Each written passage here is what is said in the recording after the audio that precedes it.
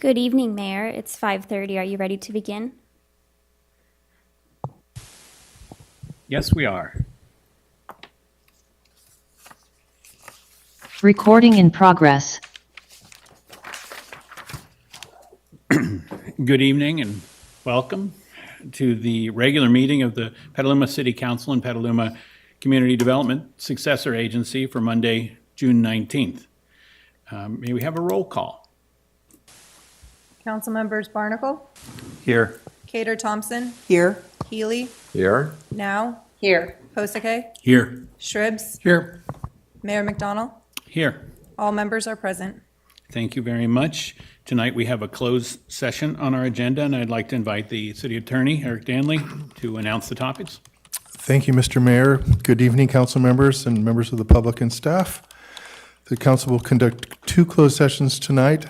The first is under Government Code Section 54957, Subdivision B, and that's concerning public employee performance evaluation /appointment/employment, and the position is city clerk. The second closed session tonight will be a conference with real property negotiators, and that's under Government Code Section 54956.8. The property is the city-owned fairgrounds property, APNs 007-031-004 at 175 Fairgrounds Drive, and 007-031-005 at 866 East Washington. The agency negotiator is Peggy Flynn, city manager.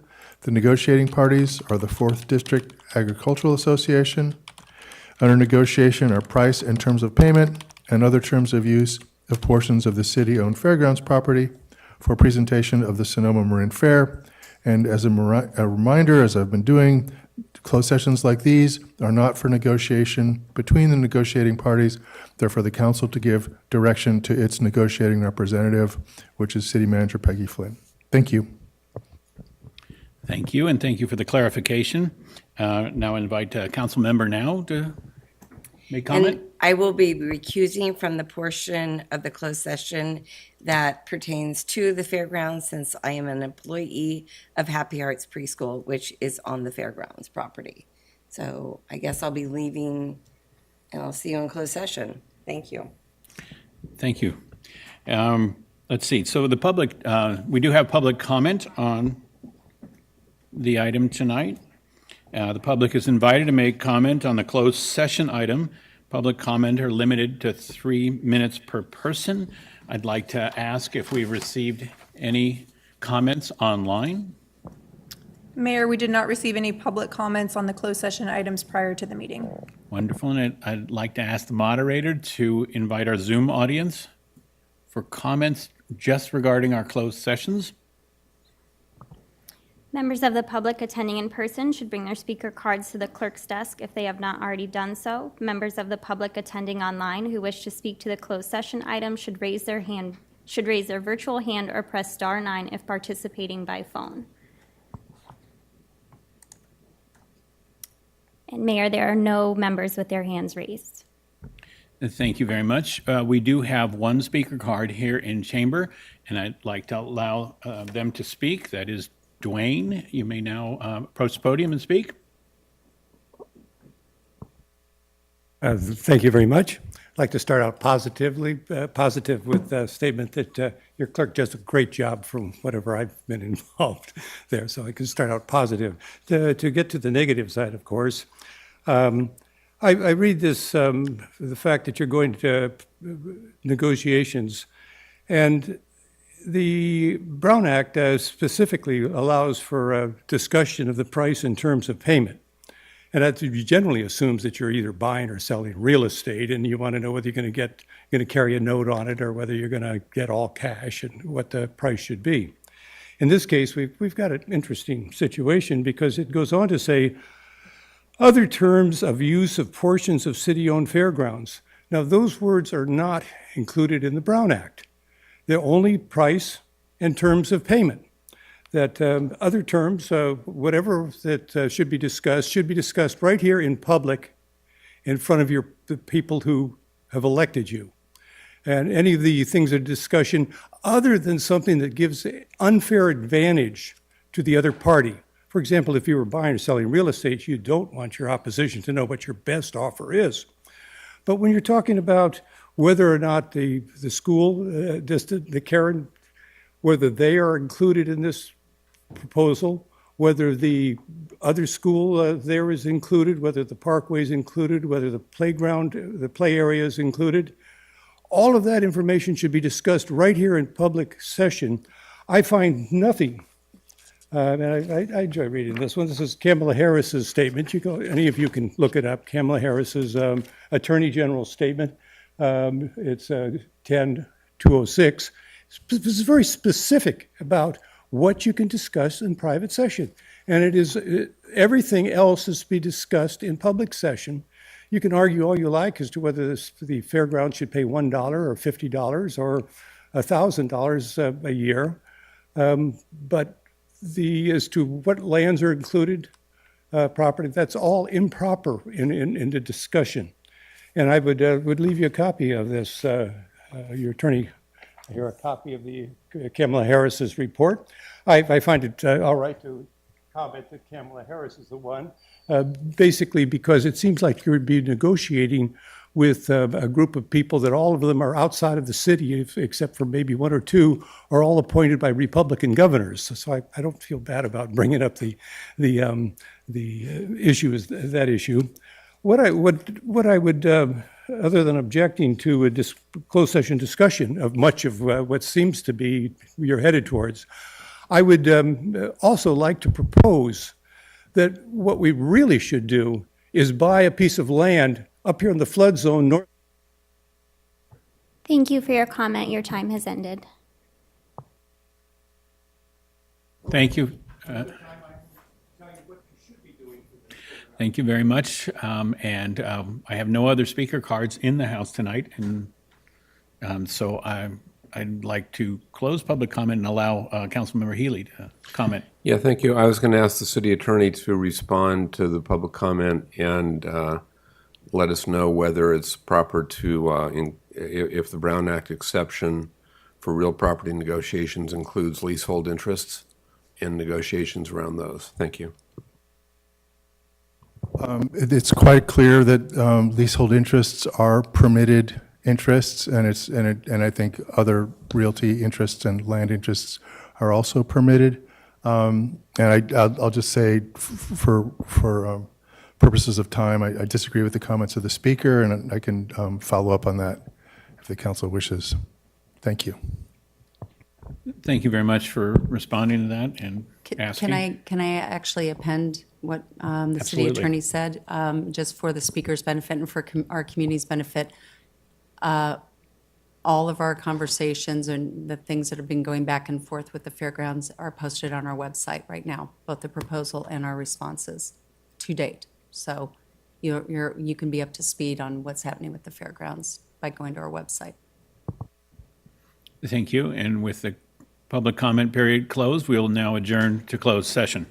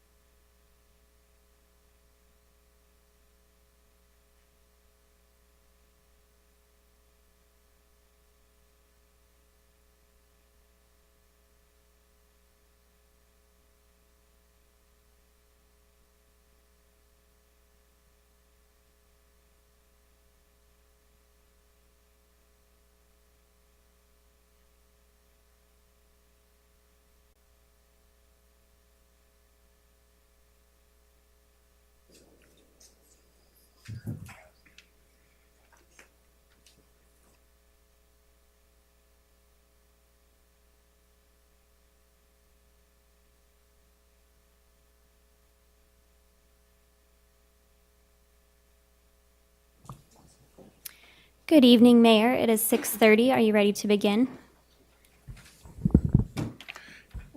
We are ready to begin. Let's see here. Good evening, everyone. and welcome to the regularly scheduled meeting of the Petaluma City Council and Petaluma Community Development Successor Agency for Monday, June 19th, 2023. If you wish to provide a comment on tonight's public comment on any item tonight, please fill out a speaker card. They're in the back of the chamber, and bring it to the clerk. I will now invite Monica Aparicio and Maria Galvez to provide information to those who wish to participate in Spanish. Thank you, Mr. Mayor. Buenas noches, me llamo Mónica, estoy aquí con mi pareja de interpretación María. Estamos hoy aquí como intérpretes. Hoy este evento se llevará a cabo en español y en inglés. Se usarán ambos idiomas activamente. Así que usted podrá elegir un canal para participar en su idioma preferido después de que le hayamos explicado cómo funcionará la interpretación. Estaremos usando la función de interpretación de Zoom. Si usted está conectado con su computadora, verá un icono de un mundo en la parte inferior de su pantalla.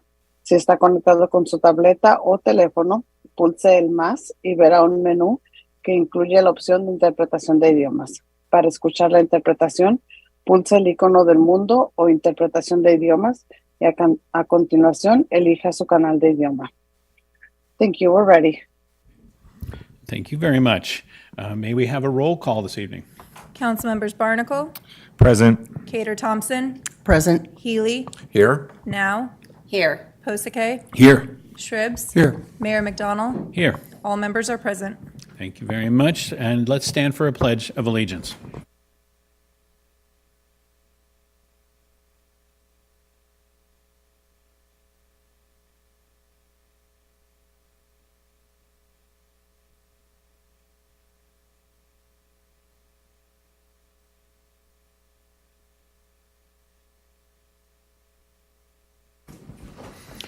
And a moment of silence.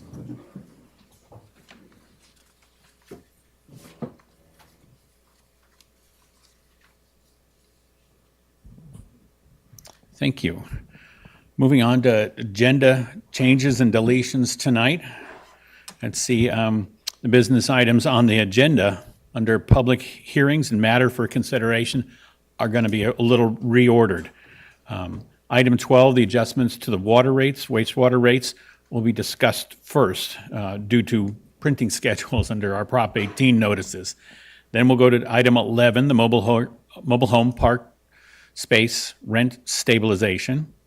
And then we'll have item 13, the committees and commission appointments. And then lastly, we'll have the Burbank housing land acquisition item. We'll move that to the end of the agenda. And does that meet with everyone's acclaim here? Good. Then we'll move to our next item. Our next item is our report out of closed session tonight, and I invite the City Attorney, Eric Danley, to make such report. Thank you, Mr. Mayor. Regarding the item on of conference with real property negotiators, there is no action to report out tonight. Regarding the public employee performance evaluation employment item, regarding the city clerk position, there is action to report tonight.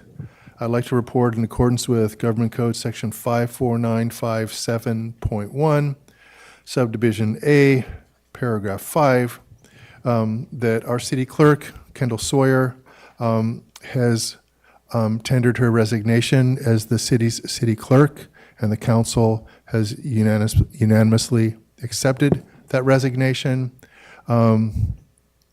Kendall has asked me to announce that she's decided to move on to a new career path to allow her more time with her family. Her last day with the city will be August 3rd, 2023. She has expressed her heartfelt gratitude for the opportunity to serve the Petaluma community for the past nearly 3 years, and staff and the council wanted to acknowledge and appreciate her service during that time and the many improvements she's brought to the clerk's office. So thank you, Mr. Mayor and council. Do we have a report, no report on the other item? Do we have a second item? Right. As I mentioned, there's nothing to report Thank you.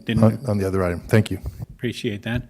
I think Council certainly appreciates Kendall's work for these past years, and you will be missed. Thank you very much.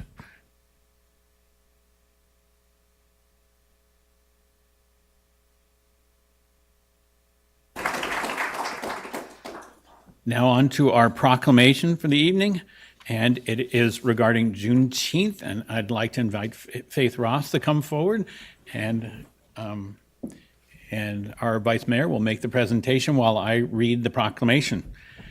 Whereas President Abraham Lincoln signed the Emancipation Proclamation effective on January 1st, 1863, declaring the slaves in the Confederate territory free, pacing the way for the passage of the 13th Amendment, which formally abolished slavery in the United States of America.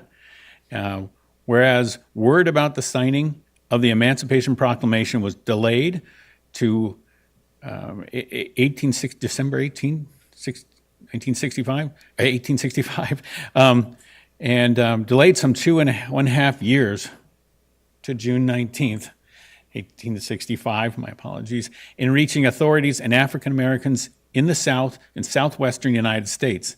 And whereas Emancipation Day observations are held in different days in different states in the South and Southwest and other parts of the nation, and whereas June 19th has special meaning to African Americans and is called Juneteenth, combining the words June and 19th, and has been celebrated by the African American community for over 150 years.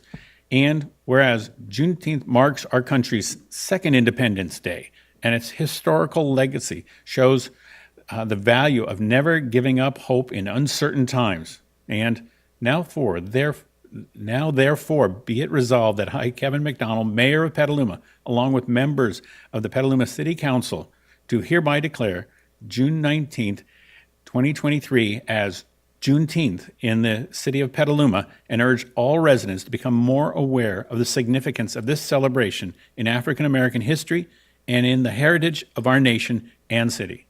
Thank you.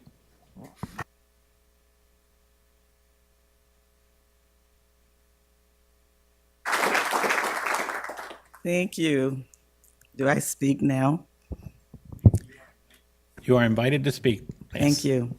To the mayor, city manager, city council members, and other city officers and guests, thank you for this proclamation. We appreciate the fact that the city is honoring the Juneteenth holiday by giving us a proclamation. But next year, if employees must work on the holiday, Petaluma could join forces with us in Santa Rosa at the Martin Luther King celebration that's celebrated every year there in Santa Rosa. Petaluma Blacks for Community Development have been involved in two great events for Juneteenth. First, the Sonoma County Office of Education had a wonderful celebration on Friday morning, and Saturday for us, the official celebration held in Santa Rosa. I want to remind everyone that the Black community of Sonoma County has celebrated this significant event since the 1950s, when Mrs. Perry opened her home in Santa Rosa to celebrate Juneteenth.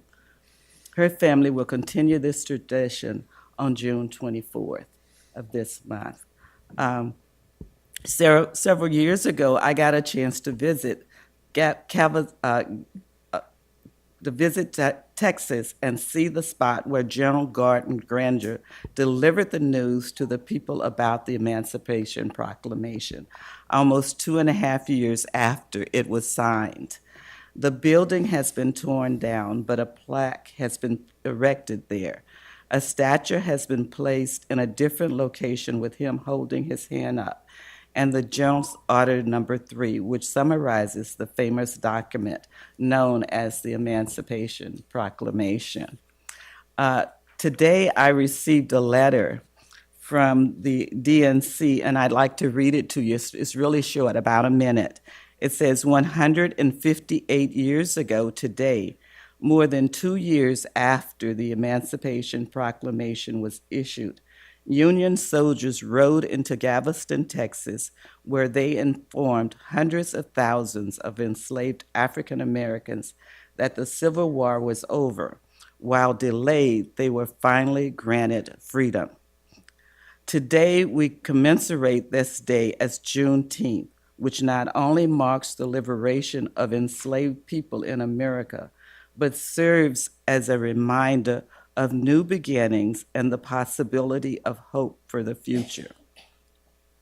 On June 19, 1865, newly freed slaves didn't know what awaited them outside of slavery, but they knew they finally had the opportunity to pursue a better life for themselves, their families, and loved ones, and the generations that would follow.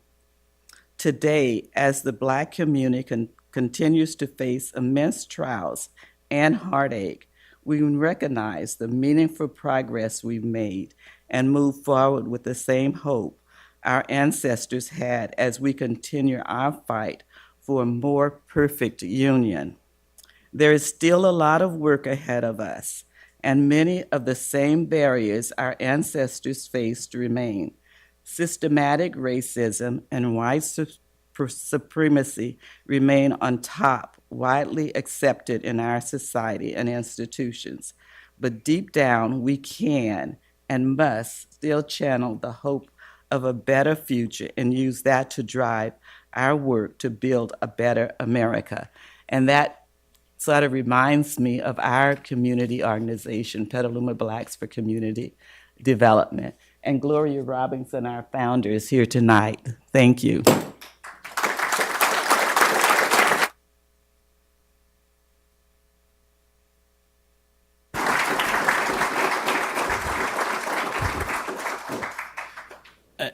And thank you very much for stepping forward to be the recipient for the community tonight.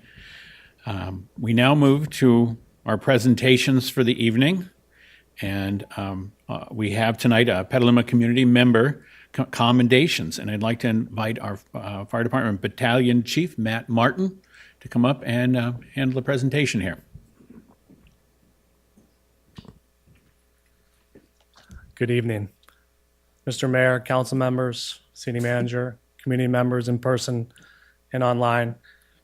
Tonight we're here to honor 3 members that were critical in a life-saving event and 2 community organizations on the morning of April 21st.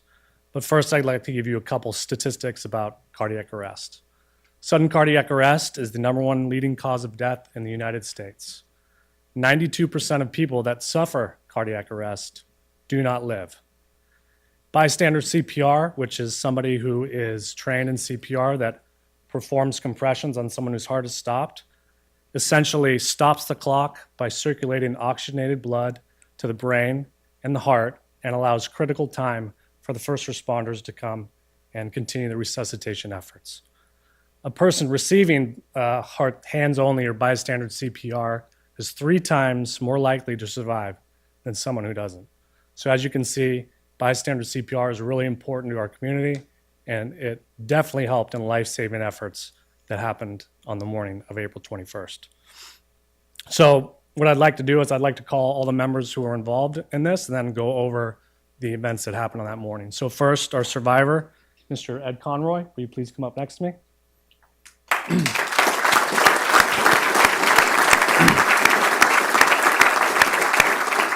Thank you. Yep. Right there. And then the 3 members of our community who performed the life-saving act, Jake Ilmarini,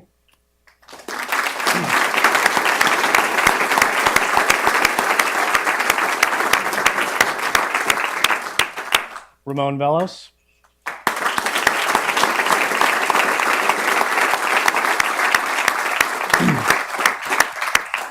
Christian Kjelsen,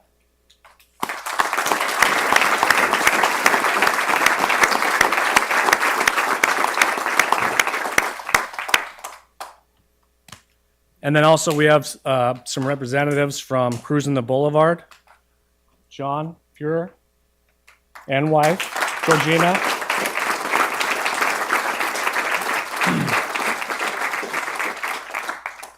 And then Tammy Bender from Petaluma Healthcare District.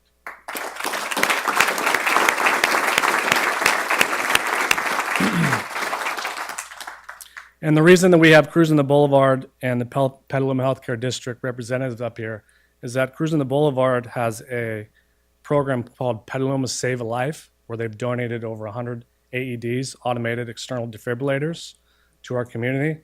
And it just so happens that that defibrillator, one of those 100, was in the building when Mr. Ed Conroy collapsed.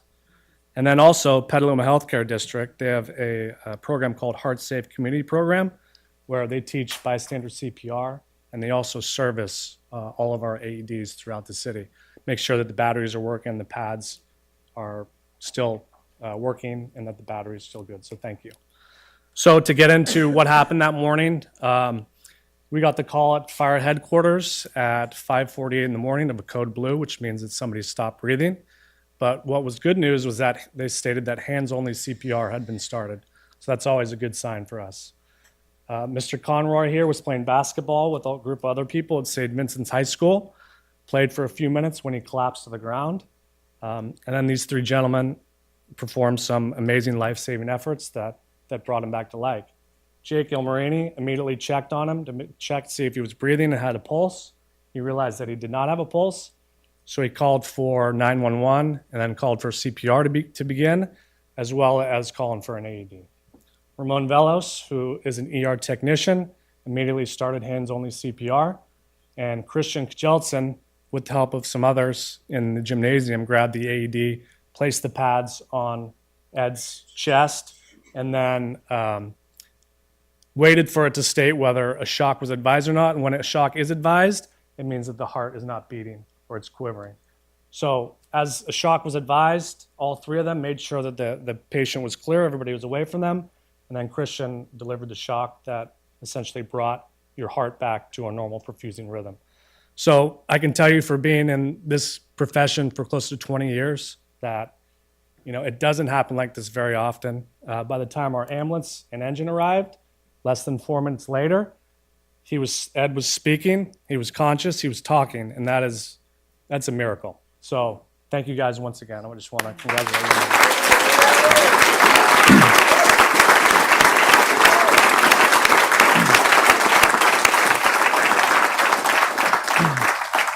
And then also our ambulance crew that was on the call is here as well. Please put your hands up there. Firefighter paramedics, Brett Irons and Linda Keeney. So we'd like to hand out some plaques to everybody. And after that, Ed would like to say a few words. And then Fire Chief Schock will hand the plaques out. It's Ramon.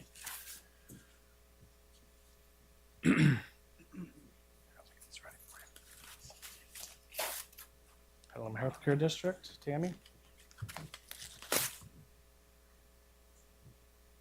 Cruising the Boulevard.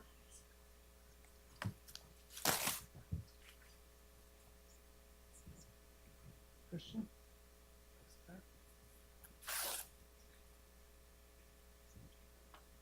And Jake. And I didn't state that Jake is also a firefighter for Southern Marin Fire Protection District, so that was a big help in this. Ed, would you like to say a few words? Hello, my name is Ed Conroy. I've lived in Petaluma since 1972, and I've played basketball with this group for more than 15 years, and people come and go and from this group, but I was blessed on that day that these three guys were there, and I don't know if to say it's a miracle, but every nurse, cardiac, when I was in the hospital, every surgeon I had to see said if I had not received what they had done, I probably wouldn't have made it. And for me, they're heroes for my family.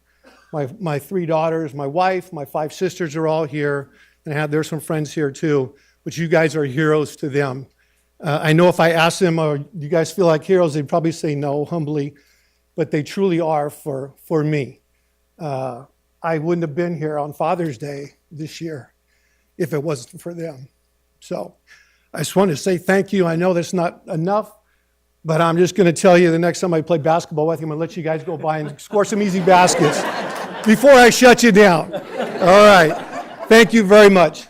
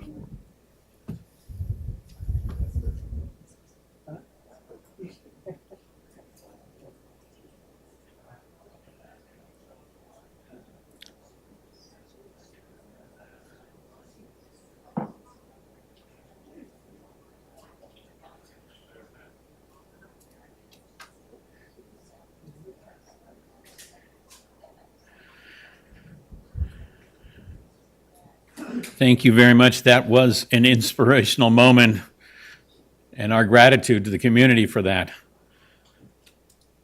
Now we'll move to our general public comment, and during general public comment, public is invited to make comment on items of public interest that are within the City Council's subject matter jurisdiction and that are not listed on the current agenda. Public comments are limited to up to 3 minutes per person. Depending on the number of persons wishing to address the council, time will be allocated in equal shares, totaling no more than 20 minutes.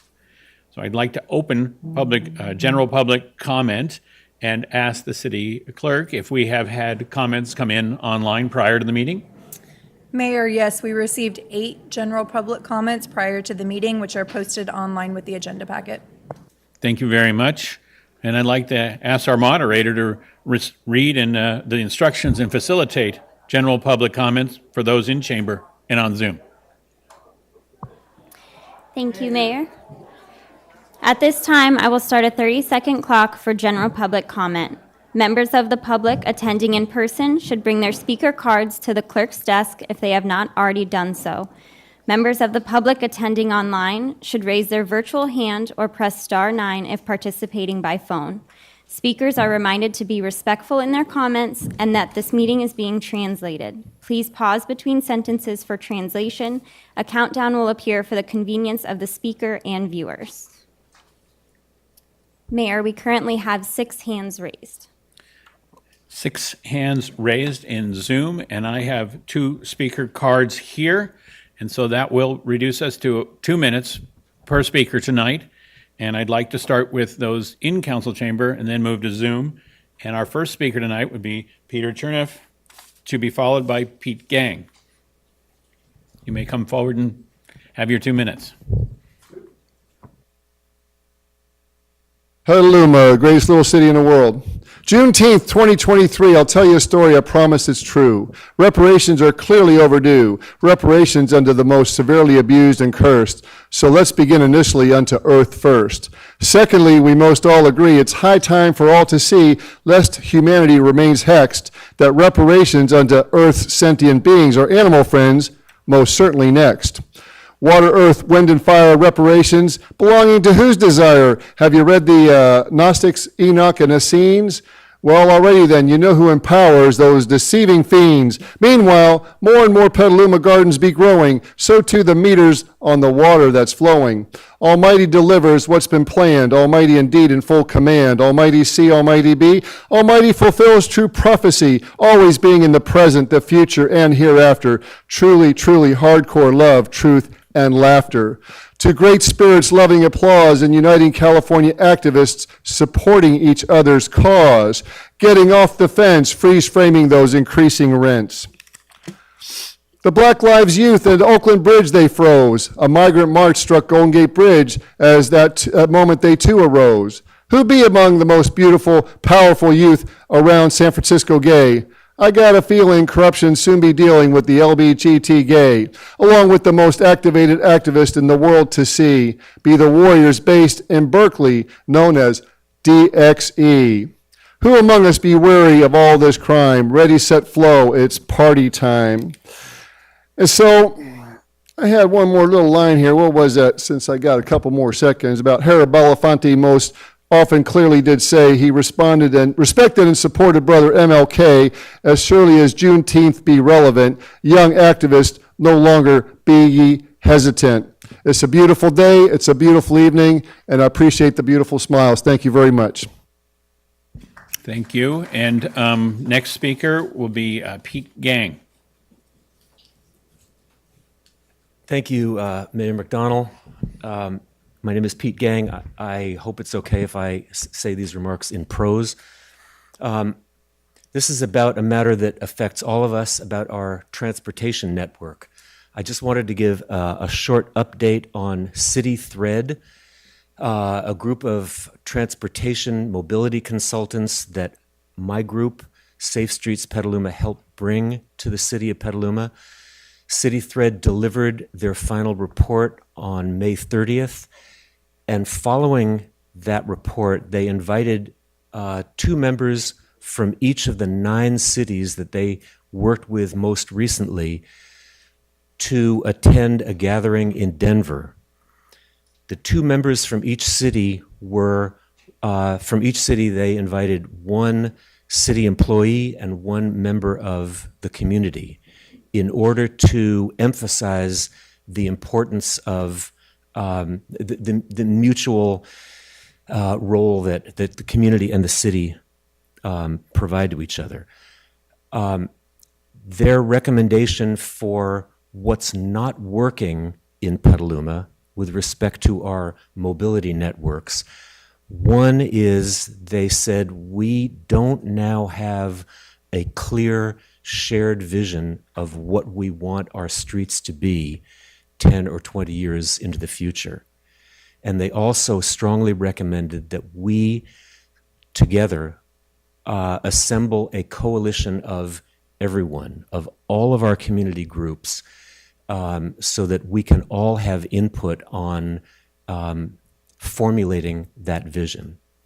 That is the next step that we're taking on as Safe Streets Petaluma. Thank you. Thank you. And now I'd like to turn it over to our moderator to invite our Zoom speakers. Our first speaker will be Darren Racusin. Darren, you may now unmute and begin to speak. Thank you, moderator. I just want to elevate the grand jury report that was released this weekend, and specifically the findings and recommendations for their analysis of Petaluma's planning department, which is currently staffed by the third-party M Group. I have personally interfaced with M Group staff as a participating member of the public, and for the past year as a planning commissioner and tree committee member. I highly encourage everyone to review that report. You can just search Sonoma County Grand Jury Petaluma Planning and it'll come up right away. And I think this is really a good thing. I think this is a great time for the analysis and transparency called for in their recommendations. Obviously, they're not giving guidance and direction. I think, the whole point is to find out what are the pros and cons, what is the best move forward. I've heard a lot of incendiary language about their role, but I think really we need to gather the evidence and make arguments. And I think that's exactly what the grand jury report calls for. I know there have been concerns about conflicts of interest, things of that nature. I just want to make sure, though, when we do execute those recommendations, so I want to ask City Council, and I'm sure this is already happening, but city staff and City Council to really take this seriously and not let this be the kind of thing where we support our colleagues because we work so closely with them. And if that's a concern, maybe consider getting a third-party analyst or consultant to assist with this process. I start thinking about the analogs with the police oversight we're doing. But just to really get an idea of cost of having a consultant versus full-time staff, have an effective survey with a strong feedback loop to inform the community and also gather reports from the community if they have seen examples of bias or inappropriate communications. It's hard to quantify that monetarily, but we need to put those in. And I think it's also important to get an M Group client list. Again, I think this can be a great thing to assuage concerns and really figure out what the best path forward is. Thanks. Our next speaker will be Adina Flores, followed by Kirsten Lange. Adina, you may now unmute and begin to speak.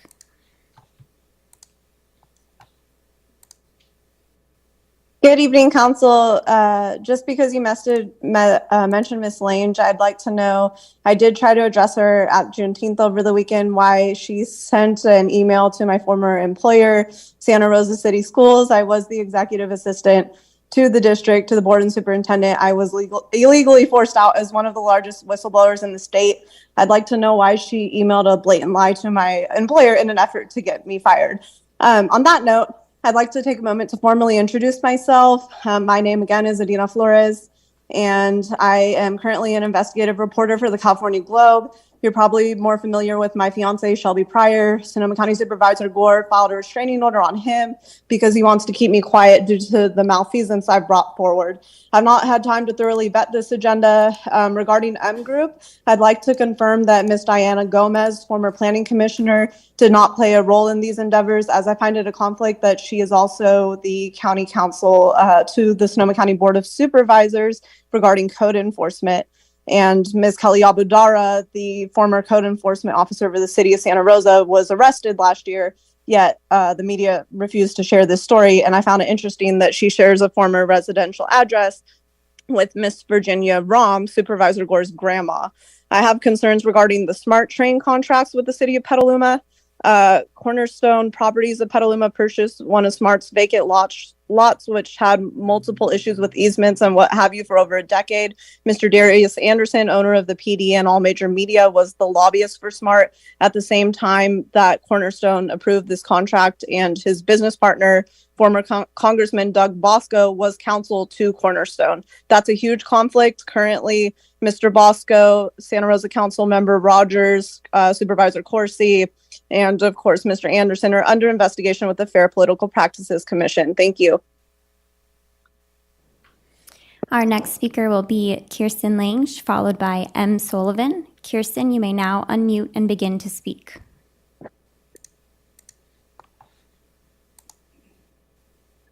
Good evening. My name is Kirsten Lange. I'm president of the Santa Rosa Sonoma County branch of the NAACP, here to thank you for taking the time to acknowledge Juneteenth, but want to reiterate that the performative actions that I've seen over the last few years from your council are not sufficient enough. Black folks in Sonoma County deserve more than the crumbs we've been handled, and the meager activities that you all have participated in have not been sufficient enough to really step into what is needed across the county. I'm not sure if you've read the proclamation that was released by Governor Gavin Newsom on the 17th, and the formal state requirement to really look at Juneteenth as a statewide policy. It would behoove you all to look at how you approach this as a citywide paid holiday off, instead of enticing folks or forcing them to rather use their paid time off to acknowledge the day. I want you to also recognize and realize that that impacts working families, hence the resignation you received from your city clerk due to childcare and family time needs. Why not get ahead of the curve and model what we've seen in Rohnert Park, giving their employees a day off by not being punitive or utilizing one's vacation time? If this county and many of you all self-proclaim allies and equity interest in engagers, you need to do the work to really set forth progressive policy to make this true. Black folks need to really see this modeled instead of the performative actions that I've observed over the last few years. Happy to support you in finding the documentation to move this forward, but at this point, not calendaring it for next year perpetuates the same systemic problems that are going to continue to allow the discrimination and bias that occurs within your city structure. I yield my time. Our next speaker will be M. Sullivan, followed by Bev. M, you may now unmute and begin to speak. Good evening, City Council. First, I'd like to give a huge thanks to the individual or individuals who reached out to the Sonoma Grand Jury. The Grand Jury found we're the only town in Sonoma County run entirely by outside consultants. The Grand Jury pointed out that the M Group contractors who are owners in the company are working as city staff, which could present a conflict of interest. The Grand Jury is concerned a planning department entirely staffed by consultants is a conflict of interest. The Grand Jury asked the following question: is the city confident there's no possibility that conflicts of interest exist? And if so, how has this been analyzed and determined?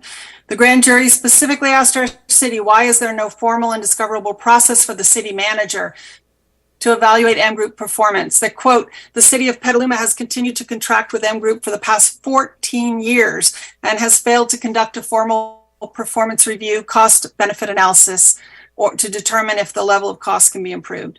They found that the hourly rates charged by M Group are significantly higher than other towns, and that the city has a fiscal responsibility to ensure that outsourcing is the best solution for Petaluma, and that Petaluma needs to be transparent with the citizens of Petaluma. So how are our consultants performing? Regarding our general plan's first deliverable, we were number 8 from the bottom out of 539 jurisdictions reporting to the state. That put us in the 99th percentile for lateness. We were the last city in the county. We were even behind the county of Sonoma. Out of all of their clients, we were the most delayed deliverable for the M Group. And this resulted in builder's remedy floodplain submittals from key M Group stakeholders, the Johnsons. These are people they meet with in closed sessions, private sessions. So I'm asking our city manager and our city attorney not to engage in dereliction of duty. The city council has given them a raise.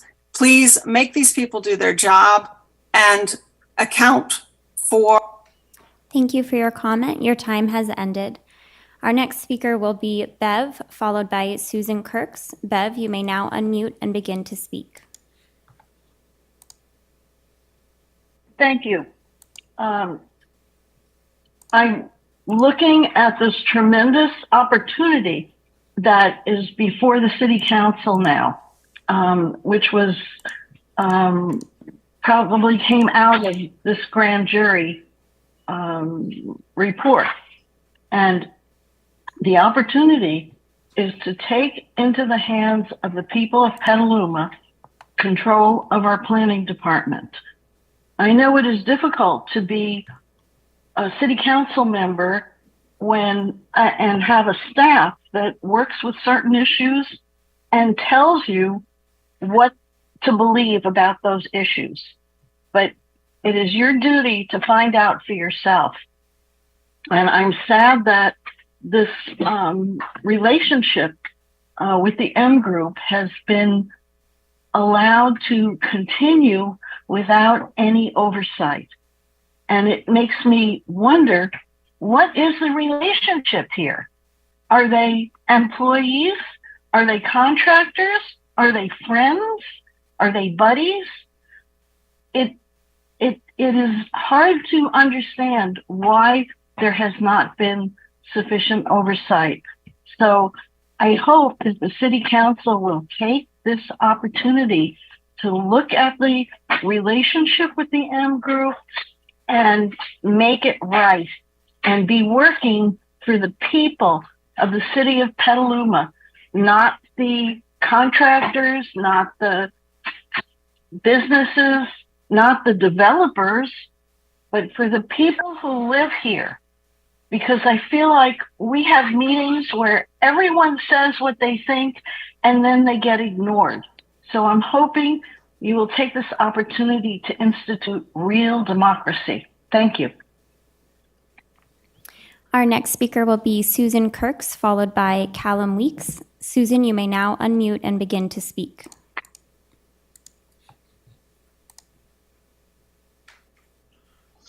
Thank you. Good evening, Mayor, City Council members, and community. I wanted to again request that the City Council prioritize and give guidance to re-implement Zoom meeting access for commission and committee meetings. This is very important for broad public participation and for equity. A city the size of Petaluma should have this in place, and really this should never have been discontinued. I trust that someone on the city council may be interested and may pose the question and then ask to give guidance that this become a priority and the re-implementation begin as soon as possible. Also, I'd like to support the comments this evening to make Juneteenth a paid city employee holiday. I think that is a very important step. It does build a small step toward support for equity and recognition of Black Americans and the Black members of our community and the history that we all need to honor. Thank you very much. Our final speaker for general public comment will be Callum. Callum, you may now unmute and begin to speak. Good evening, Mayor McDonald, council members, and staff. I would actually like to echo and uplift the comments of both Susan Kirks and Ms. Lange. Both on Susan's side regarding a virtual option, it is integral and paramount to good and robust community engagement, and I do really hope so. I do really hope that they bring that back soon for the Petaluma Planning Commission. I'm certainly one of those folks that takes advantage of the virtual option. I can't be everywhere at once, and so I'd greatly appreciate it. And then in terms of Juneteenth, if for some reason you are not financially capable, or for a variety of reasons, you're not able to make it a paid holiday, I would request at the very least respectfully that you consider not hosting public meetings on Juneteenth out of consideration for the Black community who might, as you can imagine, be enjoying events, celebrating their history, and would otherwise be unable to attend a meeting like this. So that is a part of our population that certainly would not be participating. And think we have Miss Lange, who's representing, and Faith, who are there, along with other folks representing the community. So with that, thank you so much, and have a wonderful evening. Mayor, there are no further commenters. Thank you very much. And that closes public comment for the evening. And now we will move to council comments. And there are 2 points I'd like to bring up before starting the council comments. One, tonight's, we're making appointments to the committees and commissions and things. And would you like to make a comment, City Clerk?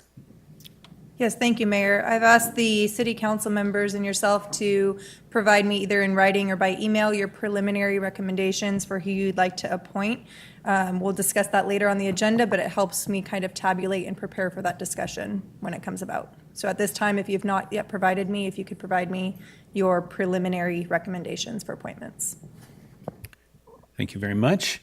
And then, too, before we start, I'd like to invite our city manager to maybe make a comment about the grand jury report. Yes, thank you, Mayor, Council, and our community. We are in receipt of the civil grand jury's report and findings, which contains some generalizations and some inaccuracies. We look forward to having the opportunity to address in our response, which will be provided to Council at their August 7th meeting. I'd be remiss if I didn't address the misinformation and the public comment that's also been swirling around on social media since the release of the report. The city does analyze the costs and benefits of all potential contractual relationships to ensure the greatest benefit to our community for the services provided, and we monitor each for performance.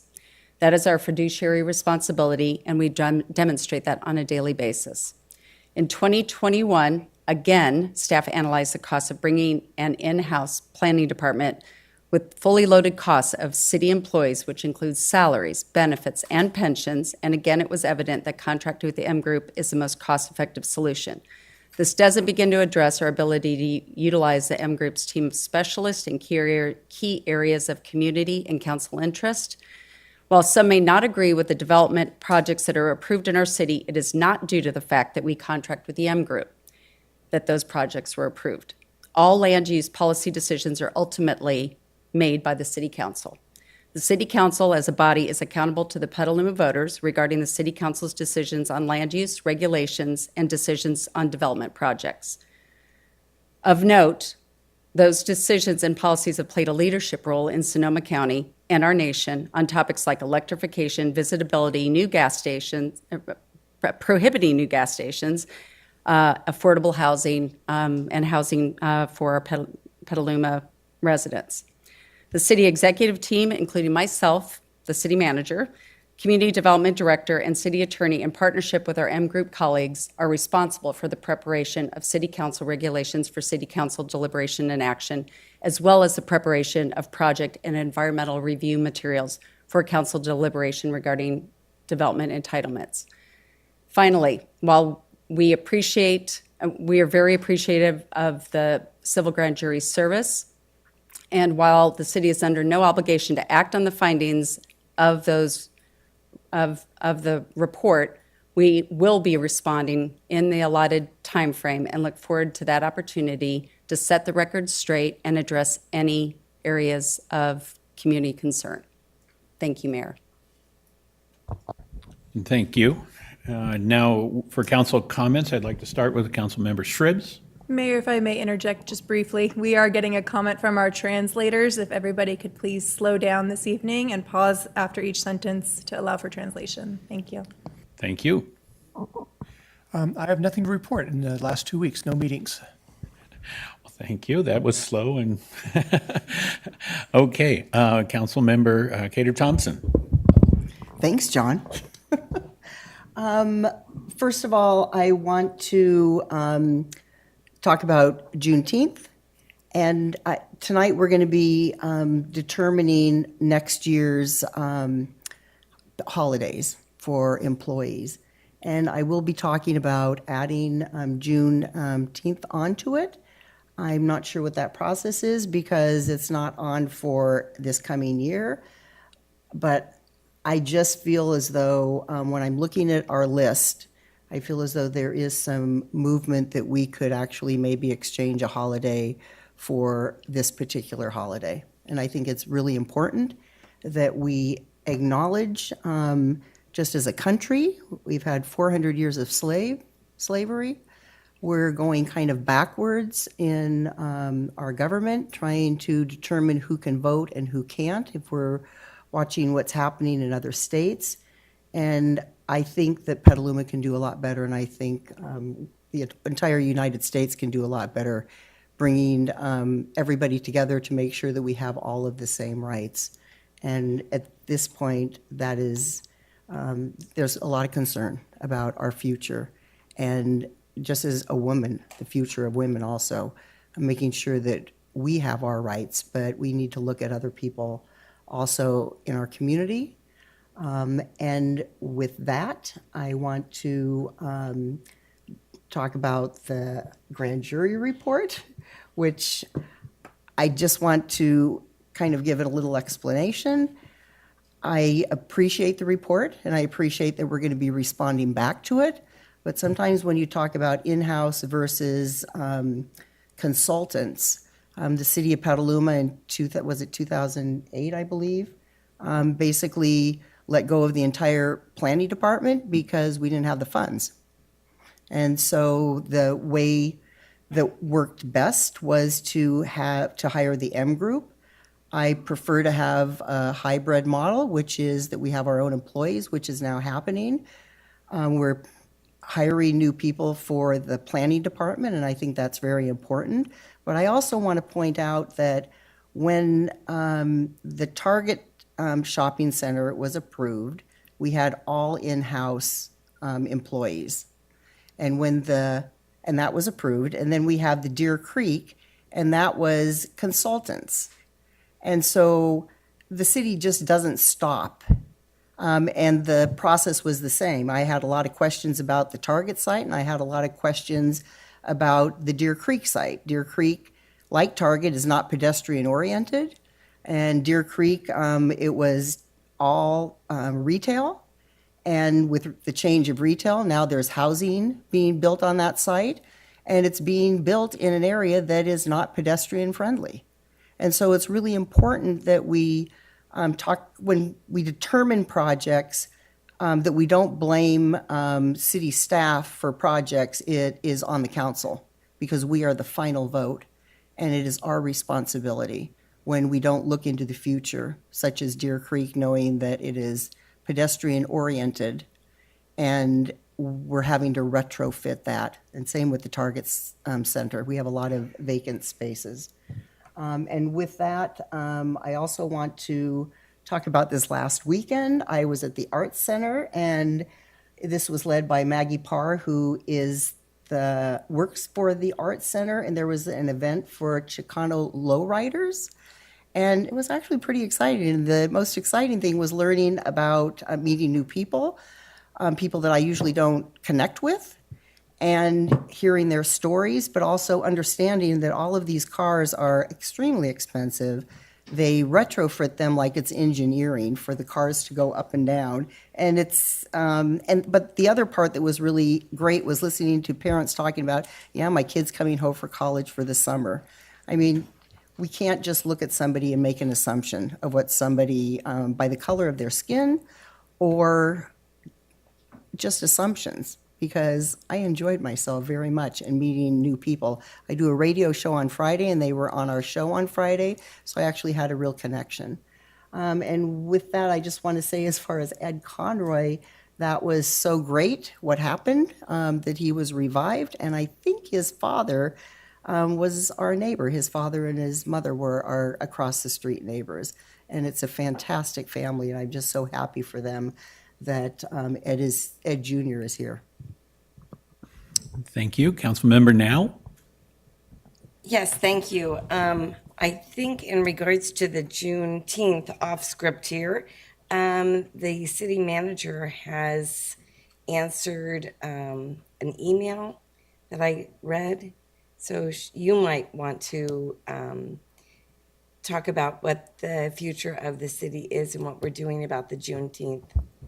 I'll address that if that's okay with the council when the item comes up, but I'm happy if council wants to, we can talk about it now, but I if think we're we wait pulling till item the- 2 of the Thank you. consent calendar to allow for that conversation Okay. at that point. Good, thank you. And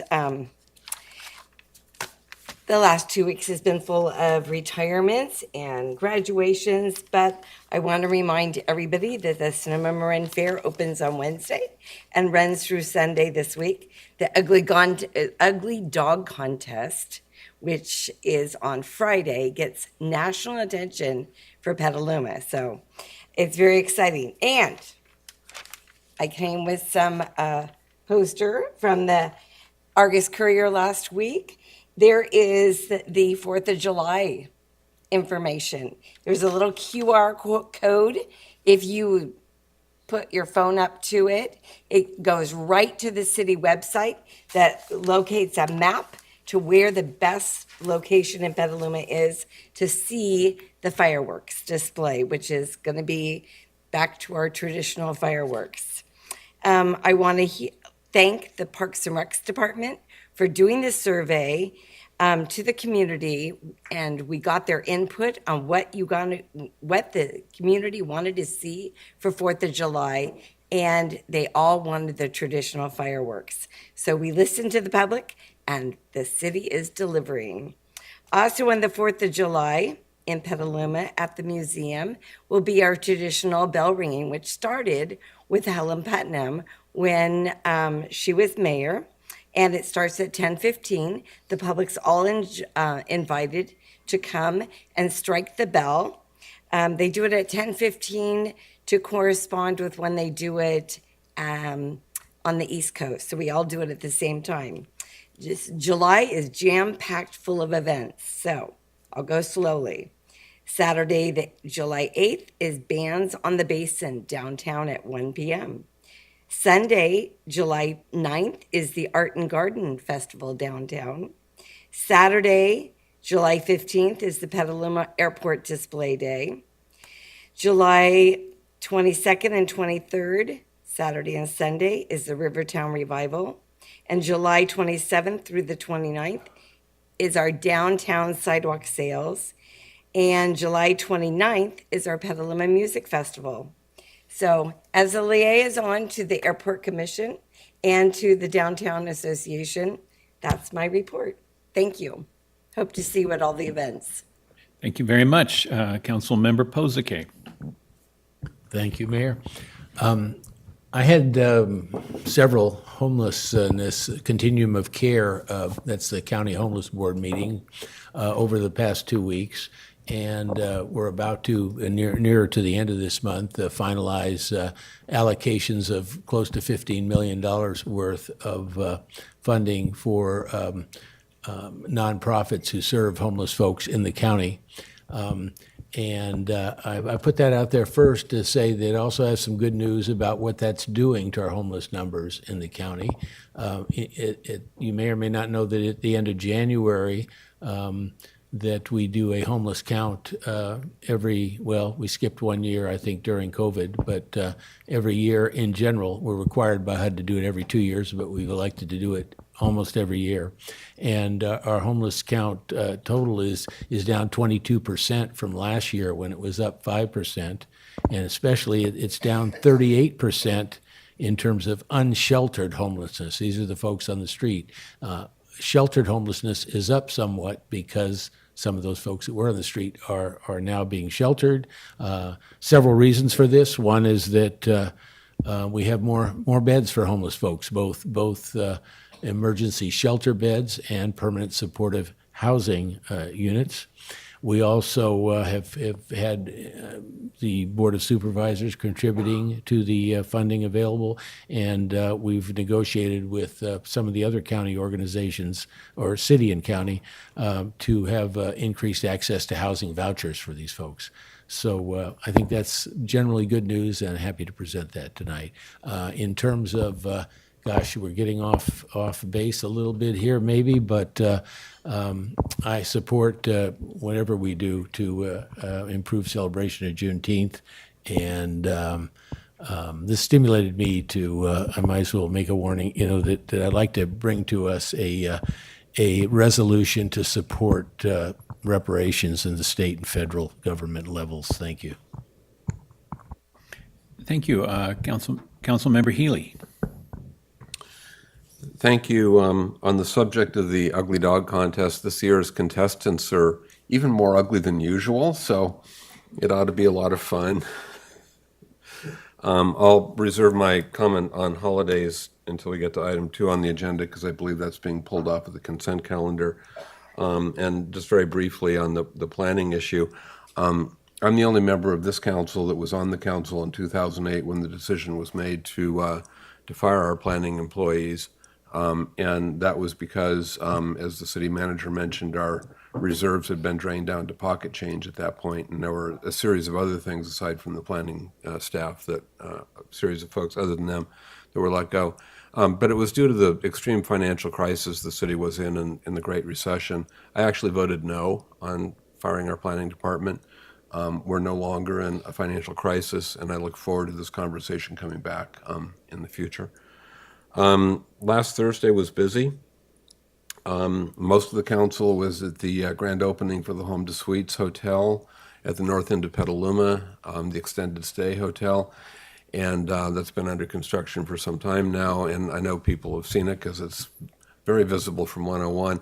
I had an opportunity to chat with the general manager of the hotel, who tells me it's been open for some time now, and their occupancy during the week is between 60 and 70%. On the weekends, it's between 80 and 90%. So that's going to be a nice bump at mid-year budget with the TOT revenues that's coming in from that. And then lastly, and most importantly, last Thursday was the North Bay Division's quarterly lunch hosted in the city of American Canyon. So they wanted to show off their new Watson Ranch subdivision, which is lovely, but it's from Sonoma County eyes, it looks like Sprawl's development. But the interesting thing to me was that the affordable housing component of that, which is quite substantial, is being constructed with modular units, constructed at a place called Autoval, Autoval, with a factory in Idaho. And the council will recall the last time we had a nonprofit housing developer coming in asking for financial support for a pipeline project of theirs. Their cost estimates were $750,000 per unit to build those affordable housing units. The units in American Canyon, minus the land, this doesn't include the land, but everything else, come in at $329,000 a unit, all in. So that's something that I think we should be paying closer attention to. Autoval has a really amazing website if anyone wants to look at it. It's an exciting opportunity. They bring these things in by railroad from Idaho and assemble them on site, and that company is responsible for the assembly. And it even makes building inspection easier, because basically all the building inspectors need to worry about is plumbing and electric. So anyway, that's all I had. Thank you. Thank you. Councilmember Barnacle. Yes, I have one sort of public works related item. There's the crosswalk beacon on Lakeville at Lynch Creek Trail is out right now. And that's a pretty significant crossing for us on the bike ped, so I was hoping we could get that addressed. Excited to go to the fair on Wednesday.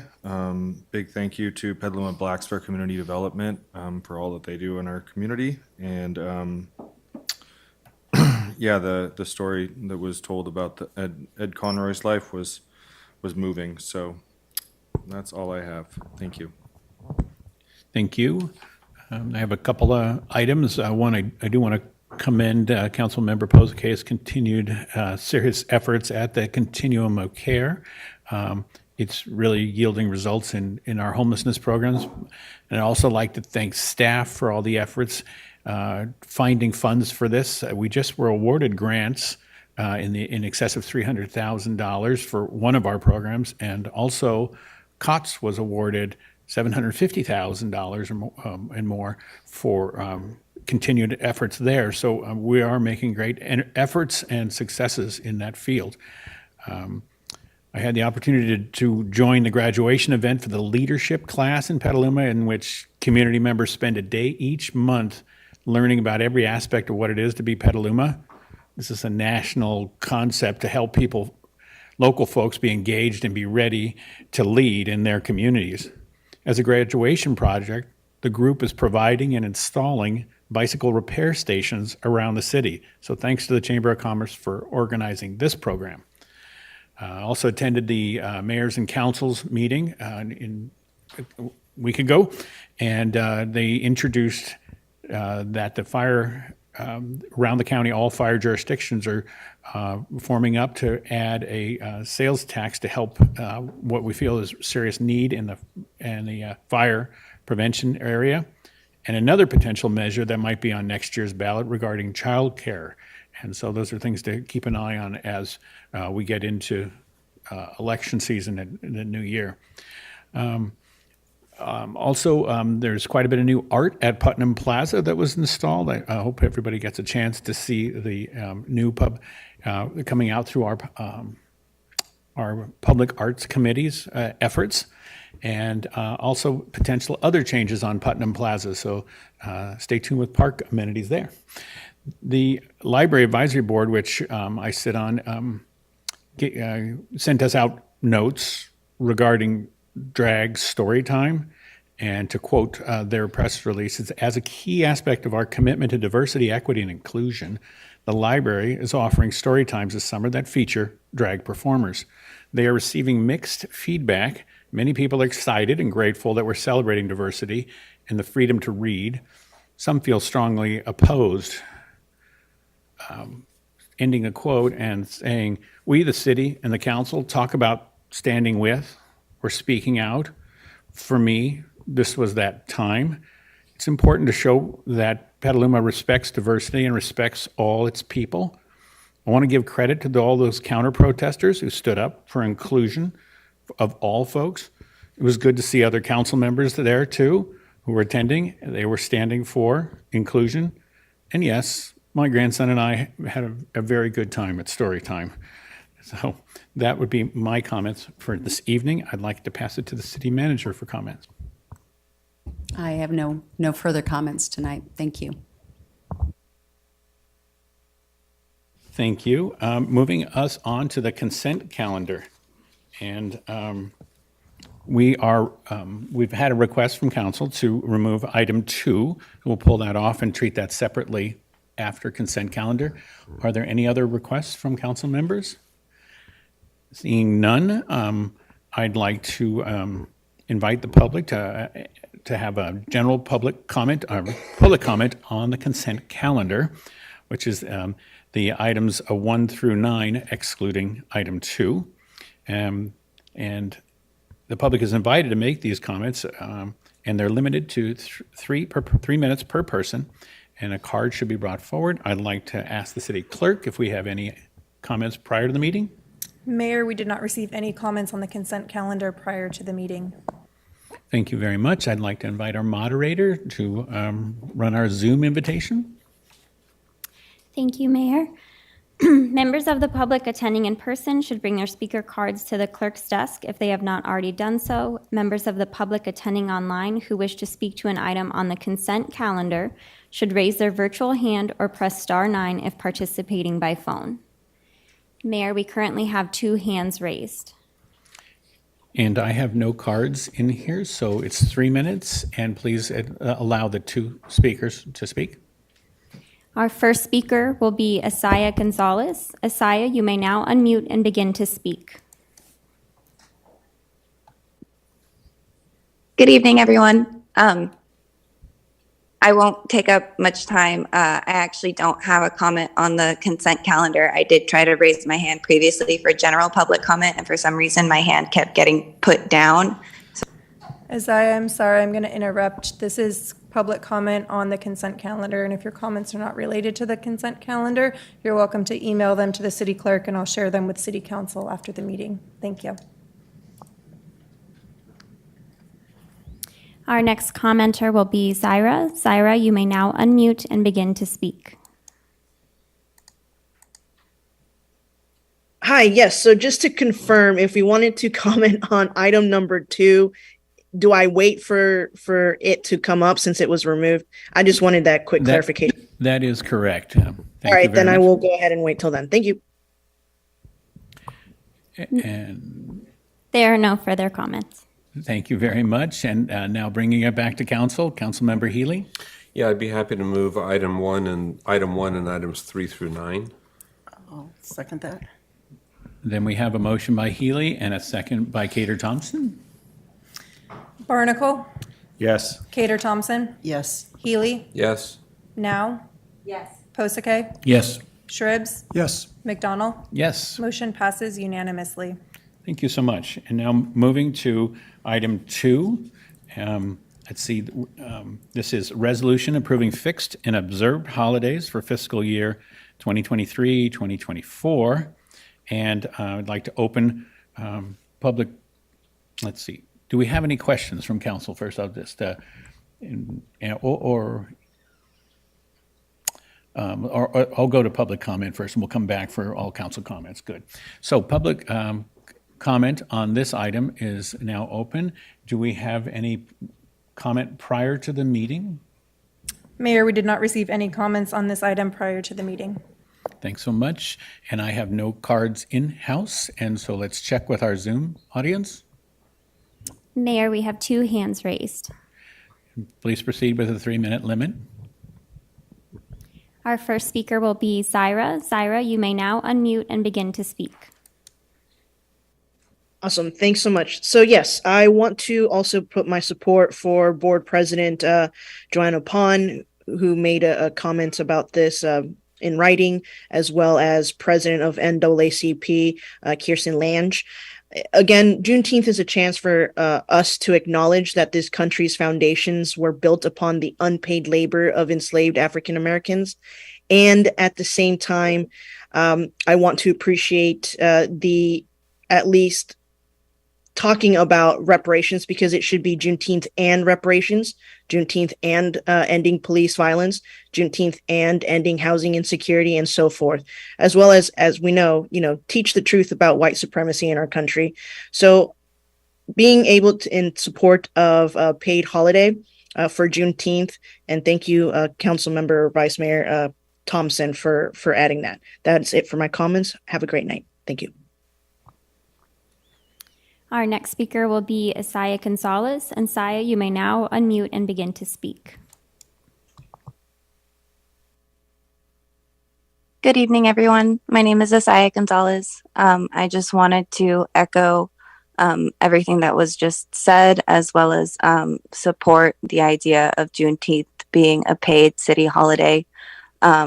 I also just want to say that I'm incredibly proud of our community for how far we've come, at least in bringing up the discussion.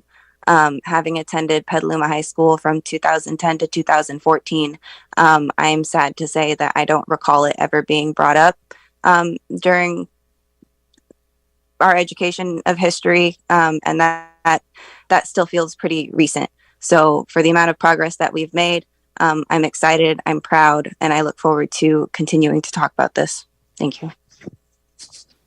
Mayor, there are no further comments. Mayor, can I just correct the record really quick? We did have one comment received prior to the meeting from Joanna Pon, which is posted online with the agenda packet. Thank you very much for the clarification. And that closes public comment on this item. I'd like to bring it back to council and Councilmember Healy. So, as the city manager mentioned, we'd have to bargain with the bargaining units before this can be implemented. And I had actually flagged a different issue on the holiday schedule, and this is something I've raised in the past.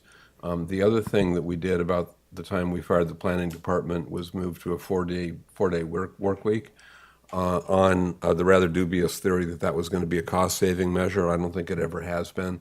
But because of that, we now have oddities like the previous holiday of the day after Thanksgiving being taken on the day before Thanksgiving, which has always been an issue for me. So I guess the question is whether we're going to be transitioning back as we're going back into more people in the buildings to, are we going to start transitioning back to a 5-day work week? And I hope we can. But if we can't, then the day before Thanksgiving would be a likely one to trade. You know, the city has already gotten rid of Columbus Day and added Cesar Chavez Day. So, I mean, it's not like we're blind to these issues. But again, those would be my comments at this point. I'm not fond of celebrating the day after Thanksgiving on the day before Thanksgiving. Thank you. Councilmember Cater Thompson. I thank you, Councilmember Healy, for that. This is going to be a little sensitive, but we get Christmas Eve off. I have never had Christmas Eve off whenever I worked. And I just feel as though we have Christmas Day, which I have no problem with, but Christmas Eve is not a national holiday. And so I'd like us to look at making some changes, and I'm quite happy to look at the Thanksgiving. If that's what other council members feel would be appropriate. But I think we should look at national holidays, and that's what we should be, that should be our guideline for holidays and observing holidays. So I'd like to know what other people feel. Well, Councilmember Shribs.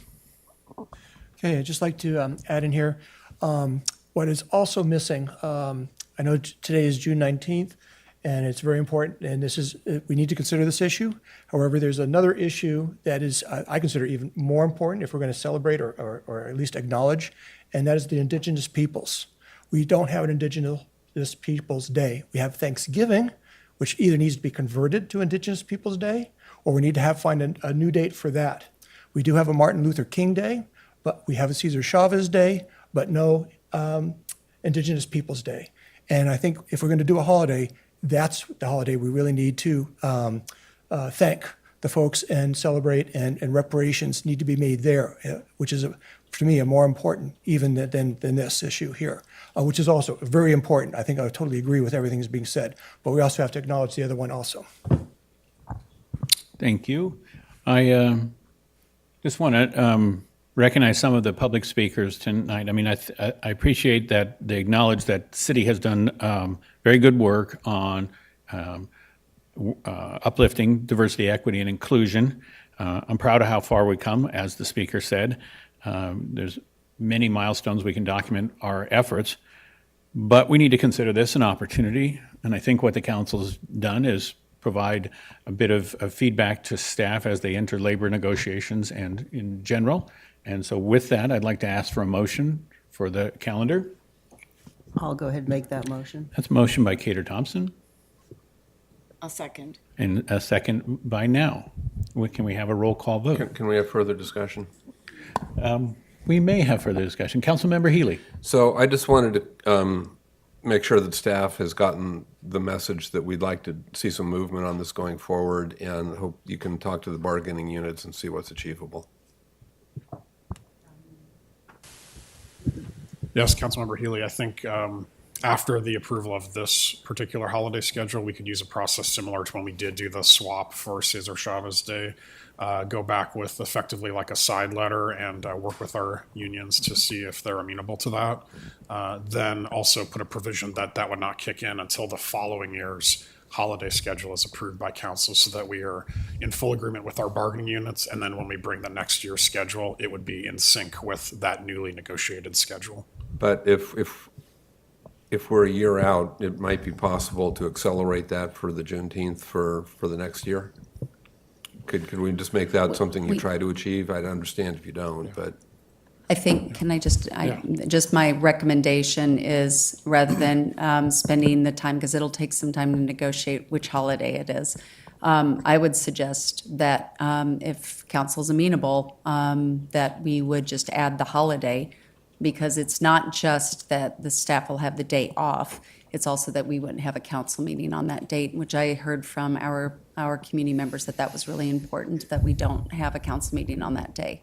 So my recommendation would be that we would offer that as a day off for staff, and then when we come back with the next holiday schedule, that hopefully we'll have had the time to negotiate Okay, the swap.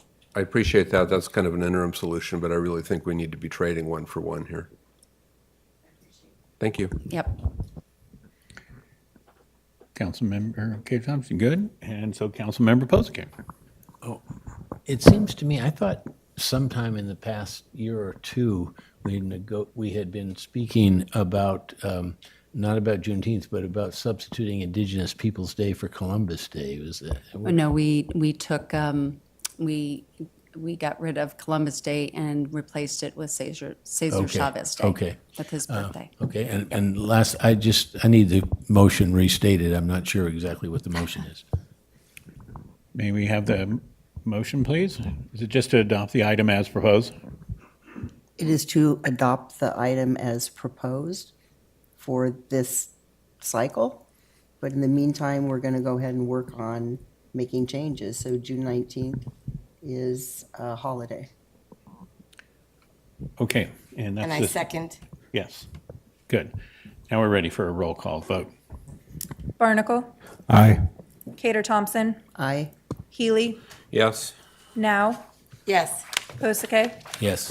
Shribs, I'll have to say no, because of the second part there of requiring that it be only the June 19th. I wanted to expand it out to other holidays also, not just June 19th that is under discussion here. So I'd like to, if I could, I would have amended the motion to not just, we went so quickly here, I would have amended it as June 19th and other possible holiday changes, please. If that would be acceptable as an amendment, I could go with it. And not in the middle of a roll call Yeah, vote. I was too fast. It went, after I heard it, you went right into roll call, and I didn't have a chance to amend. Thank you. McDonald. Yes. The motion passes 6-1 with Shribs voting no. Thank you very much. Now, given the reordering of items that I announced at the beginning of the meeting, we're at public hearings, matters for consideration, item 12 in your calendar there. Resolution commencing the Prop 218 process for adjustments to the City of Petaluma water and wastewater. And I'd like to introduce our Director of Public Works and Utilities, Christopher Bolt, to make this presentation tonight.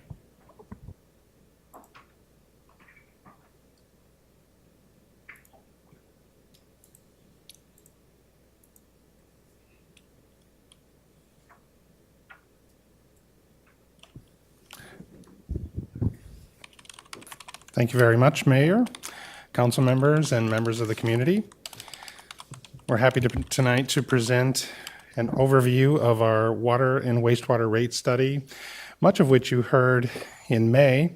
But tonight we want to provide some highlights and also some updates on changes to the study.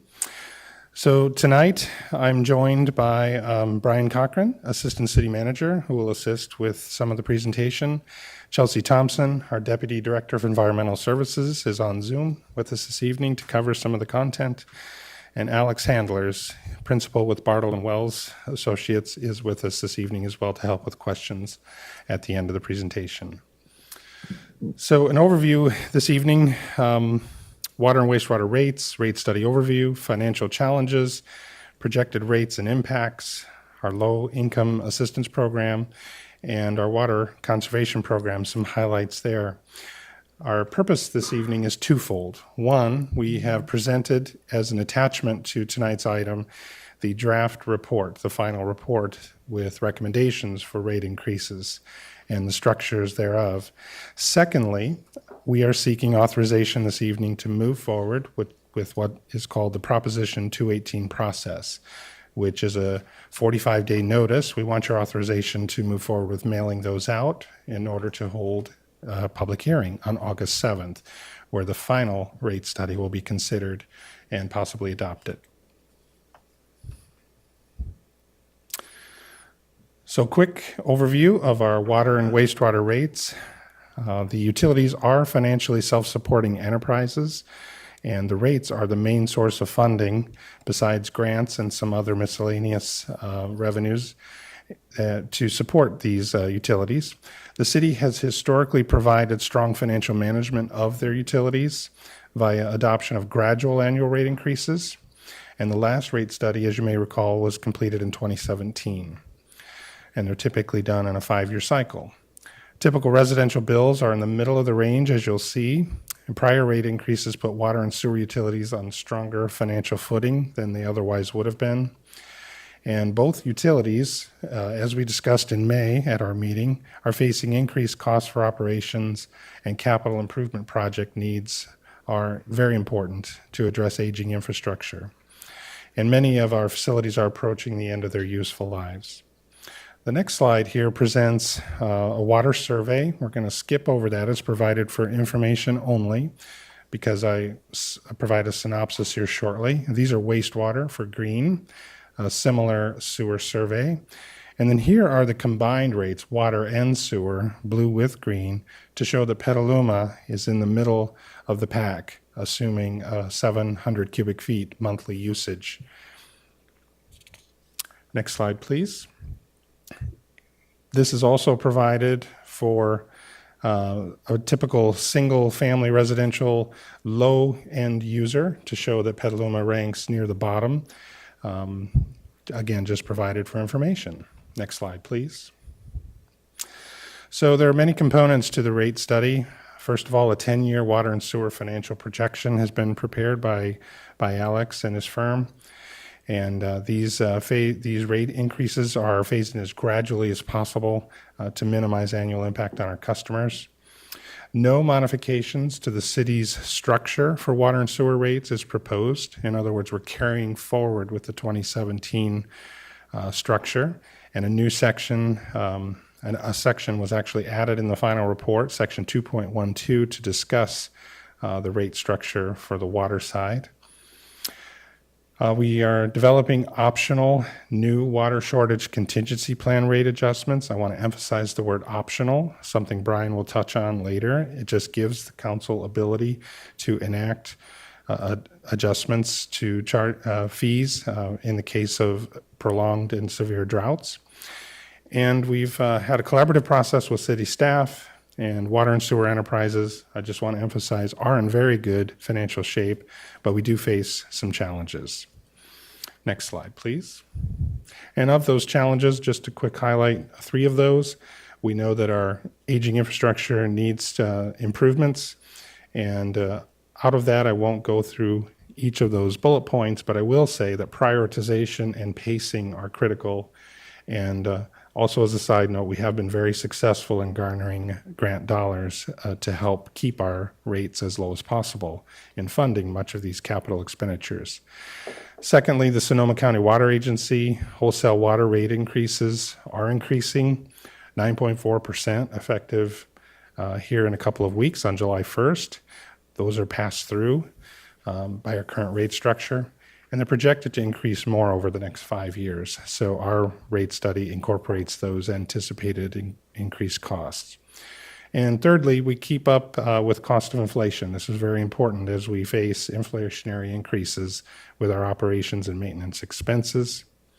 And our annual rate adjustments need to pass through those costs as well. Next slide, please. So in development of the 10-year financial projections, we do have gradual rate increases. The table shown here shows over the 5 years what the percent increase, and as you can see, a 2.5% per year increase for water rates is proposed. And I just want to emphasize the 3 components that are incorporated into that. The base rates are the 2.5% being discussed here. Then you also have the pass-through of the CPI, Consumer Price Index inflation, and then also a pass-through of the Sonoma County Water Agency's wholesale rate increases. Next slide, please.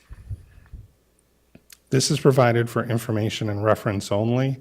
It's an excerpt from the full study showing the detailed rate tables for water. Next slide, please. So water rate impacts. These three components are listed in the first table, and here you can see the bottom line percent increase for the water portion of a customer's bill for each of the years. So the net increase you can see begins in September 2023 at 8.8%, and then of course hovers around 8.2 to 8.3% each year. The actual figure increases may vary. I just want to highlight that. These are illustrative, meant to show a typical home, and our table below actually shows for three different usage levels: a low use, an average use, and a moderately high use. You can see the 100 cubic feet. That's what HCF stands for, as many probably know, for the current year, what the current bill would be for each of those levels. And then you can see the examples of the dollars it would cost for each of the subsequent years for each of those single-family homes. Next slide, please. This slide here shows a snapshot of the 10-year projected water and revenue expenses. We won't delve into the details. We did cover that at our last presentation in May. Next slide, please. Our projected wastewater rates with the 10-year financial projections, much like water, these only include two components rather than three. We don't have the pass-through of Sonoma Water's wholesale rates here. We do have the base city rate increases, which are shown in the table at 2% per year. Then, of course, we have the annual pass-through of CPI inflation also. Next slide, please. Much like the water, we show the sewer rate table excerpted from the study for reference. Next slide.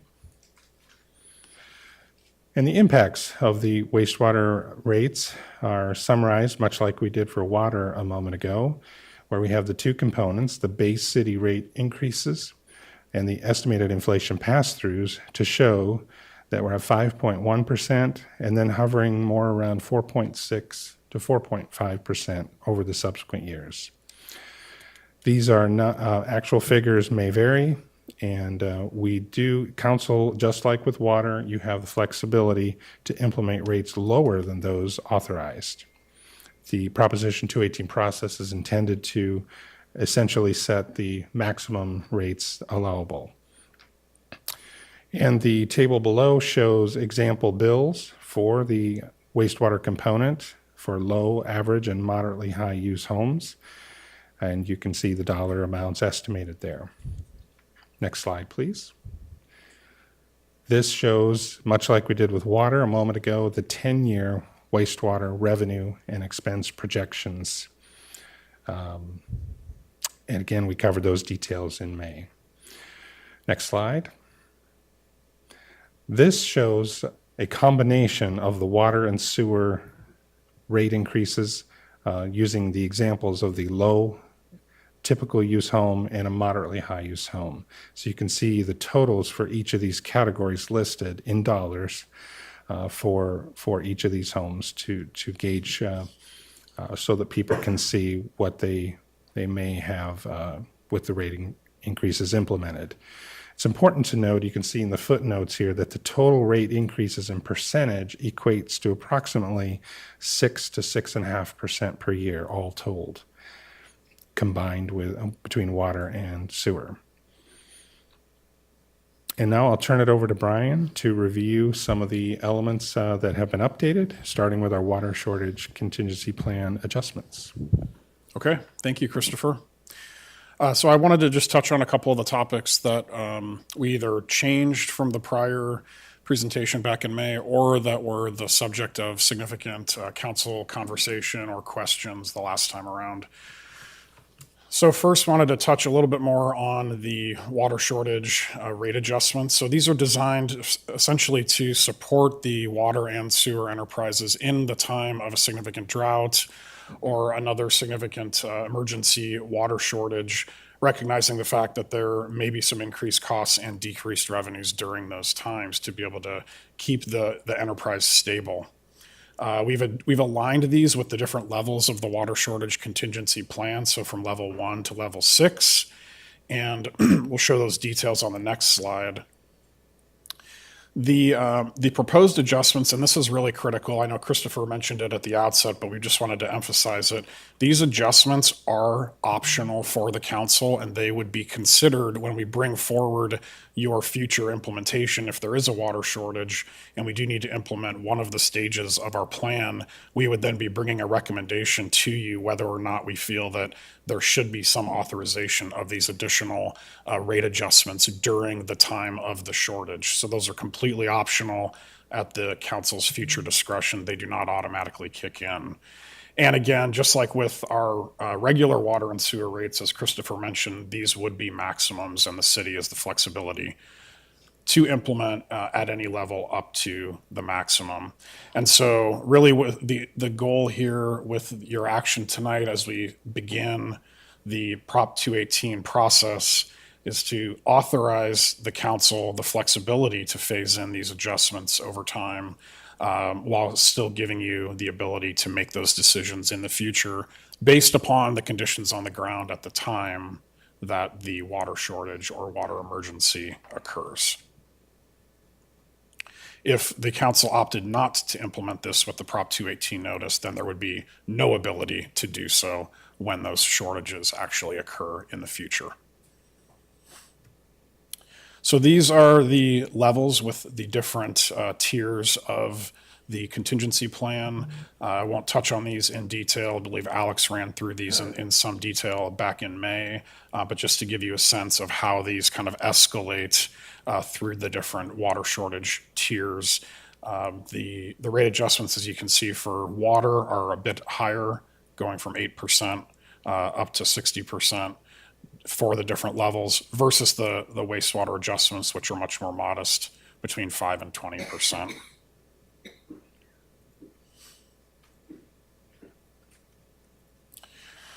So we wanted to discuss briefly the Low-Income Household Water Assistance Program. This is a federally funded program. So I know last time we talked a bit about this program and then also mentioned that we may be exploring a city-sponsored or city-funded program. We are not currently recommending that as we move forward with the Prop 218 process. But we wanted to provide more information about this program. It does appear to be a well-run, well-funded program, and we've had a number of local Petalumans who have taken advantage of it already. So we are enrolled. We can assist our customers with enrolling in this if they would like to do so. It does help low-income households pay their utility bills in times of hardship, and it's intended to maintain or restore service so that they're not disconnected due to non-payment or delinquency. So this program is administered outside the city of Petaluma by North Coast Energy Services. But again, we can provide information. So we already have some up on our website. You can see the hyperlink down there at the bottom of the screen. And you can also search water and sewer billing or just give us a call and we can walk our customers through that process.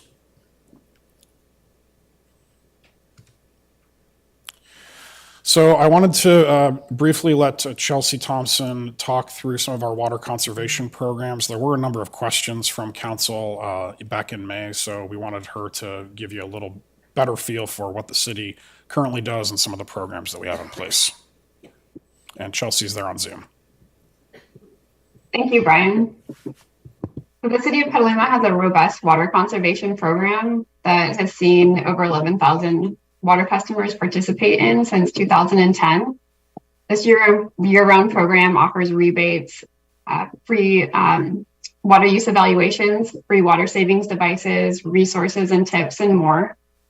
Program information is available at the city's website, which is listed on this slide. And in addition to the offerings that are listed here, water conservation staff provide robust year-round public outreach, public tabling events, customer service, water waste response, and coordination with local nonprofits. The Water Conservation Program is funded by the Water Enterprise Fund, and is continuously being updated to increase water use efficiency over time. Since 2008, when the city's water conservation program began, the program was effectively helped decrease citywide per person water use from about 146 gallons per person per day to below 110 gallons per person per day.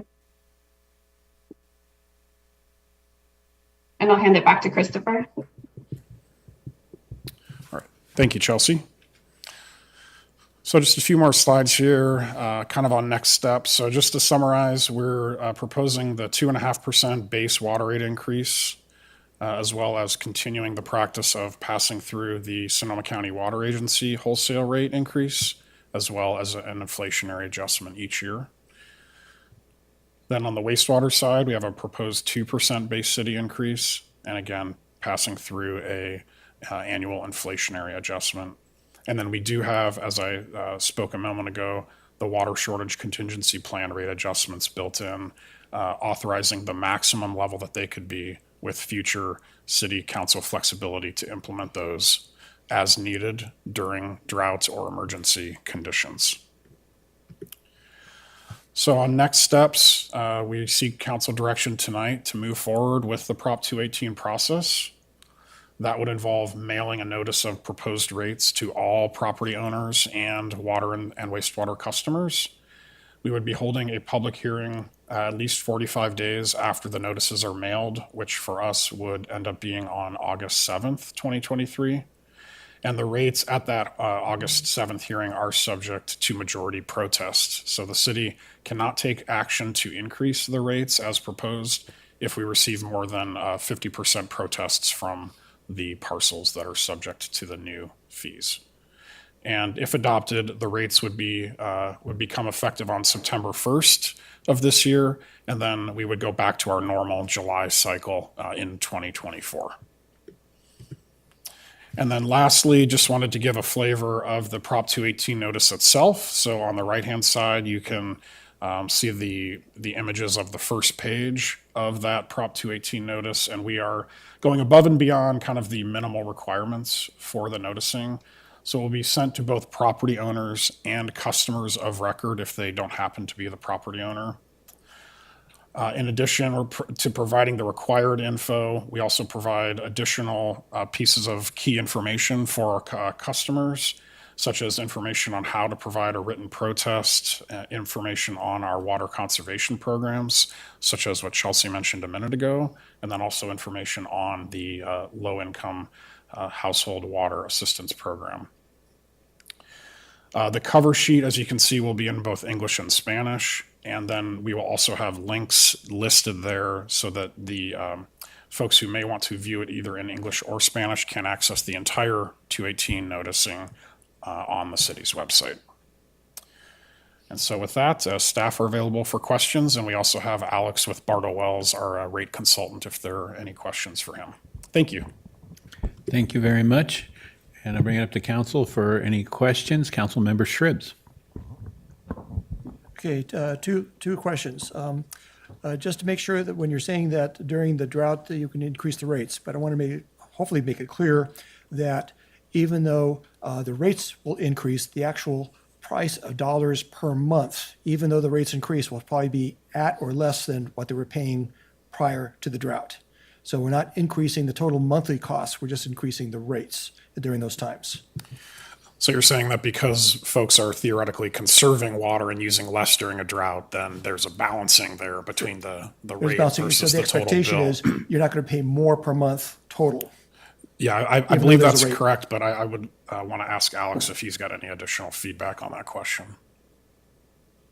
Yeah, I think that's an excellent comment, that certainly in a water shortage emergency, the goal is for people to cut back. The city's going to be taking action to help folks reduce water use. And if they do reduce use, that's going to offset the increase. If they don't, well, there's always a possibility they'll have to pay more. But, but for most folks, I agree that this would kind of balance it out. They buy fewer units of water, but it's at a higher rate with a goal that they're not paying anymore, but it's still maintaining the enterprise's financial stability.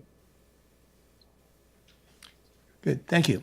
The next question is, In one of the graphs, we do have the expenses kind of skyrocketing in time with a large, it looked like debt service that's being done in the gray area, if you go back to that graph. And just, if you could just explain, does that mean just we're expecting expenses to go up in general, or do we have some major, huge construction? Actually, there was a different one than this one, or maybe it wasn't. Yeah, it was this one. And so, is that major construction that they expect? Of course, restructuring, rebuilding, repairing, or is that going to be a new facility being built that you have a debt financed going on? And if we have a lot more debt in the future, so even the rates we're increasing now aren't going to be covering that future debt that's expected. So is it from construction or just because of expectations of the economics of the situation? And is there a way to bring debt down so because debt costs money in the end? I think we'll defer to Alex to answer that, but in short, yes, there are some large projects requiring debt financing, and those are kind of shown in both the water graph and the sewer graph. Alex, do you want to expound upon that? Sure, yeah. I'll just chime in and say, on the left, the first 5 years, those gray areas, that's grant funding and, drawing down some of the available fund reserves. So that's what's going to be done first.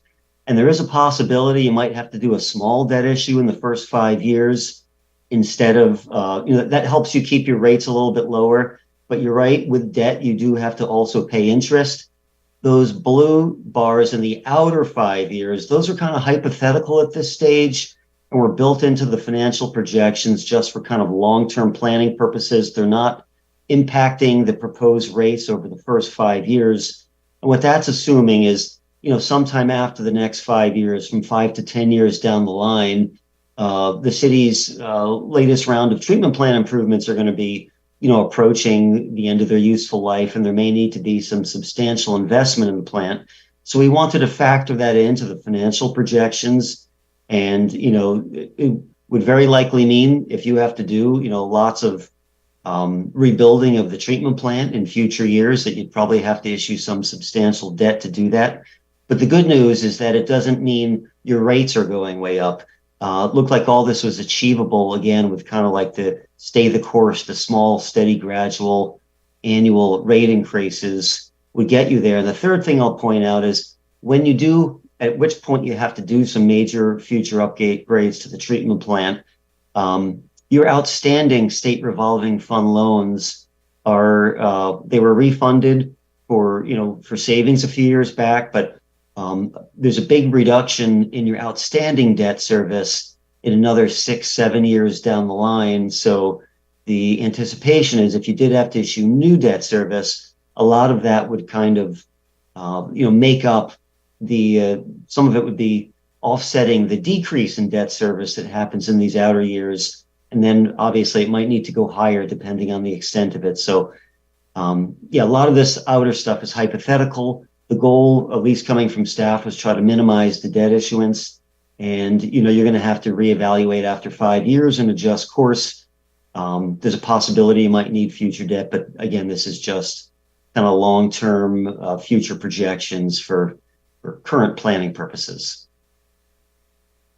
Good. Thank you, because that just shows that we built 10 years ago a $130 million state-of-the-art facility, and we basically have paid it off, and we can go that again later on if we have to, but we're doing a really good job having paid off the $130 million and all the repairs and reconstruction there. So that's, I think that what comes out to be clear that, we're doing a really good job on upkeeping and maintaining it and staying ahead of the game on this one. Thank you. Councilmember Healy. Yeah, I tend to think of Ellis Creek as being new because there are three of us up here who were on the council when it was being planned and built. So it's kind of interesting. I thought at our last go-round on this, there was a consensus on the council not to have the drought contingency aspect built into this. We got through the last 3-year drought that we're just getting out of now. Without the need to do something like that. And I personally think it sends the wrong message. So I'd prefer to see that deleted. My bigger point is that just the magnitude of the projected rate increases. You know, later on tonight's agenda, we're going to be talking about limiting mobile home park owners to 70% of CPI. And here we're looking at projected rate increases if we adopt this, that's double or triple CPI for years. And, you know, Social Security is not going to cover that, folks. Just looking at page 30 of the Bartle and Wells report, and this was a slide that that you just put up, but current monthly water bill, average monthly water bill goes from $50.59 now to $74.40 over 5 years. That's a 47% increase over 5 years. I don't know that the community can tolerate that. The wastewater projected increase is a lot less. It's still a big number. I was on the council when we had to fight not one but two initiatives by former council member Moynihan that actually both came rather dangerously close to passing. Most of the senior staff here tonight wasn't around when that happened. This town is very sensitive to utility rates. I would like to request, I'm willing to move this forward tonight, but I would like to request when this comes back that we be given options on how to reduce the magnitude of, especially on the water side, before we actually have a final vote to adopt something. I certainly recognize that Sonoma Water is increasing wholesale rates 9.4% this year. I believe wholesale purchases from Sonoma Water are about half of the water utilities expenses. So that would translate to what, 4.6, I think 4.6, 4.7%. So that's bad enough, but to basically double that, I think is not going to be tolerable. So I'd like staff to sharpen their pencils, come up with options for us to reduce the magnitude of these increases, if that means stretching out some of these CIP projects or other things that I know we have a very creative staff and they can come up with things. So those are my comments for tonight. I don't want to have to fight a third Moynihan initiative. Any questions on the council before we go to public comment? Councilmember Barnacle. Yeah, Brian, you were talking about the LIWAP program, and you said we can help you, and then you said give us a call. Can you be more specific about who the we is in that? So you can call our finance department who handles our water and wastewater billing, and they can direct you to the right resources. Thank you. And then the next question is for Chelsea. Do we fully spend our conservation budget every year? And if so, what's the average sort of burn rate on that? We have traditionally spent our full water conservation budget, which before the drought was about half of what it is today. So during the drought, we've increased it substantially to be able to fund a lot of water conservation projects within the city, such as retrofitting plumbing fixtures and upgrading irrigation to be more efficient in parks. So yes, last year we did not spend the full budget, but we typically do. Thanks. And then I feel like I asked this at the last meeting on this, but I can't remember. And this is, can we tier our water contingency rates for high and low users?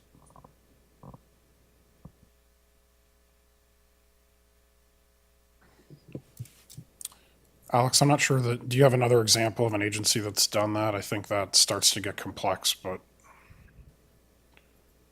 It does, because I think you start getting into legal issues. And, to be honest, different attorneys sometimes have a little different opinions on things. But, under Prop 218, there's a kind of a proportionality requirement. So you can't just do whatever you want for, policy reasons to say, hey, we're not going to charge the low users. We're only going to charge people after they use a certain level. That said, I think you could, look into the legal possibility of doing that if and when the time came to implement these charges. And there's other things that cities have done with, charging penalties and other things as well, all part of, a bigger toolbox incentives to help folks conserve or put a little more onus on folks using higher levels of water. So I think it could be evaluated, but yeah, at this stage, we don't want to put forth something that's potentially not legally possible under Prop 218.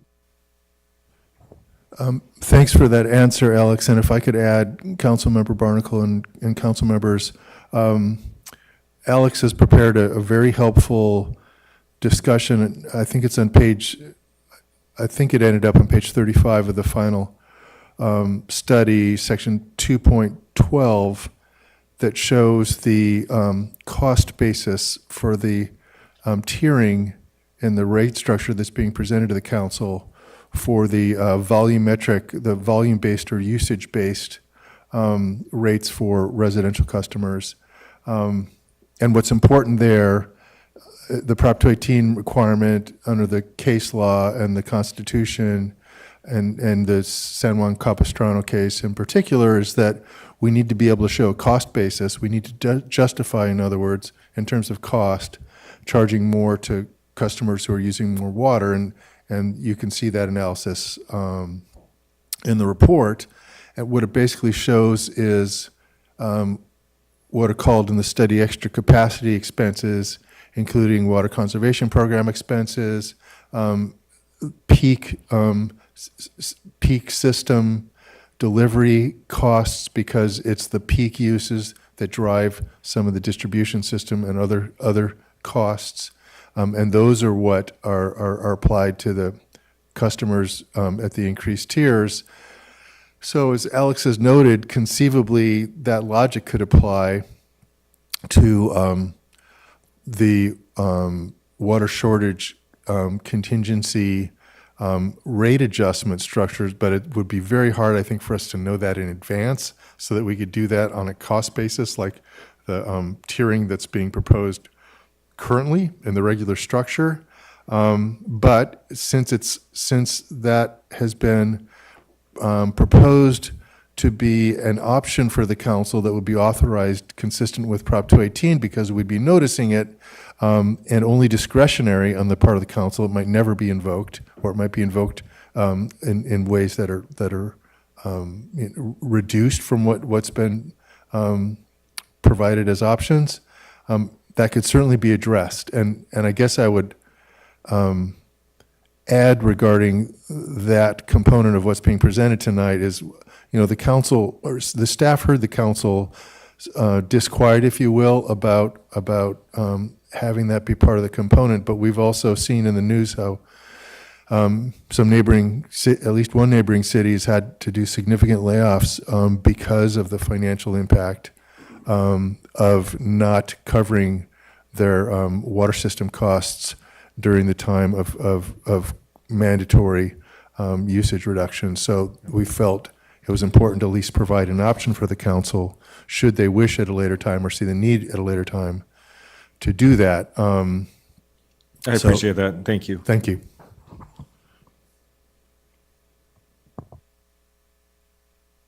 And I had a couple of questions myself. One, if we could have Chelsea back in. Are we saying that 11,000 out of maybe 20,000 accounts have availed themselves of conservation measures from the city? That's more than half the city. Yeah, that's true. We did not have numbers prior to 2010, so it definitely could have been higher than that. From the information and data that we have collected and have available, it's been over 11,000 participants since 2010. And you're right, we have about 20,000 metered connections.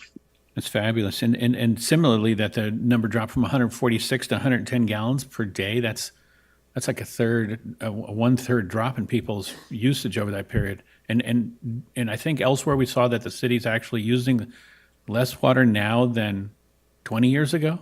I mean, is it the whole city? Significantly more than 20 years ago. Yeah, if you look back at our gallons per capita day calculations to 20 years ago, it's much higher than 146 gallons per person per day.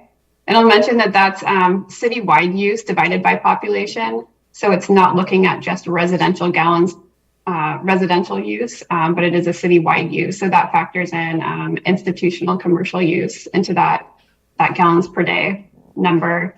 And it's actually below that. It's about 104 that we've seen through the drought. Right. That's great. Thanks for confirming that. I have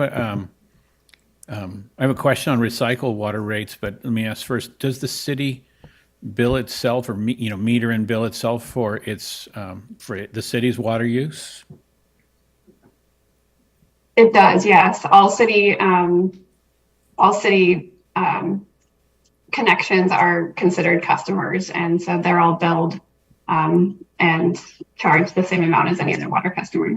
Perfect. And so then the recycled water question is: so then if the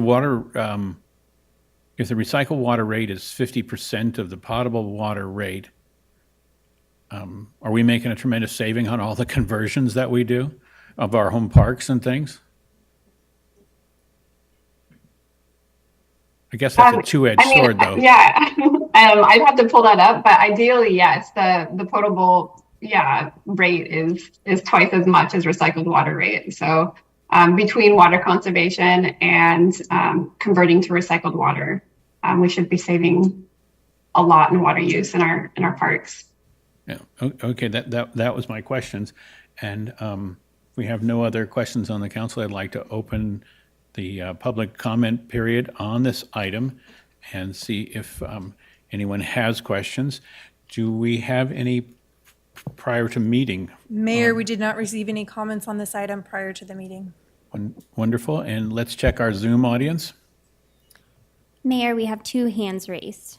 I think maybe we should do the whole statement. Members of the public attending in person should bring their speaker cards to the clerk's desk if they have not already done so. Members of the public attending online who wish to speak to an item on this,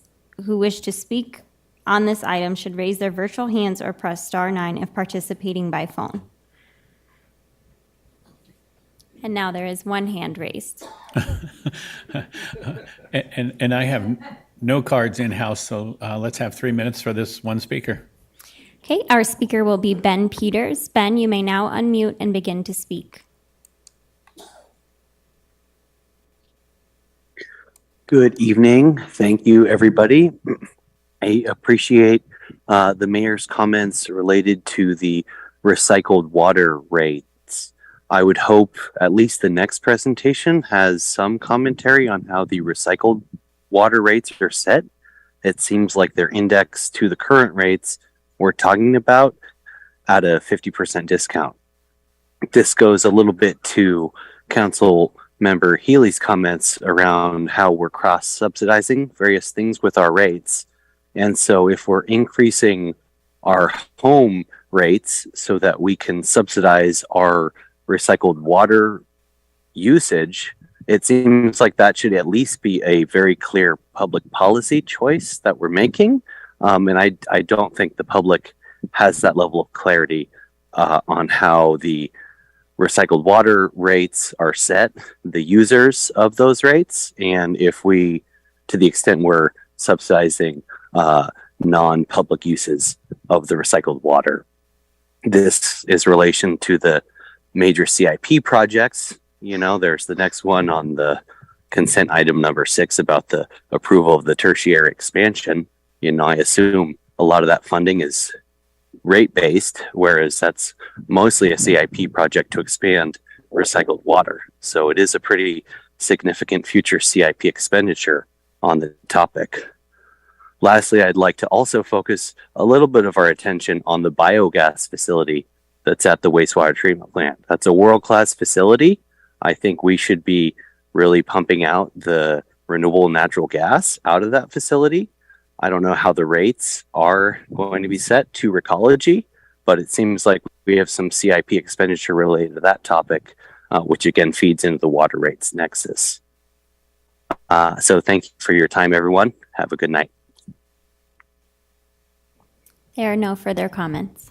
Thank you. And then that closes public comment on this item. And I bring it back to council for Any comments this round? So Councilmember Shribs. Okay. I also agreed with Councilman Healy when he was talking about our percentage increases compared to what we're doing to the public park owners or the mobile home park owners. We're restricting them to a CPI and only 70% with a 4% maximum per year, and yet we're doing this. So I was very concerned at first. I was looking at it more deeply and says, okay, why are we doing this? And I really started to look at it a different way. Water being absolutely essential to life, essential to that's our number one thing we need. So having our capacity to maintain our water system, both in coming in and leaving our house, absolutely critical for our existence. So I thought, okay, so we need to keep that whole system up and running. I can sacrifice a little bit on my internet. I can sacrifice a little bit on my phone, a little bit, and do other things. And the other thing I can possibly do is sacrifice a little bit on the water since I can conserve better. And so we have some flexibility, even though the rates are going up. Yes, we can encourage conservation, maybe use a little less water. So at first I was a little upset even that the rates were going to be this high running out for the future. But looking at the importance of our water structure and what we need to maintain as our number one issue really for our future is maintaining our water, I decided, okay, I can accept that, the rate increases. I don't like it, but I'm willing to accept it. But if we have to agree that that's what we have to do. Thank you. Councilmember Pozike. Thank you. With respect to the optional fee increases in relation to drought or other emergency, I still favor including those. I think we're not going to do it. I don't expect any council is going to do it unless it's absolutely necessary, and I think it's good to cover that while we're setting up this program.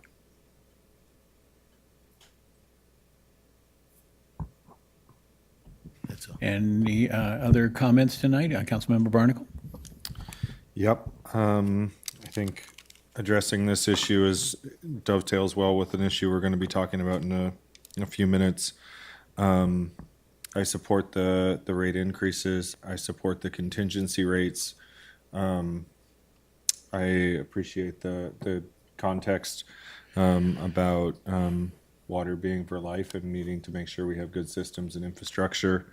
And I keep hearing the term it was pre-Measure U when I used to come to council meetings before I was on the council, and the term mortgage our future was pretty regularly thrown around. And I don't want to see us in a position where we're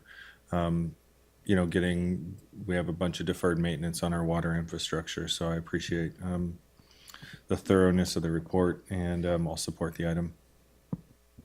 Thank you. And I just wanted to address our public comment, Ben Peters' comments about recycled water rates at sea.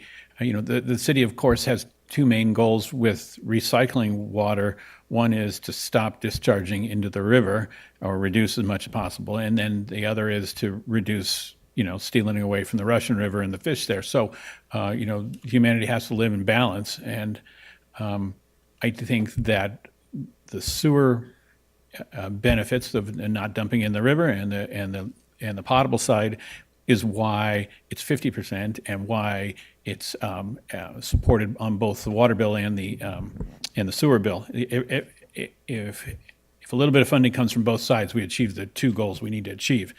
And then also there was discussion about the city's revolving funds. The state, through the federal government, has revolving loans, and they've always been kind of onerous to have. They're low rates, but they're high obligation to deal with the feds and states. And if there's grant money, of course, grant means 0%, so you take the grant money. But on a loan, it's trickier. We paid back some of the loans we had, but my understanding with the new Biden bill in infrastructure, they're streamlining not only Department of Energy funding of sources for local agencies, but also the clean water grants and the wastewater grants. And so I'm hoping that some of these things that we see in the future aren't quite as big a hit on our rates in that 5 years out area where we see those big bumps, because the feds have figured out that they didn't have a good enough program, and now they're moving towards better programming. I got to say, as a career water engineer, civil engineer, I'm going to support fixing our infrastructure on the water side. Yes, that's something I'm intimately aware of, and I think we all understand the importance of the infrastructure and not mortgaging the future. But I have to say, we have certain monies in the banks and more than our reserve levels for both water and wastewater, as was noted by Councilman Healy, as problems we've got into in the past. And I would like to see us accelerate some of that spend down to sooner. One of the things revealed in these documents that we've reviewed, and hundreds of pages of documents, is that before we can pave a street, we have to go in and replace the water line and the sewer line, and that pushes us out another year. So our goals of getting safe streets in front of schools in particular are delayed because we don't get projects out, even though we're funded. So we have a little catch up, and I think if we're going to propose a raise of rates to the people, we have to, show them that we're getting our projects out and getting our things done quickly. When the money is given to us, we need to put it back into the infrastructure, once we collect that rate. So I'd like to encourage us to accelerate these so that we can have safe streets. And I know that's not really what's on the question tonight. The question is whether we need long-range funding support, and we do. I'd like to encourage that, but also on the drought rates and on the total rate, I did like Councilmember Healy's comment, and backed by Councilmember Shribs, if I have this right, of seeing a little more option of, are we really going to be charging 8.5% when capping so many other things in our community? And I think the promise of delivering the infrastructure improvement warrants the public's trusting us with this level of increase.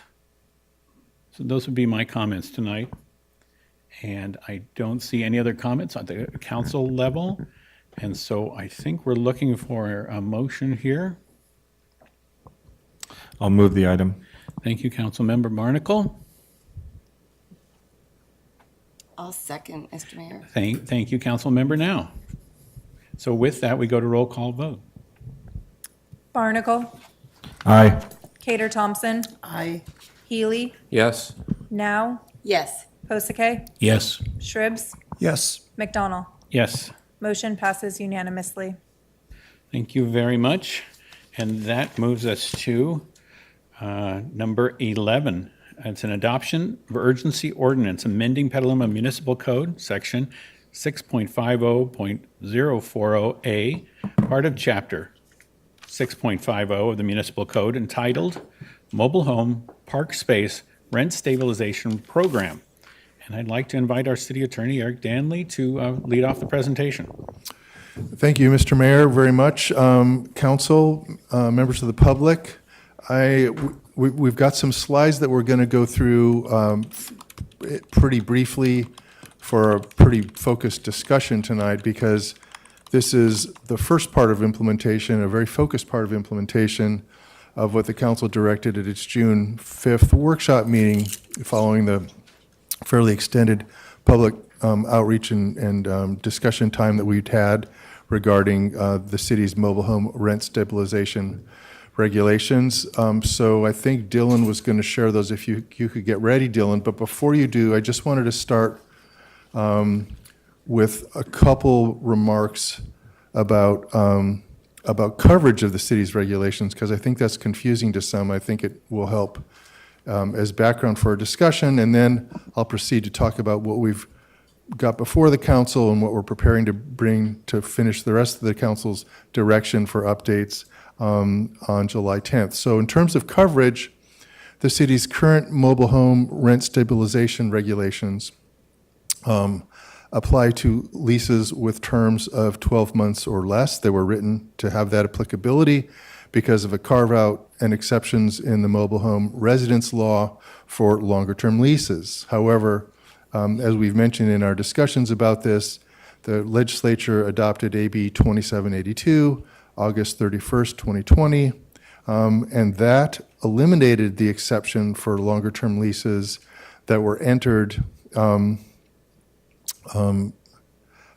beginning on February 13, 2020, and subsequently. So as a result of that law, there's potentially more leases that are protected in Petaluma by the city's regulations, or will be because of the fact that they can now apply to leases in excess of 12 months.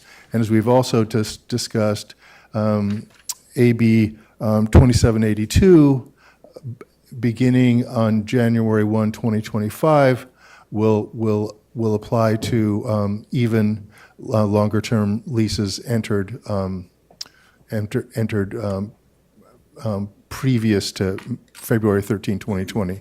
So with that, Dylan, or our team, if we're able to share those slides, we can go through those briefly. Yeah, we're getting there, Eric. Thanks, Dylan.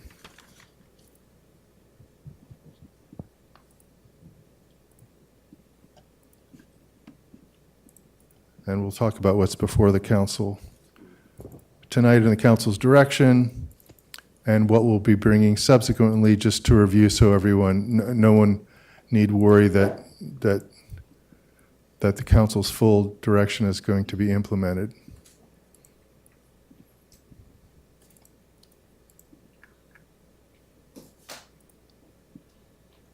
Okay.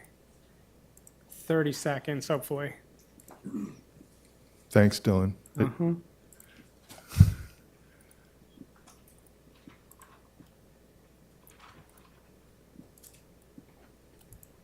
Dylan, I can get it started and you can take There over. we go. Appreciate We that. can Thanks, see it Kendall. now. Thank you. So, so now that we've talked about coverage a little bit, if we could go to the first slide after the title slide, please. Thank you. So, the substance of what's in the urgency ordinance we're presenting tonight is there before you on the screen. It's what the council directed be amended. It's, as I'll explain a little later, it's what we feel is the most time-sensitive part of the council's direction, which is why we're bringing it in this way. And that is to amend the city's annual space rent cap on covered mobile home rental agreements to be limited to 70% of the change in CPI or 4%, whichever's less. And I believe that's exactly what was implemented in Santa Rosa and similar to what was implemented in some other jurisdictions. So if we could go to the next slide, please. And just as a reminder, the components of the regulations are base rent, which is the rent at the start of tenancy, plus subsequent increases. Our existing regulations in Petaluma and some other neighboring jurisdictions permit annual increases of 100% of CPI or 6%, whichever is lower. Our regulations prohibit increases more frequently than 12 months and require 90 days notice before increases can take effect. Next slide, please. Thank you. So there is the comparative slide showing the caps in effect in the neighboring jurisdictions, including the current one in Petaluma. There's the Santa Rosa one, which is exactly what the council directed we implement for our regulations. Next slide, please.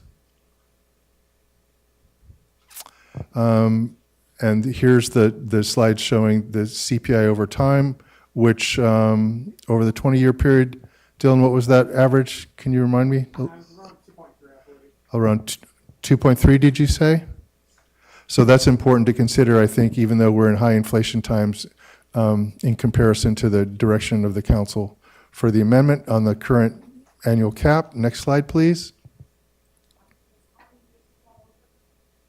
This was the history over 20 years. Not all 20 years are listed here in this slide. Okay. But it's the average, I think, that's important to show that it's been fairly stable with some fluctuations. So another key consideration of the council that goes to the rent control itself is vacancy caps. And there was some confusion in our discussion regarding this, I think partly caused by how we presented the slides. So I just want to clarify. In Petaluma, probably the best way is to say it is that there is vacancy control, and park owners are not free to change rents, to set new rents outside of what's outside of the caps that apply in the city's regulations, except for the two instances that can result in lawfully vacant spaces, which are when a mobile home owner relocates their home to another park, or when there's been a termination of a tenancy for cause, as permitted by the mobile home residency law. Otherwise, our regulations do not permit setting a new base rent. So what that really means is that there's fairly strict vacancy control at Petaluma, with a couple exceptions. So ours is one of the more restrictive on that score. And as a reminder, the council's direction regarding that item, that feature, which is vacancy control, is to leave it as it exists currently in the city's regulations. Next slide, please. Thank you. So I'm going to just touch kind of quickly on the full direction that we received for the council to make sure everyone in the public knows. We're going to be addressing this. We'll be bringing regulations that address all the directed changes from the council. July 10th, we're just focused tonight for timing reasons. I'll explain on the rent cap itself. So the council's direction includes regarding the arbitration process, addressing the petition, who must bring a petition for arbitration, and reversing that, adding a meet and confer requirement to try to informally resolve some rent increase disputes, adding a provision that prohibits arbitrations in the month of December except for good cause, allowing consolidation of arbitration petitions, and adding a provision that prohibits demands of rent in excess of what the regulations in the city permit. Next slide, please. Regarding the fair rate of return to which park owners are entitled under the law, clarifying factors that don't directly benefit tenants, like certain debt service costs, and how those are treated in determining fair rate of return, adding a provision to prevent mobile home park owners from recovering from tenants their costs in seeking rent increases, which would in effect work like an attorney's fees provision. Next slide, please. Council also gave direction to address noticing requirements, adding an obligation to post the city's ordinance and its requirements, adding a requirement that park owners make available required information on the permitted rent increase cap, requiring addressing the required language of the notices, and as we did with the tenant protection regulations, we'd be providing the required notice so it's easy for park owners to comply. And obviously the thrust of these changes is to make sure Petaluma residents are aware of their rights and the benefits of the regulations. Next slide, please.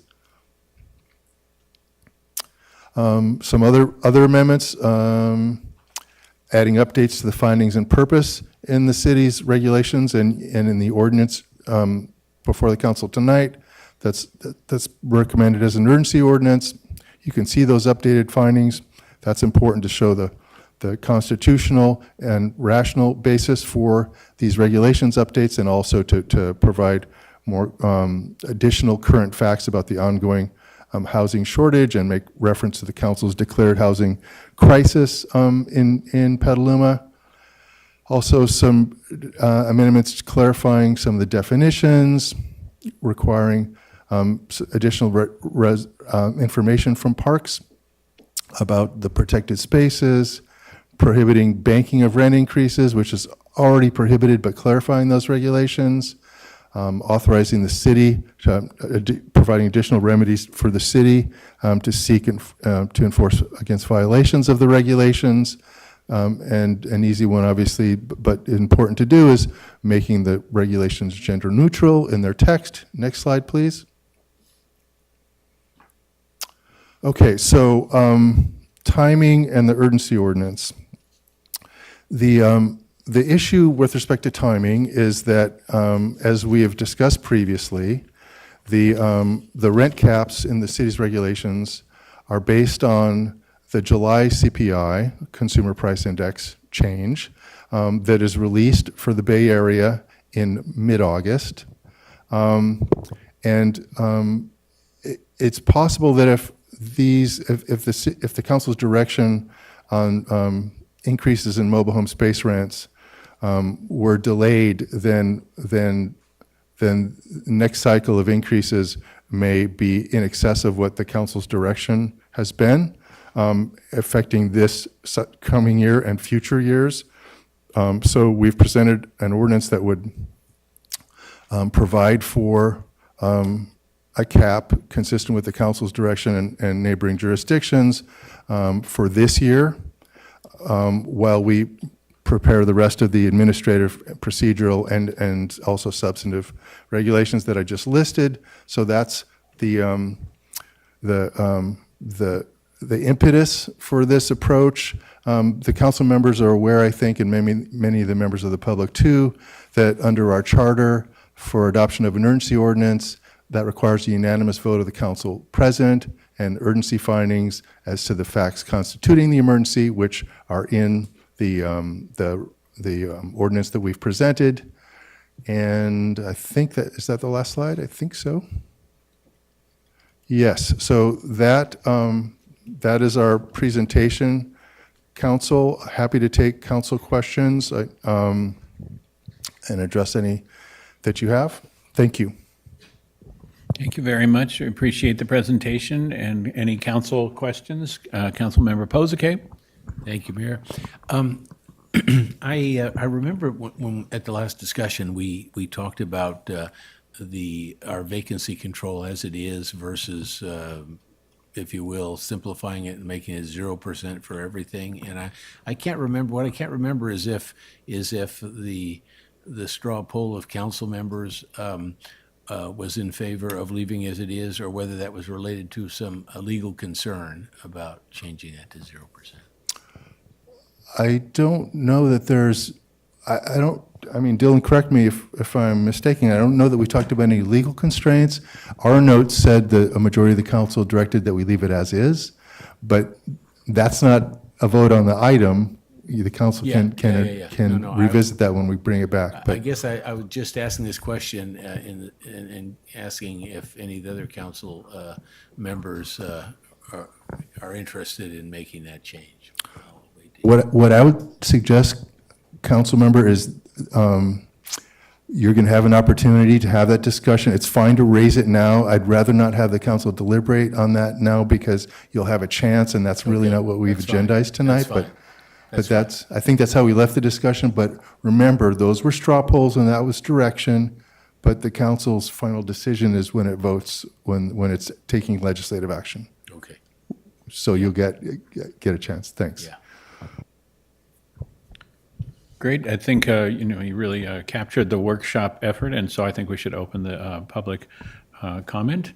Thank you. And so may I ask the clerk if we've received comments on this prior?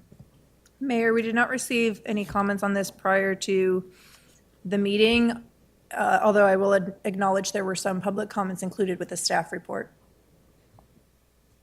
Thank you. And shall we run the whole speaker invitation to Zoom audience?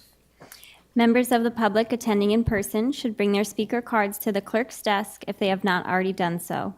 Members of the public attending online who wish to speak to this item should raise their virtual hand or press *9 if participating by phone. And Mayor, we currently have 2 hands raised. Thank you very much. I have 3 cards here, and so let's have a 3-minute setting, and I'd like to invite our in-house participants first. The first speaker would be Nicola Fry, to be followed by Sue Sullivan.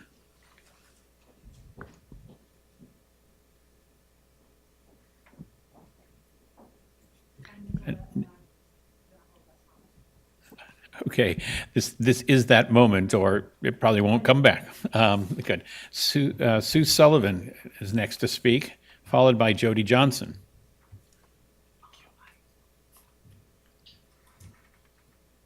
Mr. Mayor, City Council members, and city representatives here tonight, we greatly appreciate you gathering here once again to make the necessary amendments to the mobile home park and residency laws.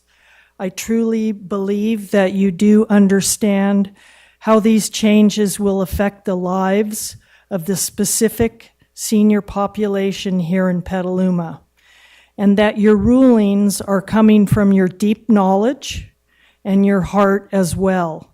Understanding this particular sensitive population, your elders. Thank you.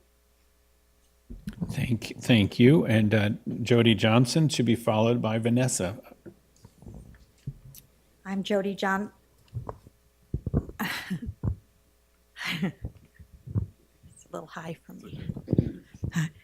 I'm Jody Johnson from Youngstown. We appreciate your diligence and are grateful that you have ascertained that this is about more than rent stabilization. Thankful for the urgency context of the percentage of CPI in the cap. We had our concerns about there being 2 different meetings to address it, and after your explanation tonight, we feel that we understand. We're hopeful on July 10th that the other much-needed revisions and protections will be voted for as well. We feel heard, listened to, and you allowed us to school you on the complexity of owning a mobile home but paying ground rent. We are your voters, more than 800 of us, where mobile park owners are predominantly not Petaluma residents, and as such cannot vote or hold you accountable to what you do for us citizens. Please vote for the urgency ordinance tonight, as well as the recommendations from your own city employees on July 10th. Seniors need to be a priority and not need to advocate a city government that they don't understand. It is simply too stressful for them. We're not anti-owner, but just wish that they acted in accordance with city laws, MRL laws, HCD laws, state laws, and maintain a compass of fairness equally to senior citizens who own their mobile homes. Thank you. Thank you. And Vanessa Marchi? I have some things I'd like to say, but I'd rather do it off the camera. Thank you. Okay, this is the moment for public, and so we'll move beyond, and now we'll go to our Zoom audience. And, Speakers are reminded to be respectful in their comments, and this meeting is being translated. Please pause between sentences for translation. Threats of violence and obscenity are grounds for removal from this meeting. A countdown will appear for the convenience of the speaker and viewers. Your microphone will be muted at the end of that countdown. The first speaker will be acknowledged and invited to speak when the countdown begins. Please make sure to unmute yourself when you're invited to do so. Our first speaker will be Margaret De Matteo, followed by Isaiah Gonzalez. Margaret, you may now unmute and begin to speak. Good evening, City Council and staff. Margaret DiMatteo speaking on behalf of Legal Aid of Sonoma County. I just wanted to thank you for your diligence in recognizing the urgency of the issue at hand, which is affordability of mobile home parks. I also want to commend city staff for the comprehensive amendments that are coming down the pipeline in July. I think those amendments are going to address a lot of the concerns that we hear from people who call us at Legal Aid. We do represent mobile home park residents, and we have been hearing from them on a regular basis, primarily around affordability. But I think that the amendments coming down the pipeline, which we don't even need to get into today, but The ones coming down the pipeline are going to address a lot of more subtle issues that do present in our client population on a regular basis.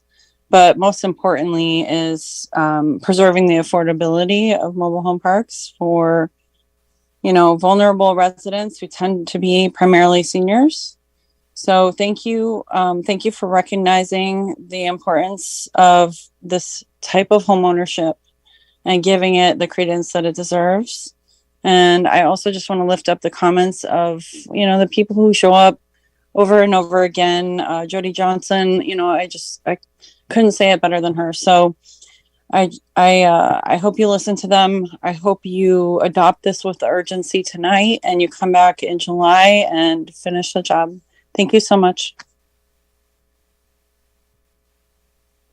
Our next speaker will be Asaya Gonzalez. Asaya, you may now unmute and begin to speak.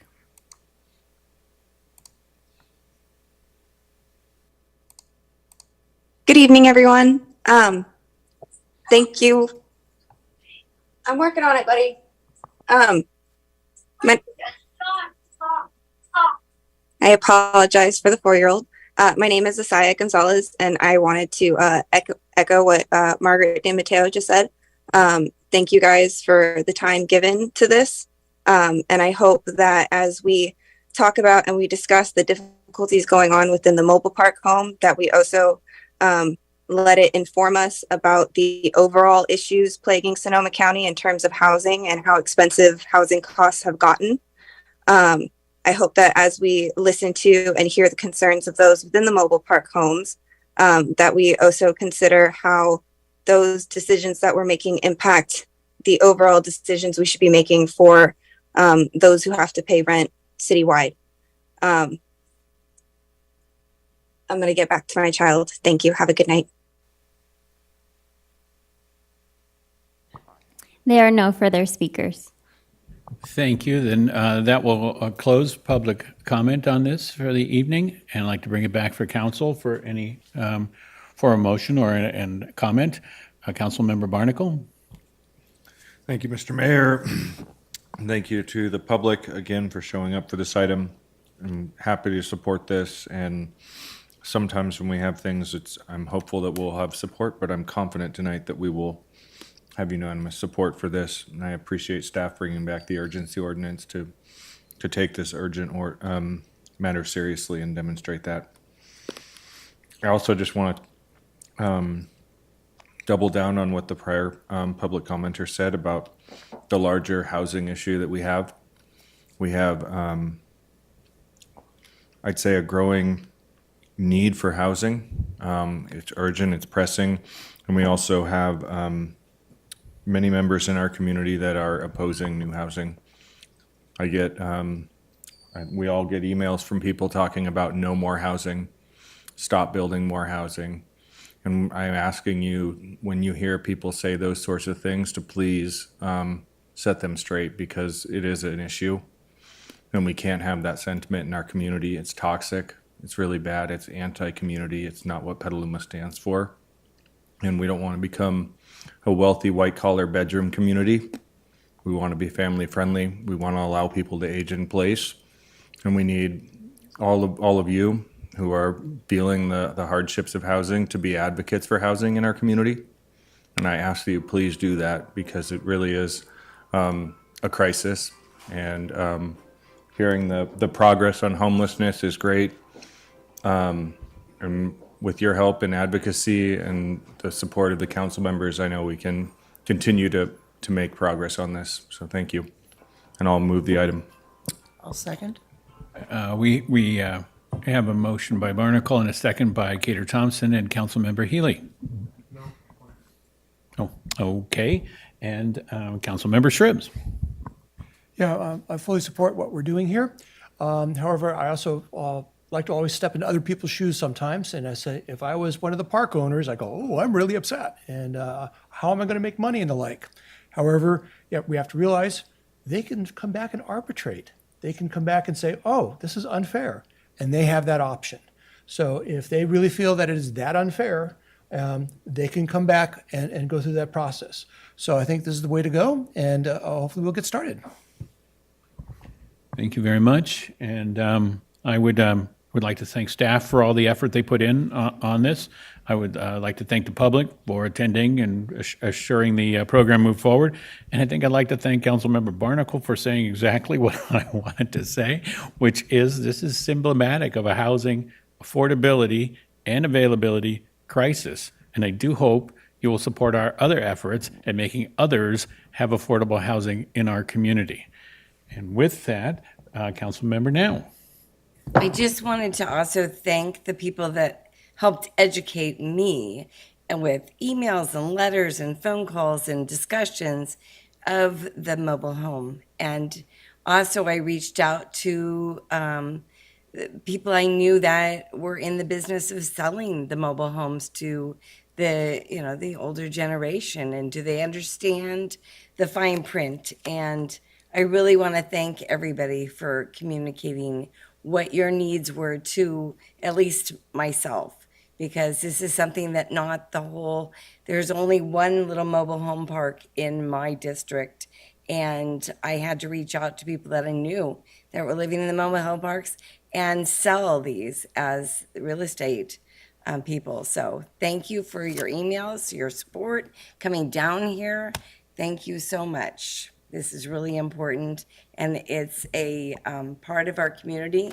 The older population is not going anywhere. I'm really proud of you. Thanks. And may we have the roll call vote? Barnacle, Absolutely, aye. Cater Thompson, Yes. Healy, Yes. Now, Yes. Posake, Yes. Shribs, Yes. McDonald. Yes. Motion passes unanimously. Thank you very much. Now,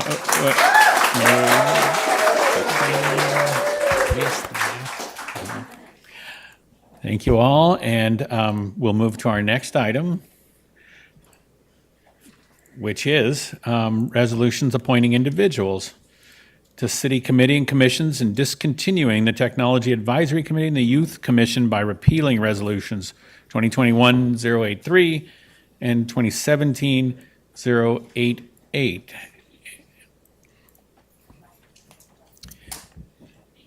Thank you, Mayor. I'm just And- trying to and- pull up the PowerPoint presentation. Right, we might give us 1 second here, too.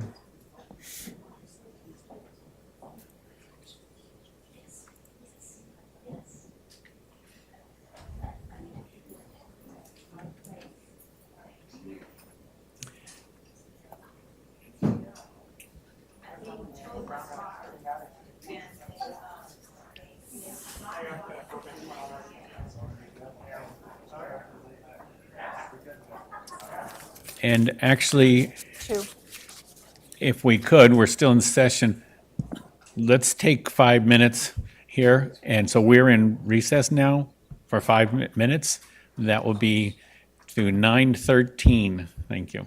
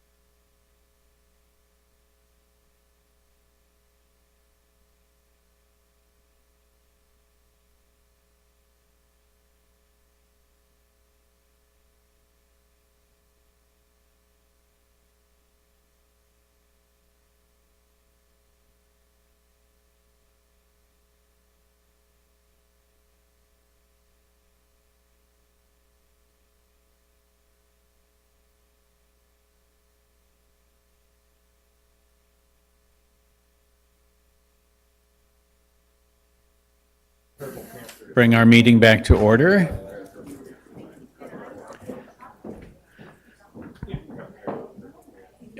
And we're discussing appointing individuals to city committees and commissions and discontinuing Technical Advisory Committee and Youth Commission.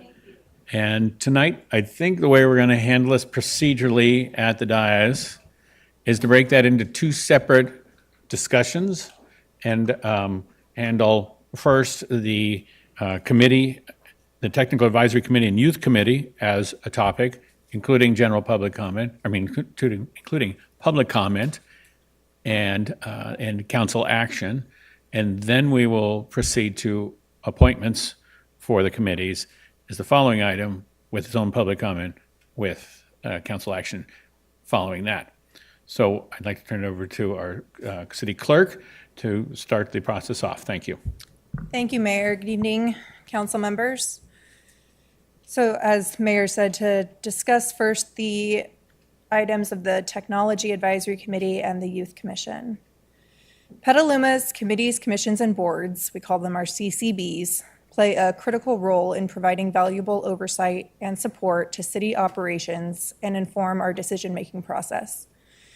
Generally, our CCBs are established in conjunction with the City Council goals and priorities or the city's general plan. And throughout the history of the city, the council has reviewed and amended the enabling legislation for CCBs to better align with current goals and priorities, general plan, or state law.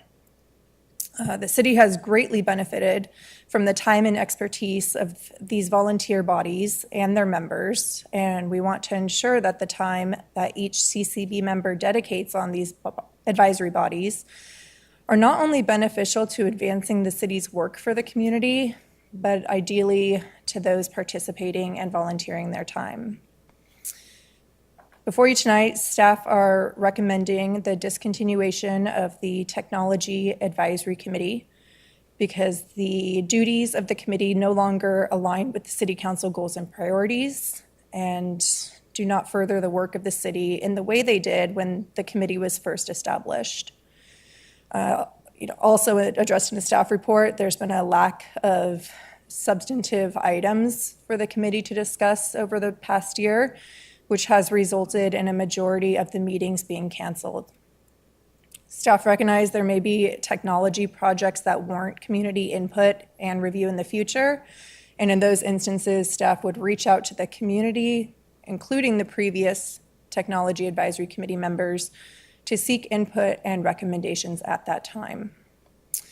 Similarly, the Youth Commission has been unsuccessful in recruiting and retaining adult members over the past several years. The number of vacancies on the Youth Commission has resulted in the cancellation of several meetings due to a lack of quorum. Staff is recommending reimagining the Youth Commission by dissolving the current body in its makeup and instead adding youth member seats to other committees and commissions. This was done back in 2021 when 2 youth member seats were added to the Climate Action Commission. This proposed change would create an enhanced experience by providing practical real-world experience to Petaluma youth seeking to learn and provide valuable input on various city services, processes, policies, and initiatives. If council is in agreement, you may direct staff to bring forward the necessary actions to amend the enabling legislation of specific committees and commissions to add those youth member seats to those bodies. This we could bring back prior to the next annual CCB annual appointment, so before next June. I'm going to pause there and ask if staff has any questions of staff on these 2 items. So bringing it back to council, just these 2 elements, do we have any questions on the from the council? And lacking questions, we're going to go to public comment on this particular part of this item. And do we have any input ahead of meeting? Mayor McDonald, we did not receive any comments on this item prior to the meeting. Thank you. And let's open to our Zoom audience. Members of the public attending in person should bring their speaker cards to the clerk's desk if they have not already done so. Members of the public attending online who wish to speak to this item should raise their virtual hand or press *9 if participating by phone. Mayor, we have 2 members with their hands raised. I have no cards from the audience here, so let's proceed to Zoom, and 3 minutes for each of the participants. And Mayor, we just had a 3rd hand raised. All 3. All right, our first speaker will be Asaya Gonzalez. Asaya, you may now unmute and begin to speak.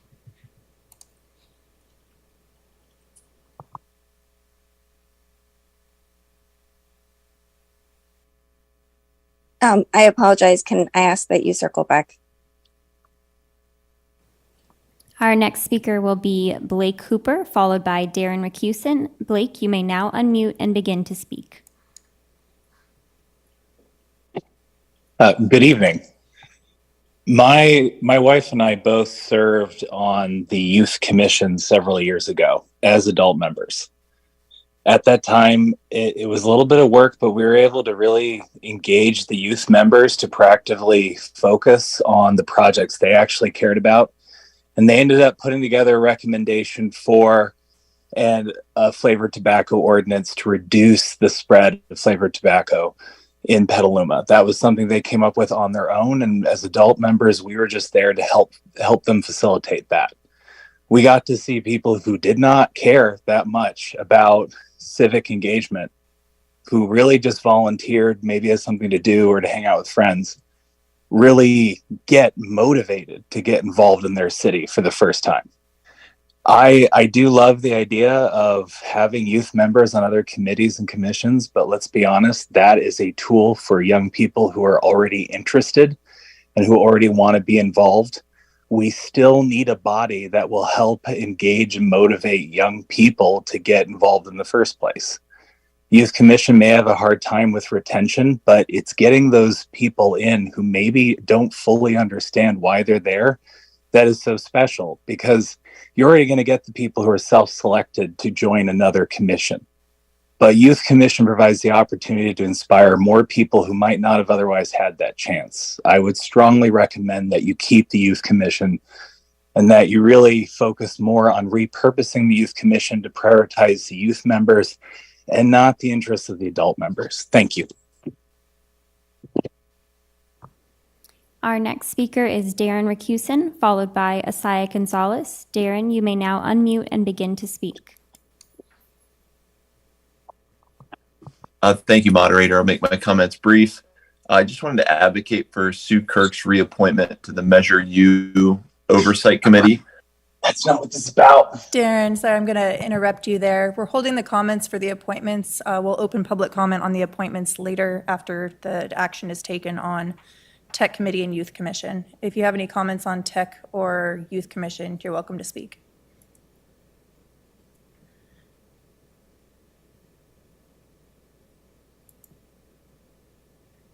Delina, can you make sure that... I got my wires crossed. Sorry about that.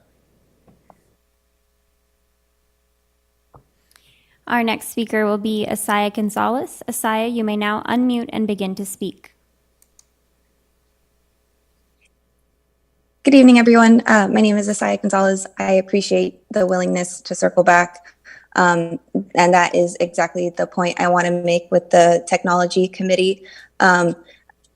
In hearing that it might not serve the purpose that it was previously needed for, I was disappointed to learn earlier that the boards and commission meetings are going to go back to being strictly in person.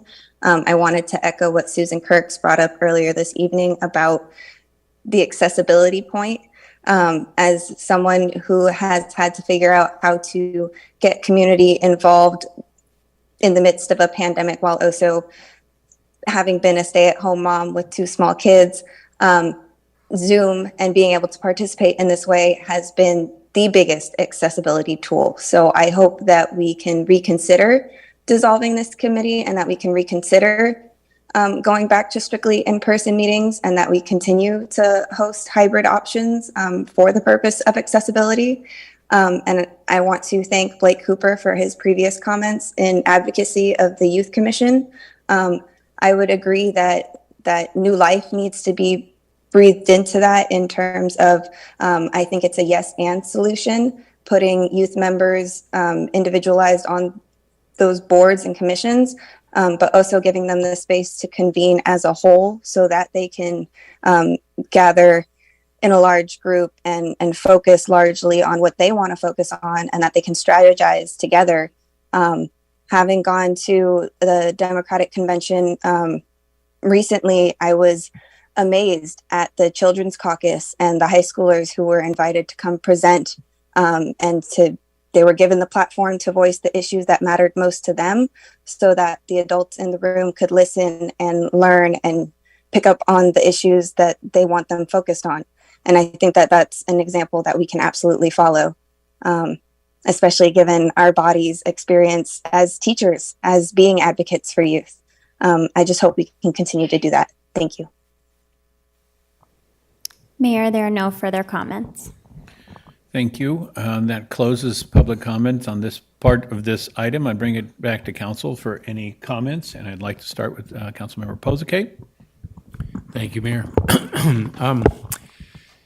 Yeah, I asked for this assignment to be on the Youth Commission this year, based on having been on it for 2 years, 10 years ago, having been on it 2 years ago for that year, and experiencing the highlight of all these years in activities of the Youth Commission about 3 years ago, when I was peripherally involved through the Health Action Council with a group of students that was working to ban flavored tobacco. That truly was the high point of the commission. I took that on this year with the idea of either reimagining it in a significant way or discontinuing it at least temporarily. And I was able to speak to over half of the adult members of the Youth Commission in detail. I meant to speak with everyone, and this was made difficult by the fact that we were missing lots of meetings. Over the first 5 months of this year, I believe we missed 6 out of 10 meetings for lack of a quorum, and that in any case, that interfered with making contact with folks. I also sent emails twice to all the student members, all the youth members, and only actually was able to speak with one student in person. I made myself available for a large number of hours each week, but students could not find time to meet with me. I talked also with the 2 staff members most involved with the Youth Commission, and again, people like the idea of it, but I couldn't find and talk. Everyone had an idea for how to breathe life into it, but no one could accumulate another person or two in agreement with their idea. You know, it was difficult to find an idea that engaged any large percentage of the students. I think COVID has a lot to do with this. But by the same token, we missed a larger percentage of the meetings once we returned to in-person meetings. So it wasn't like that changed. It wasn't bad scheduling because there were no, on a couple of occasions, I asked the staff members when students called, when youths called to say they couldn't make it, to ask them for the reason, just for a survey. And the reasons were always different. It wasn't that there was just one big event going on in town or in the school. So really, you know, with great reluctance, my recommendation is that the group should be at least temporarily discontinued, hopefully only temporarily. I ask anyone who thinks they have a great idea for the Youth Commission to contact me about it. My contact information is online with city council stuff, and I'd be happy to talk to anyone about any ideas they have. I don't undertake this recommendation lightly, but I think it is important at this time. One of the things I asked the students over and over again was, you know, when you're famous 10 years from now, I like you to be engaged enough in this commission that when people ask you, what you did in high school that contributed to your being famous now for whatever the reason, I like you to at least list the youth commission as the fourth or fifth thing you mentioned. But if they have to ask you secondarily, what about the youth commission? Well, that's just not what we have really the time or the funding or the public benefit to continue at this point. That's what I have to say. I'm happy to take any questions from anyone who wants to. Thank you. Councilmember Now. Well, I'm going to date myself, but back in the 70s, I was a high school student and I was a representative on a city committee. And I was approached by my mentor, which happened to be Mayor Helen Putnam at the time, and some high school teachers.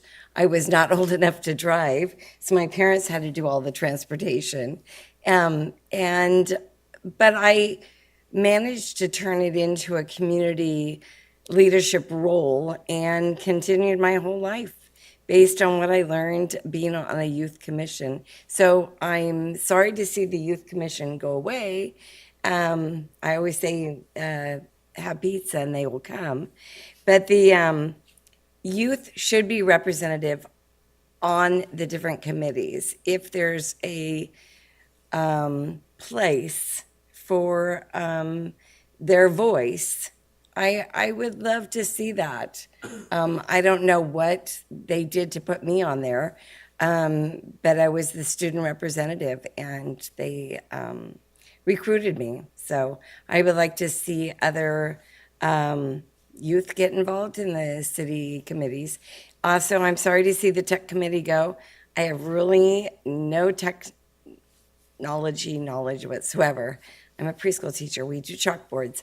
But I admire the work that they have done, and I thank them for their years of doing work in the technology world.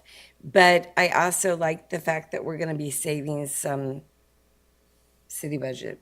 So I will be supporting this. Councilmember Shribs.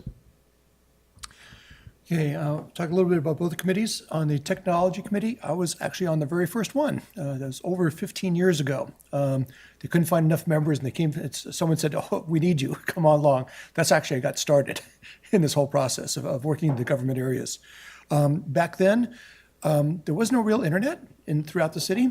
There was, and so that was one of the key objectives to get the whole thing started, was to make sure that we had internet throughout our entire city. And so we've come a long way in those 15 years. Also, everyone had personal computers, but not quite networked. And there's still technophobes throughout the staff not working in it. But pretty much in the 15 years, as you can see, we are high tech now, running these types of meetings, which didn't even exist back then in this style. There was no computers on top of these things at that time. So we have come a long way, and so I think it did serve its purpose. We have done that, and our technology department here and the staff is going to be is already doing a good job making sure everyone has it. We all have our own computers now. So again, the purpose behind the Technology Committee is pretty much been completed, and so I think we can do what we need to do technologically wise with what we have on staff and what we know ourselves. So yeah, removing that. So I'd be in favor of going ahead and having that disabled and bringing something else on if we can. The other one is on the Youth Commission.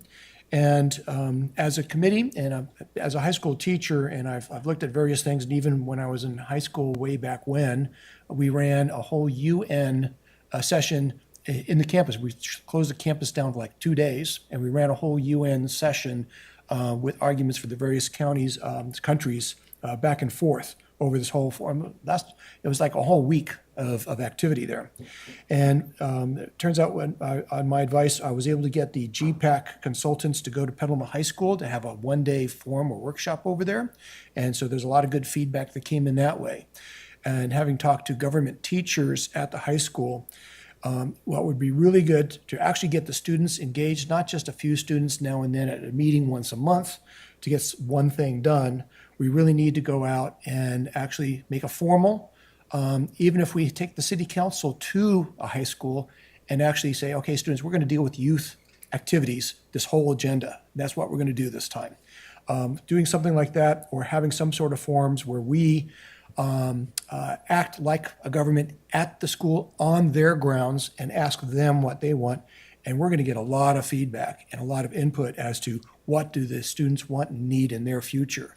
So if we organize something that at the schools, not here, I think we'll be much better off in really serving the youth and finding out what they want and what they need, rather than having a few youth show up here now and then at a monthly meeting. So I think we need to go to them. We should not have them come to us, and that's what I propose. Thank you, Councilmember, Vice Mayor Cater Thompson. Thank you. I appreciate all the council members' comments.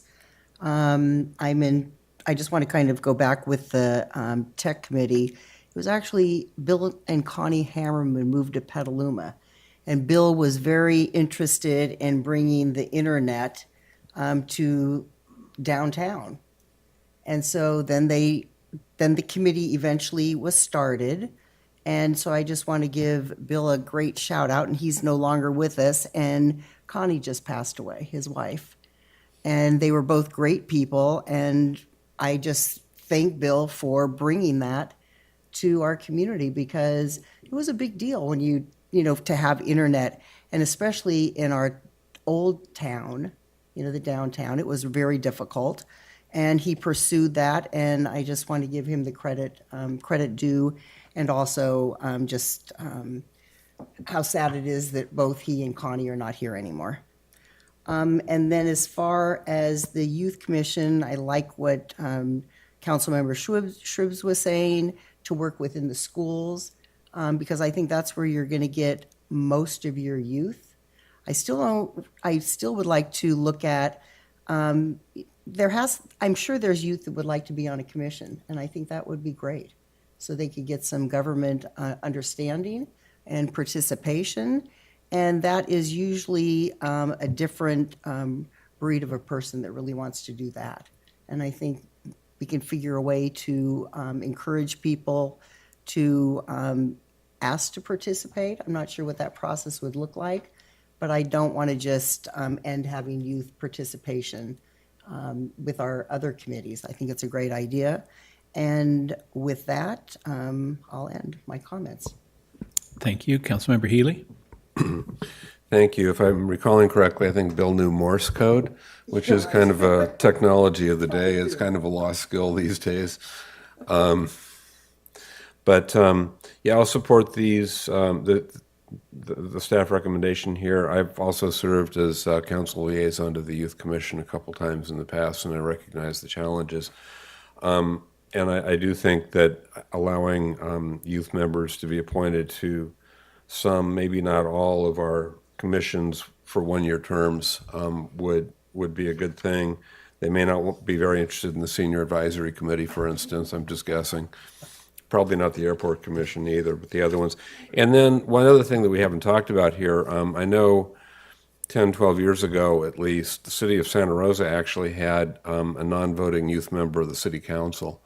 And I'm not proposing that right now, but I don't want to make some kid flunk out of high school, but with the time commitment. But it does raise the question of whether the youth appointees to these commissions and committees will be voting or non-voting. And I don't need an answer to that right now. I don't even have an opinion on it right now, but it's something for staff to think about. Thank you.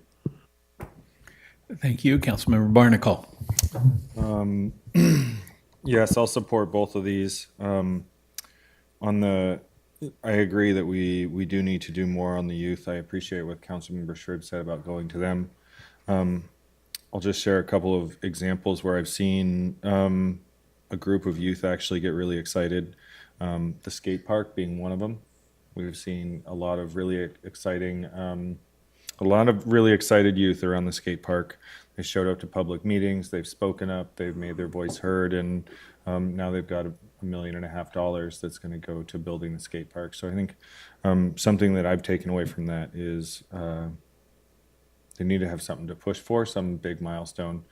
Something physical is great. And that brings me to my next piece. I actually looked at potentially, there's a fellow council member in Gilroy who has a youth internship program. and I was trying to pattern in a little internship program after that. And for a number of reasons, it didn't fall through, or it didn't go through. But the biggest excitement I had was around the fairgrounds, and the potential for the city to be moving forward with a visioning process and for a really strong youth voice. So I see here it's 300 hours a year that we estimated into the youth commission. And I would say that 300 hours spent going onto the high school campuses and really listening to, and the junior high and the elementary school about what their ideas are for the fairgrounds, and really trying to pull that voice together. I think you'll see a lot of engagement, and there's a sort of an immediate opportunity for us to translate some of those great ideas into action. And I think that's just going to help us engage them.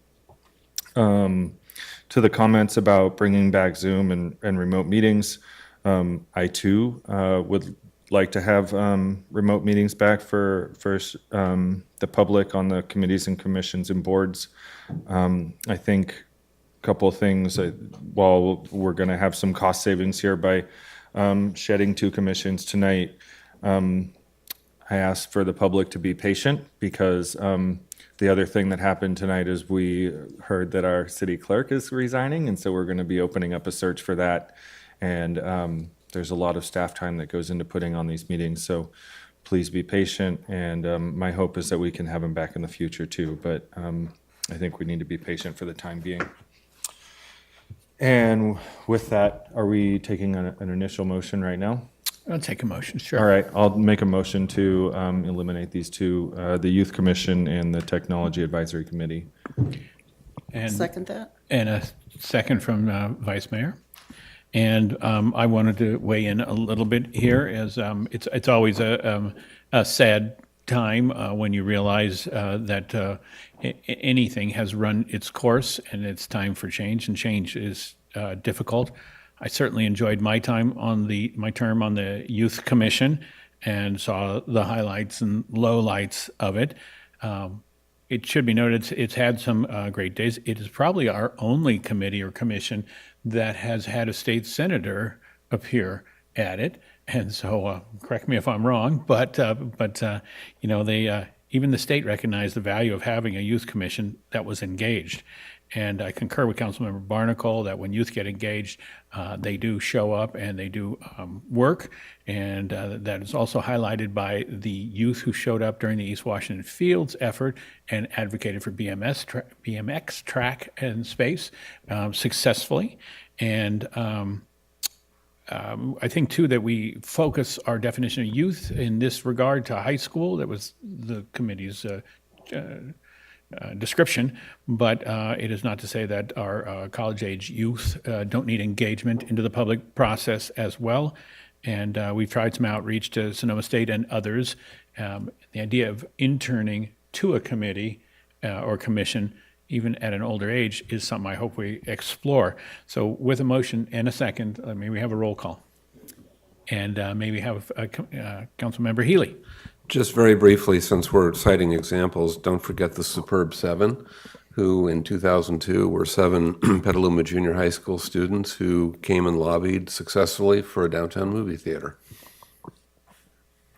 Thank you. And Councilmember Posake.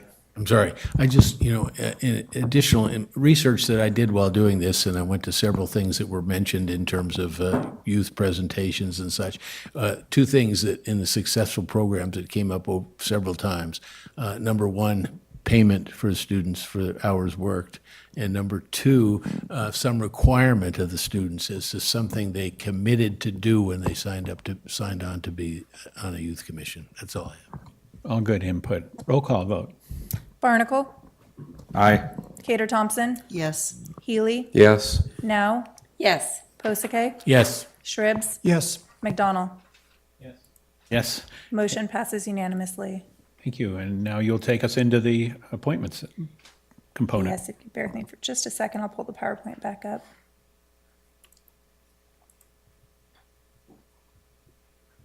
All right, I'll briefly just give an introduction.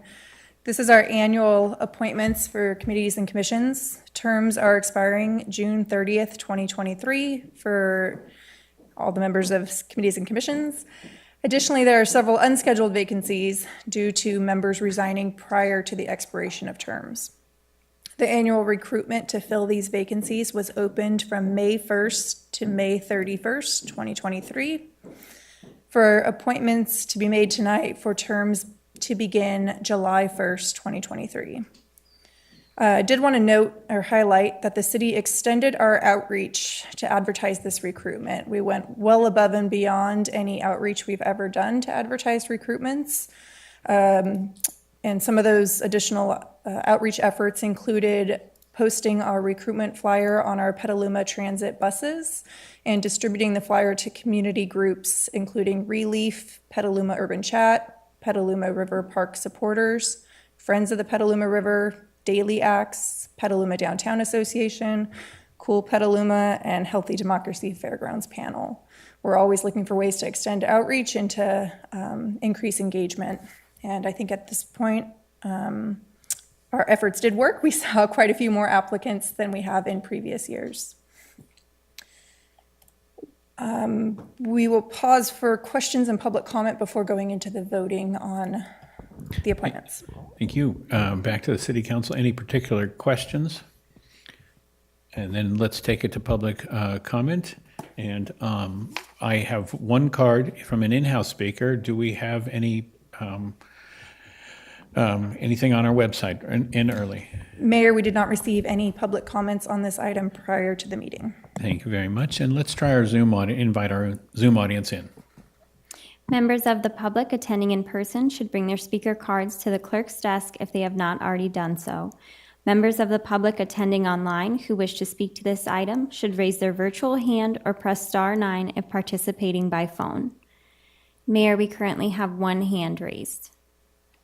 Thank you. That's one for you, one for me, and let's go with 3 minutes each, and we'll do the in-house person first, and that would be Nicola Fry.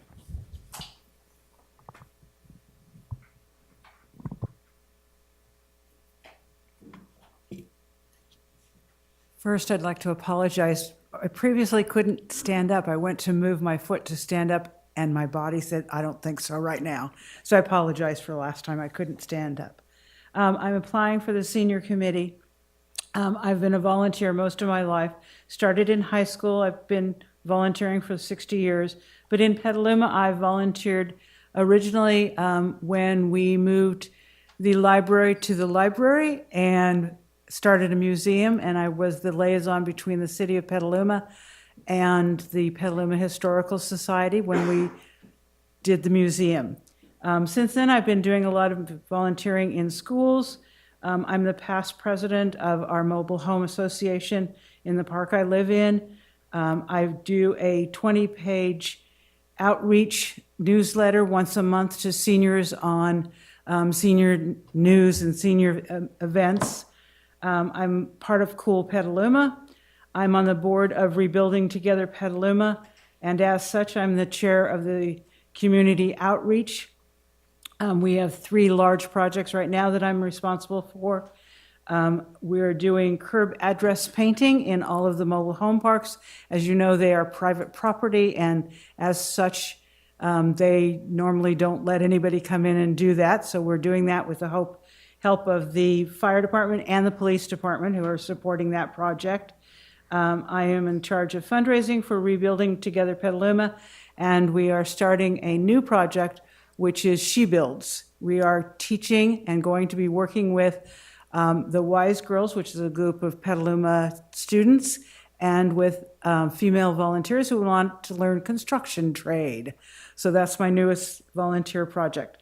When I read about what the senior committee does and is involved in, it seemed like a general extension of the normal volunteering that I do regarding seniors in Petaluma.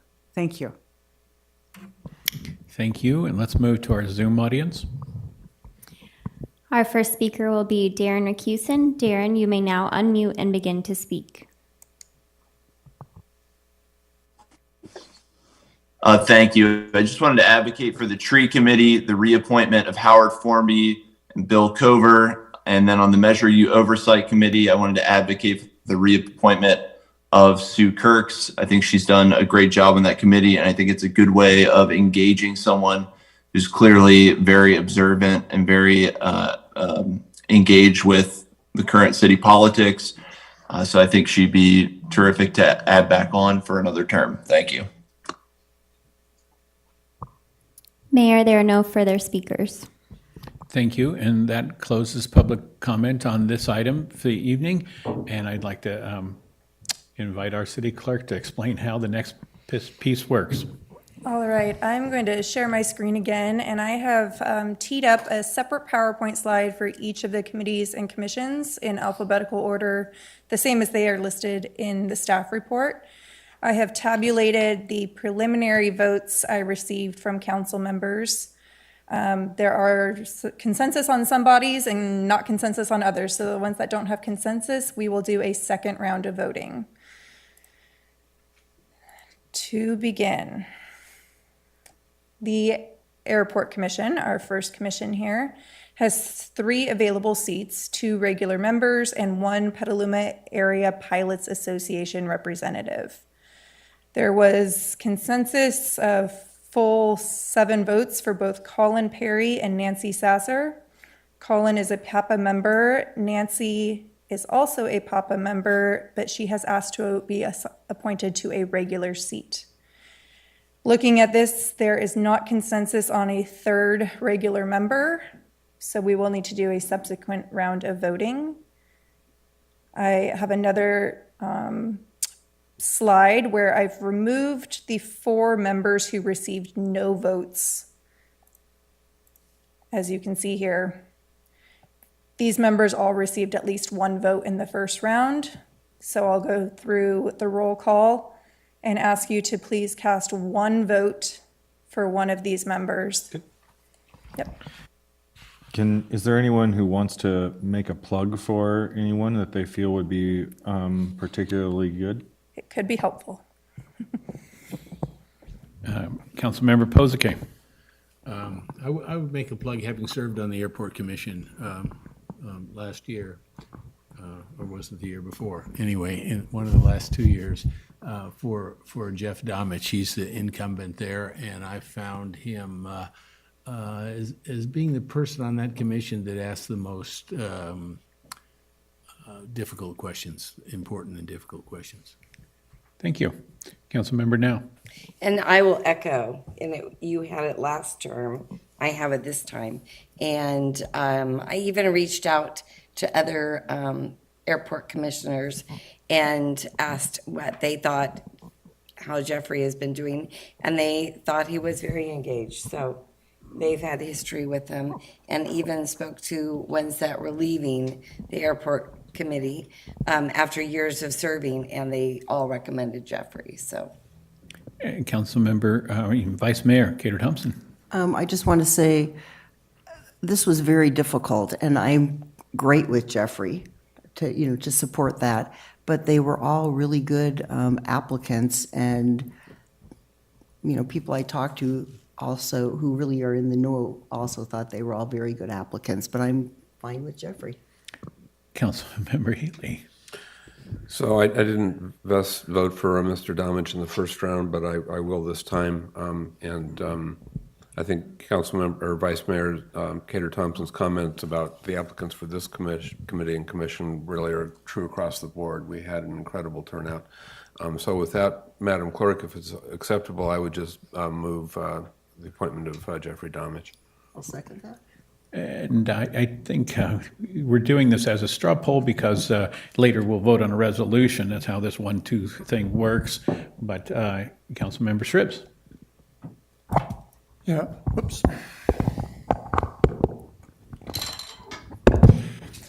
Okay, I proposed that Bruce Woodhouse as a possibility because of all the other folks, they're all basically pilots and have a single viewpoint, basically from being a pilot and running the planes on the site, which is very involved. But Bruce Woodhouse being a recently retired as an airport inspector for over 30 years, probably knows more about FAA rules, regulations, and safeties and codes and possibilities at all the other airports nationally and internationally than all the other folks combined. because he's been an airport inspector for so many years and recently retired and made himself available. So I was going with Bruce Woodhouse just as an alternate to just having pilots running the show, to have someone that actually knows laws and regulations and knows the finer details of things. So that's why I was going with Bruce Woodhouse. Thank you, City Clerk, for posting up and keeping score even as we move. I think that's a process that'll work fine. I was going to weigh in, agreeing with the Vice Mayor that we have many qualified candidates, real good candidates. I appreciate the staff's effort to recruit. I mean, that has, it's fun to have choices. And I would put my X under Jeffrey Domish as well. All right, seeing that we have 4 votes, that will be a majority for Well, Jeffrey. you should have 5 because 5. Thank he you, was my Councilmember. initial. And let's invite everyone to have their voice heard. Councilmember Barnacle? Yeah, I'll go with Domich too then. And I recorded the rest of the votes unless you want me to go through it one more time. No, I think we Okay. have a satisfactory consensus result. there. Let's move to the next Thank committee. you. And- The and- next one, Right. Climate Action Commission, there are 3 regular member seats, and there was a majority vote for Amy, Ann, and Dan, as shown on the screen there. If there's no opposition, I'll move on to the next one. Groundwater Sustainability, Craig received the majority votes. Historic and Cultural Preservation Committee, this is one, it's not an open position to apply for, it's a recommendation from the Petaluma Museum Association and Heritage Homes and Landmarks Committee, and they recommended Alice Van Amerman, who's the incumbent, and there was a majority vote for Alice. And I wanted to comment that there's not an X. I did because she was the only one. That's Understood. the only reason I didn't put an X. Would you like to, is that the same comment you have in the prior? Yes. Groundwater. Yes. I'm sorry, I didn't notice that one. Yes, Craig Benson. Okay. For Measure U Oversight Committee, there are 2 open seats for the same term, and there was a majority vote for Jane and Rosemary. For Pedestrian and Bicycle Advisory Committee, there are 3 seats available, all with the same term length. There was majority vote for Nicole and Adam, and then there was not a consensus on the 3rd member. So similar to Airport Commission, I've created another slide removing those that received no votes. And I removed the one person who received, Emma received 1 vote, so I narrowed it down to everybody who received at least 2 votes. And we will do a second round here.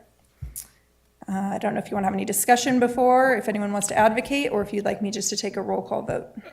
I'd like to look across the council and not seeing any advocacy. Let's go to a roll call vote. Okay, Barnacle, Quint. Cater Thompson, Quint? Healy, Anchor. Now, Anchor, Posake, Bjorky? Is that how you, I'm not sure how to pronounce it. Shribs,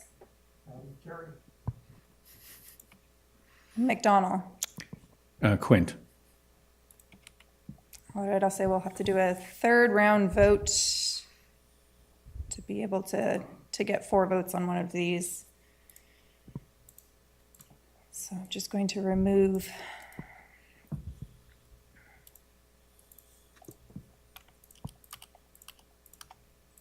those 2, and we'll do one more round, and it's between Anchor and Quint.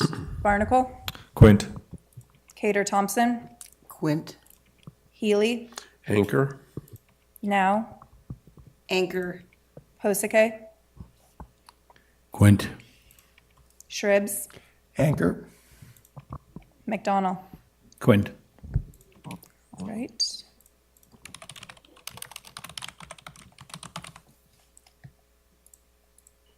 The next is Planning Commission. There was 1 applicant for 1 seat, Kevin Kelly.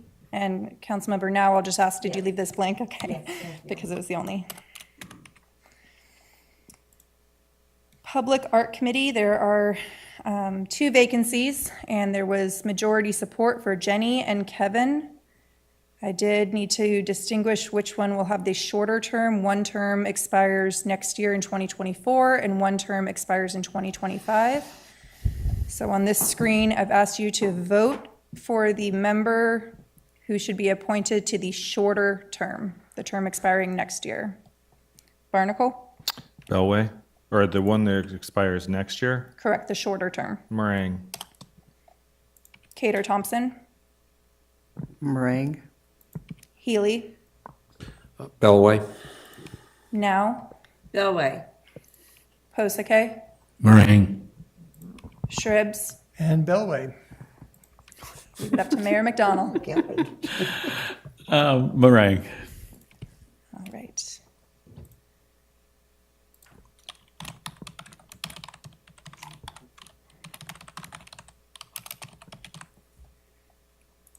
The next committee is the Recreation, Music, and Parks Commission. There are 2 available seats.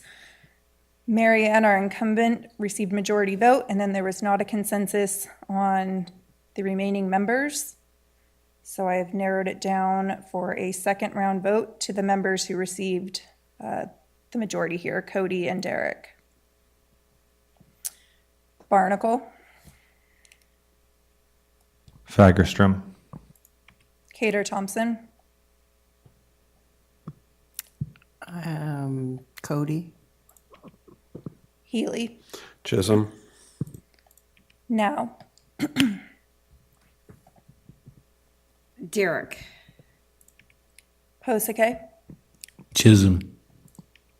Shribs. Oh, I'm going with Derek, so leave it up to Mayor McDonald.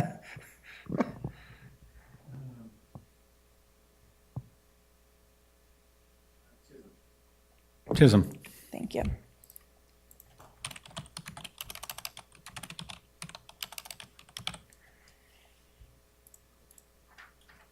For the Senior Advisory Committee, there is a total of 5 seats available. There was majority votes for 4 members, Dawn, Nicola, Cheryl, and Patricia. So we'll move forward with those 4, and then we will do a second round vote for the 5th seat. I'll note that 4 members have full 2-year terms and 1 member is for a vacated term. I will hear if you'd like to move any differently, but I'll assume that the person who receives the 5th vote here will take the shorter term. Barnacle, Pointer. Cater Thompson, Pointer. Healy, Pointer. Now, excuse me, Pointer. Posake, Pointer. Shribs, Oh, let's go ahead with Pointer. McDonald. Pointer. And is there any opposition to Pointer having the shorter term? No, good plan. Thank you.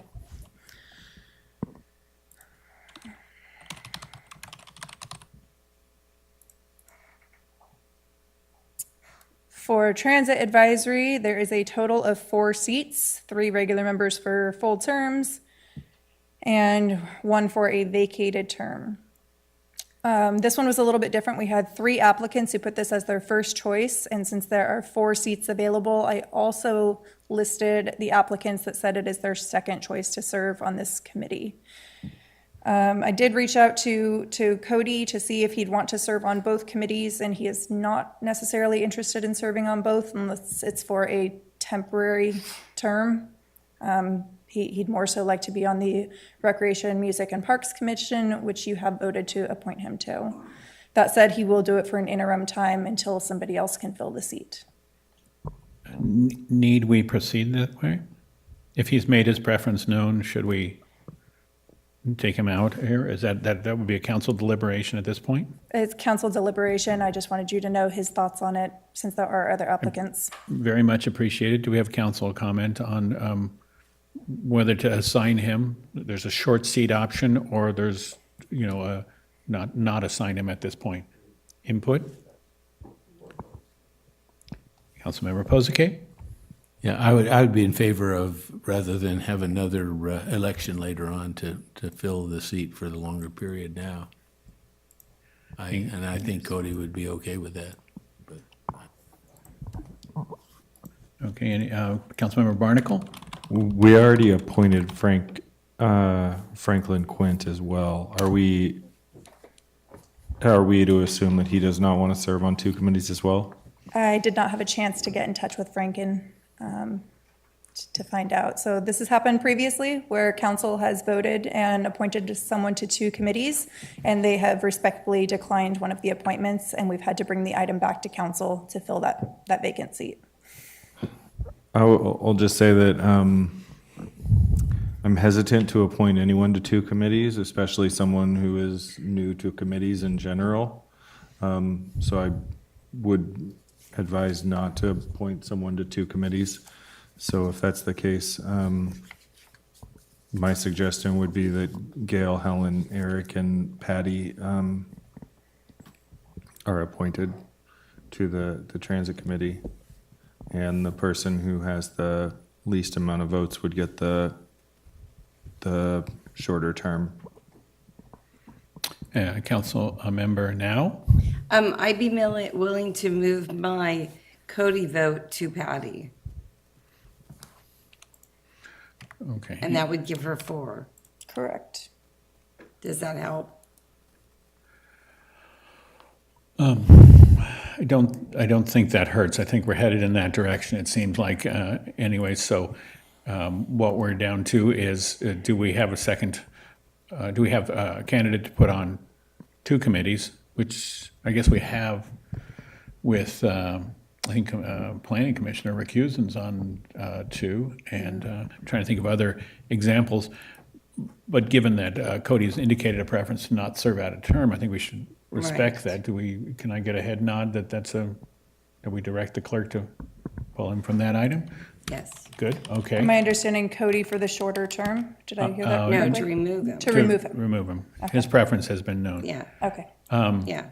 And then we are down to making a decision between Eric and Franken, and we haven't had a And chance. Patty, correct? I think we put Patty through as a finalist. She has the 4 votes. Yeah, she has 4.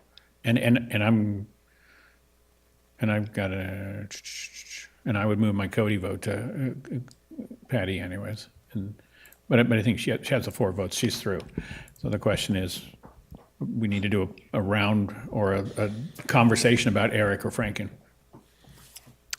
Mr. Mayor? I'm sorry, Councilmember Healy. Yeah, I'd move my Cody vote to Quint at this point. So that would be 4 votes on Quint, and I guess we'll have to see if he accepts the position or not. Yeah, but Patty has 5. Yes, Patty has the position. There are 4 total seats. So Oh, the 4, okay. Gail, Helen, Patty, and Franken. Oh, gotcha. And I would ask, is Franken, who you're suggesting has the shorter term? Yes, with 4 votes now, right? Okay. And we're good? Okay. And Councilmember Shrib? Yeah, go with the Quint with the shorter term. If he's on the second committee, give him a chance to get in and see what it's like, and then make a choice which way to go. Puts him in a good position, doesn't it? Okay, so I think that, let's see, we're And on. then we have one more. Tree Advisory Committee. 3 total members, and there were a majority vote for 3 members. That's William Cover, Eberly, and Howard. One of them is for a shorter term that expires next year. So I believe I teed it up. If you could please vote for the 1 member who should be appointed to the shorter term. Barnacle, Cover? Cater Thompson, Cover? Healy, Ewing? No. Ewing. Posake, Cover. Shribs, I know, being on the committee, I know Bill, he'll reapply at the following year, so we'll go with Cover. McDonald. Ewing. Majority vote for Yeah. Cover to have the shorter term. And at this point, I'll ask the mayor to bring it back to council for a motion on all of these appointments. So Are you that quick with everything? You got to, I am. If you want to give me just a moment, I can tee it up so you can see them all in one big list. Yeah, Okay, give me right, just a that's- moment. I was almost there and I missed the last few. This is truly an amazing process, so thank you for pulling this together. And, this is the moment where we say, thank goodness we have volunteers to choose from and people willing to contribute to making Petaluma an even better place. So a big thanks to all those. And Councilmember Barnacle. Yeah, I really appreciate the additional outreach that was done to get the word out here. If I was going to lend any other suggestions, I don't know how many of the people that applied are tenants, and it may be worth it to maybe notify the Sonoma County Tenants Union or Petaluma People Services Center with any of their meals programs or tenant services or anything like that. I'd just love to see more tenant representation on our committees, commissions, and boards eventually. But great work, everybody. Great input, thanks. Councilmember Shribs? Yeah, I'd just like to appreciate all the folks who did volunteer to join it up. And there's less than half actually got a position. So I really want to encourage everyone to participate. And actually, it doesn't matter if you're on the committee so much as showing up. Please come join in, because that's how you really get started. There's a lot of folks there that are new to government and wanted to step up and do something. The best thing to do is just attend, just have your words to say, and you'll have just as much weight as folks on the committees that are coming up. So I'd like everyone who did apply to continue to come to those meetings that they applied to and just participate and join in. Your voice will be heard, and you will be a big help to that committee. And are we in good shape here on the item in front of us on the monitor? I'll move approval. Do we have a second? I'll second that. Gator Thompson has a second. The Vice Mayor has a second. So we have a roll call vote. Barnacle, Aye. Cater Thompson, Aye. Healy, Yes. Now, Yes. Hosake. Yes. Shribs, Yes. McDonald. Yes. Motion passes unanimously.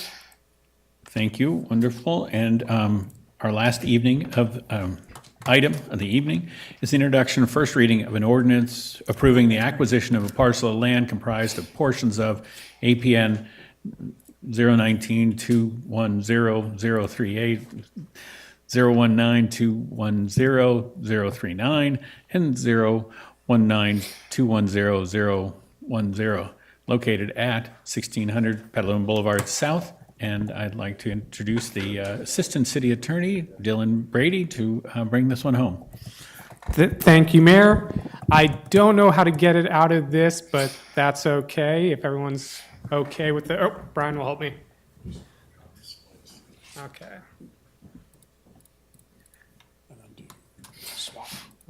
Okay, perfect. Thank you, everyone. I will learn that eventually. I'm also here with Rich Wallach. He's the Senior Director of Housing for Burbank Housing. If there are any questions, this item is an ordinance for the city to acquire an irrevocable offer for some portions of 1601 Petaluma Boulevard South. That's also known as the Petaluma River Place Affordable Housing Project. And this is a cleanup item as part of the city's approval of the Petaluma River Place Affordable Housing Project back in 2020. The city agreed to take on portions of the property. We have a charter provision, Section 46. Anytime the city acquires property where we encumber more than $3,000, it requires an ordinance. That is what is here before you. This deed, though, the city is acquiring the property free of cost, but we are bringing an ordinance, just an abundance of caution. So this is the whole 1601 Boulevard from a bird's eye view. You can see 101 to the east, Petaluma River to the north. Caulfield is down there, the roundabout. To the south is Petaluma Boulevard South, so that's a bird eye view of the project. And the city will be acquiring 1.6 acres, and I'll show that in 2 slides what the city's acquiring. So here is a picture of the Petaluma River Place project. It includes the bus stop, that's number 3 right there. Number 5 is the, I believe, inside bike parking. This project, it's 49 affordable units. It is the city's first, I believe, SB 35 project, and that's through one of the recent state housing bills to have quicker, streamlined review. And to qualify under SB 35, the project needs to be at least 50% affordable. Here it's 100% affordable, so that's great. It needs to comply with all the city's objective standards. The construction needs to be 100% prevailing wages and not on any sensitive habitat. So that's what the project looks like. The city, we will be acquiring the gray portion to the north. And you can see around it, that would be sort of a river trail that would be built by Burbank Housing as part of the project. And it does ensure that the city would get the wetlands and that there wouldn't be any development on any of the floodway or floodplain. The red hatch marks the city would also be acquiring, and that would be needed for any of the Caulfield extension. And then the Dijon mustard look yellow, that is the Petaluma River Place projects. And then anytime also the city acquires property or disposes property, it requires going to the Planning Commission to make a finding that the acquisition or disposition is in conformance with the city's general plan. Last Tuesday, Planning Commission voted 5-0 that the acquisition was in conformance with our general plan. So these are some of the findings that the Planning Commission made regarding policies in our general plan. It has to do with mobility, that's the Caulfield extension, ensuring river development, or that there is no river development or smart river development. And this doesn't include the general plan objectives and goals that are in conformance here with the Burbank housing development, which includes affordable housing, dense infill units. So that is this presentation. This item, again, is only on the city acquiring those property, and it's the gray and the red. So Rich is here as well, and I also want to thank our planning manager, Andrew Triple, who a lot of these staff or PowerPoint slides look very familiar to the planning commissions. So thank you. Questions from council? Councilmember Barnacle? Yeah, my first question is, can you go back to slide 4? Sure. Yeah. Or actually, go to slide 3, actually. Okay. That's probably the better one. Yeah, that'll be easier to see. My question is, this being an SB 35 project, what kind of input did we get in the site design, building layout, anything like that? So that is a good question. Maybe Rich can answer. I know that as long as it meets the city's objective standards that are laid out in the zoning code, it requires ministerial approval, so it doesn't need to go to city council. And I'm trying to figure out how to share my screen so you can see it. It's sharing right now. Okay, just go great. to slide 3 and you're sharing just fine. Good evening, everyone. I guess the answer to your question is we worked with the city, we worked with planning department quite a bit on the design. So it was not as if we did this in a vacuum. We worked very closely with all the departments. We also brought the project before the Plan Commission back in, I guess it was May of 2020, and listened to their feedback and comments and incorporated those as best we could into the design. Great. I'll just turn my question into a comment while I'm on the thread. My feedback on this project is that I'm ecstatic to see affordable housing going forward. The parking right there in the front, I really think takes away from the curb appeal, and this is going to become a major street in our city, and it's just going to have a big parking lot in the front of it. And in the future, Mr. Wallach and planning staff, I really don't want to see this kind of curb appeal in the city. It's from years past in terms of the design. And I'd love to see the parking move to the back and bring more of an urban feel to the street. It'll slow down traffic. It'll give us more of a design aesthetic, because it's really just a design from the past. So that's my feedback, and with that, I'm happy to support the item. Vice Mayor Cater Thompson? I just want to agree with Councilmember Barnacle and just making sure that, because last time I think we talked about a lot of trees around this area, you don't really want to mask it, but you kind of want to mask a parking lot. So just so they hear that planting a lot of trees, and it would be great if there were like planters actually in between the parking spaces, but that's my comment. Thank you very much. Councilmember Healy? Yeah, I just had a question for Rich. It looks like you're proposing about 1.33 parking spaces per unit. Based on your experience with similar projects around the North Bay, is that going to be sufficient?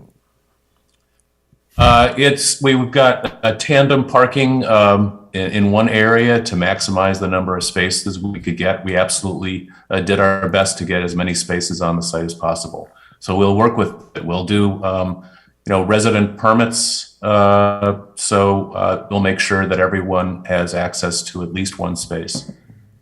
Yeah, that wasn't, I appreciate that. That wasn't quite my question. I know. You've got 67 spaces for 50 units, and is that going to be sufficient?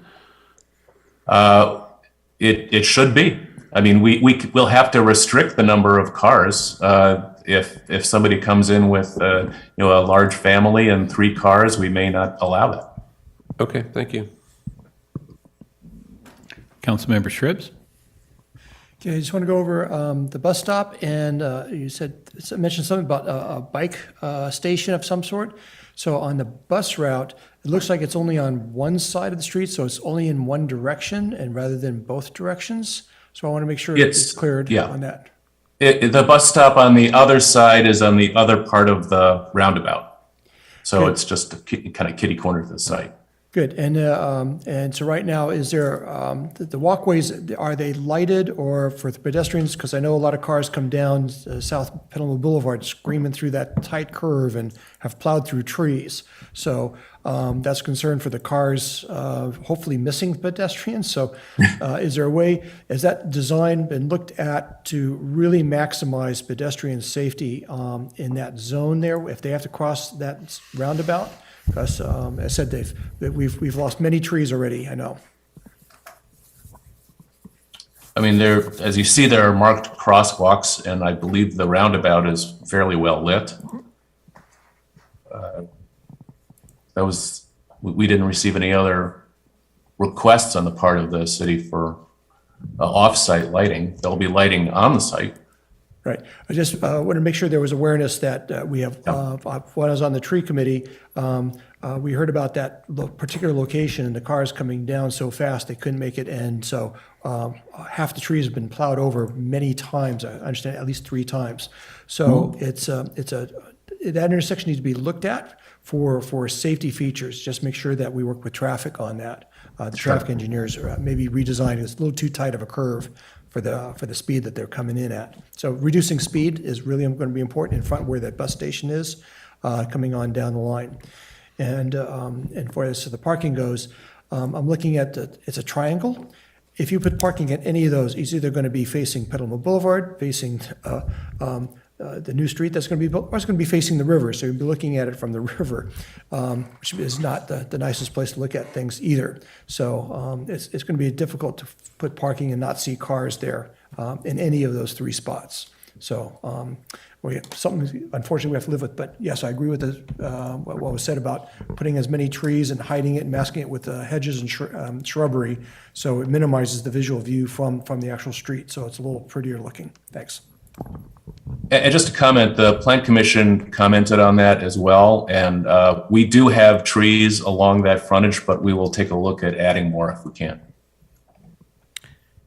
And my follow-up question on that is, it shows the bus stop, but are you proposing, or are you being required to make any bus stop improvements? Not that I'm And aware of. the trees in this graphic that we're looking at are behind the sidewalk effort? There's no trees, I think, drawn in this graphic. I mean, we don't have the landscape plan up. Got a little tiny, little boxes there between the sidewalk and the property line. I think those are existing. This was done before a landscape plan was done. So So are you the- making the any street, improvements remember, within is- the is street well right away, I above think the is the site. question. I'm sorry. Are you making any improvements in the South Boulevard right away? Not at this time. We could take a look at it. The property itself is below the street by quite a bit. So Right. it's not going to be frontage on the street. I do remember this from being on the planning commission. I think we ran both 414, the Mid-Penn property and this property through the same SB 35 non-discussion. And I really appreciated you guys being receptive to everything the planning commission put forward at that time. And just to comment on Councilmember Shribs' comment, I was reviewing development in another city today, and the traffic consultant submitted three ways to handle an intersection. One of them was signalized intersection, and one of them was roundabout, and the pros and cons. And of course, a signalized intersection was actually cheaper, took up less real estate, and all this. The only downside to a signalized intersection was that it has a much higher incident of collision car to car, and because it was the lesser of cost, it was selected, and that kind of goes opposite everything I think about traffic safety. And so I'm glad the existing roundabout is there, even if people tell me, darn it, they have to slow down to get through it. But so I'm sorry, Councilmember Now.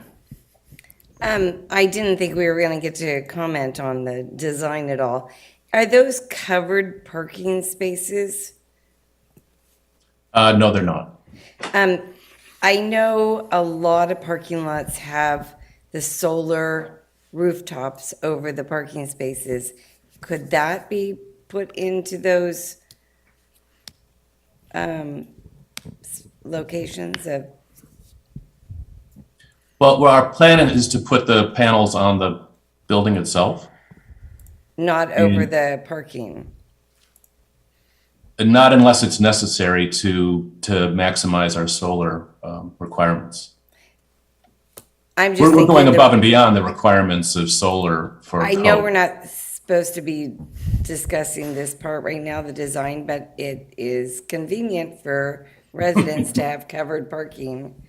And one little comment with the last wind we've had last week, trees are quite a problem on Petaluma Boulevard North, next to the roadway. So that's just my input. The trees are they're falling into right above my car.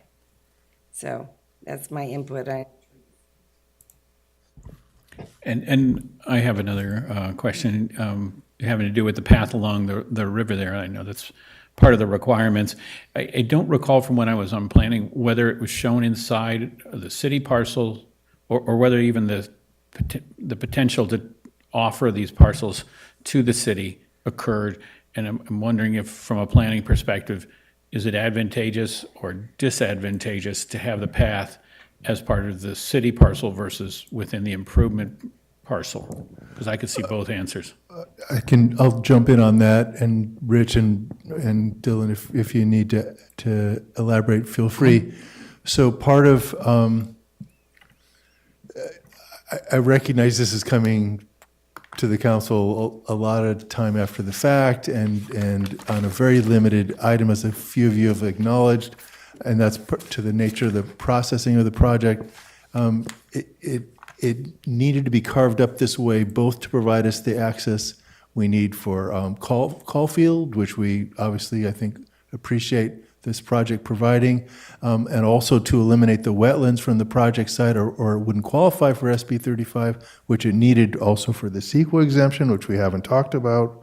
And I seem to recall in the staff level discussions and I think some of the prior public discussions is that the layout, while we've heard some of the downsides in terms of where the parking is and what it communicates with visually, the river view was really maximized for the residents in this design, and also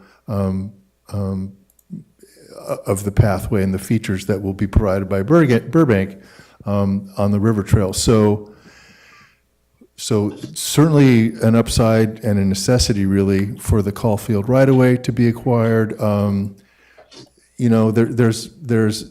It's a mixed bag for the public access, and I guess it's for the council, like they always do, to balance what's most in the public interest. But clearly, the river trail is an amenity.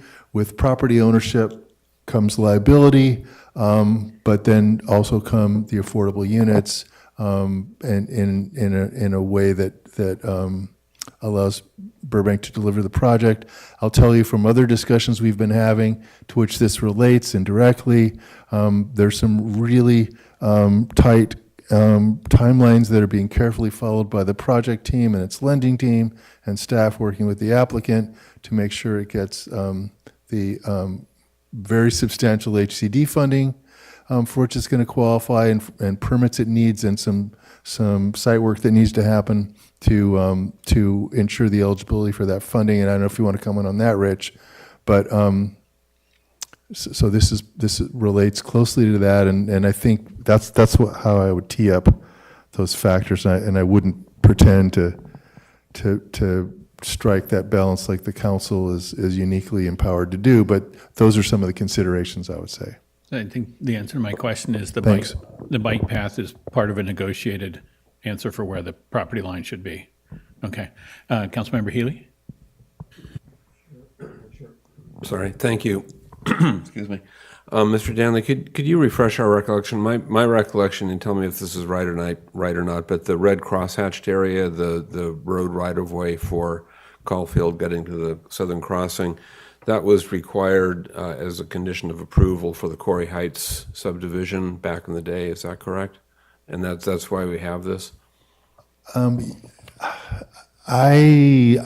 pretty misty on that. I think that even predates my time. You may well be right, council member. I mean, that's certainly, there might even be a plan line alignment for that. I don't know. Might be. I recall it as being a condition of approval for Corey Heights. Very possibly. I mean, it's certainly, this whole part of town was really teed up by that, the reclamation work. Mr. Warlock, can you confirm that? The only thing I know about is that that parcel, the extension was actually conveyed by easement last fall prior to the sale of the property to us. So this is sort of a technicality, I think, that it's being conveyed versus, what is it, a irrevocable easement? Right, and it's also being done in a kind of a elegant way of, it's being done as an exception,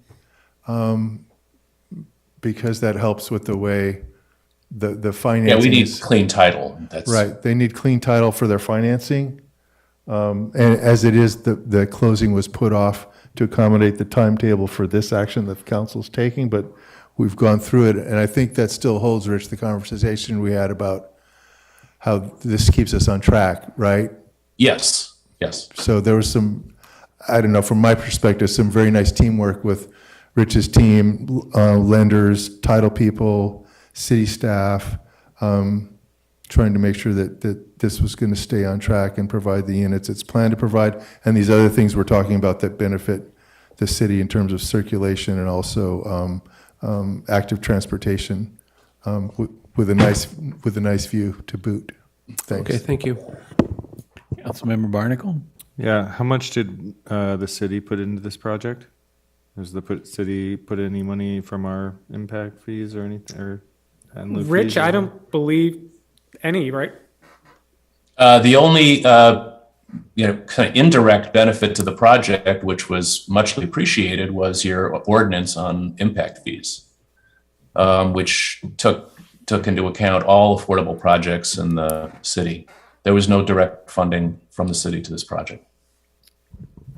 But Rich, am I right that there's 33 million total and maybe 24 or so from HCD? Is that right? Of funding, yeah, I mean, it's roughly a $40 million project. 23.7 is the accelerator program, and another 11 million or so is other funds from HCD and CDBG-DR, and the balance is permanent financing. Councilmember Shribs? Okay, just a question on the other gray area, not the red hatched area, but on the riverside, that gray area. So my understanding is that that would be become a city property at the end now, but you're going to build the pathway. I'd like to hear a little bit more what that pathway might look like, and also any work, because I know some of that area may need restoration, planting, and the like. Is that part of the project, or and the city takes over this land for maintenance? Will the city have to step in and do anything for the pathway maintenance or for the restoration of the banks going down to the river there? The project will be building the path to the city standards for the bike trail, and we'll maintain it. Good. Just, but beyond the bike trail itself, which I assume is probably going to be some permeable paving, I'm hoping. But beyond that, the gray area between there and all the bank that goes down to the river, is that receiving a height? Is that above high tide? And will the city need to do anything in that area down over time? I think it's to be kept natural. All of the bike path itself is also on the top of the bank, as well as the project site, and everything below that is what's considered floodplain. Pardon Or the could be interruption. considered floodplain. I'm going to briefly interject. We do need a motion to continue the meeting past 10:30 PM. May I get a motion? I'll make that motion. Thank you. Can I get a second? Shribs is our second. Barnacle, Aye. Cater Thompson, Aye. Healy, I thought we needed one to go past 11. Am I missing something to go here? past 10:30 to start new items after 11. There's two votes. We usually do one, but there's two. All right, aye. Now, Yes. Hosake, Yes. Shribs. Yes. McDonald. Yes. Motion passes unanimously. Thank you. And back to you, right? Were you? Yeah. Yeah, so I just want to make be clear that it's natural, but that's whatever it is now. That's may or may not be actually natural. And so may need some work, and I just concerned that over time, the city actually looks at that property and sees, okay, will we need to do any flood management with sea level rise? Will there be any flood management that need to be done? Any replantings? So are we going to be on the hook for doing all that work down the line? Just thought, looking at the 20, 40-year future here. I'm sorry, was the question, Councilmember Shribs, will the city be responsible for maintaining just? From the bike path, if they're agreeing to maintain the bike path itself, but beyond the bike path, will the city be required will that become like part of our parkland, like in other locations? Or is that just going to keep as a natural ground that we will never touch? I believe the plan is to keep it natural, but one good thing is that the city acquires the property and there needs to do some floodway improvements. We own the property and we don't need to get any easements. Easements, okay. Yeah. But we're on the hook for taking care of that land at this point forward. That'd be correct. Uh-huh. Correct. And then on the where the road is that's going to go over, I'm looking at the possible height of that road, because as you go over most bridges, usually you rise up a little bit. So is that roadway from the circle, is there going to be a quick and fast rise to get up to the bank or to where the bridge is going to be, or is that going to be pretty level at this point? Sorry, I don't think we're able to answer that now because we're just embarking on the Caulfield design work. Right. But that impacts the hiding the cars or not from the roadway. The roadway Potentially. height versus the parking lot height. It appears that maybe the cars may Potentially. be way down low. And those improvements will come back before the council. That's fine. I Yeah. just thought I'd just ask since I had this on. Yep, and there'll be full CEQA for that too. I mean, it's. Okay, so- There'll be other CEQA related to, things like, when we did the PUC approval for the current crossing structure, it was clear that we'd need to come back for CEQA for the Caulfield extension, so for an EIR. So there'll be lots more to discuss on that will be addressed as part of the design work and analysis that the council just recently approved related to the Caulfield design. Yeah, and since this is being done before the bridge design, I was just to make sure we have enough space for whatever design we have. We believe so, and I don't remember if there's a plan line like there is for, say, Rainier on the books or not, but the thinking is that aligns and conforms with what was planned for that connection. Okay, good, so that we can move forward with the Rainier connector and not run into a problem here. Yeah, so this is, I believe the staff perspective is this is important progress on that path. Okay, good, thank you. And let's open public comment. Have we had any comments on this? Mayor, no comments were received on this item prior to the meeting. Thank you. I have no cards in chambers. Can we check our Zoom audience and run our regular speech? Members of the public attending in person should bring their speaker cards to the clerk's desk if they have not already done so.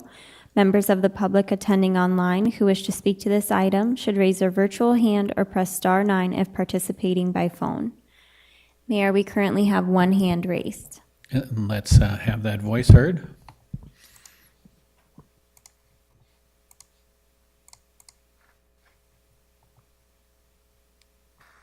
Our first speaker will be Asaya Gonzalez. Asaya, you may now unmute and begin to speak. Good evening, everyone. My name is Asaya Gonzalez. This is an exciting topic. I'm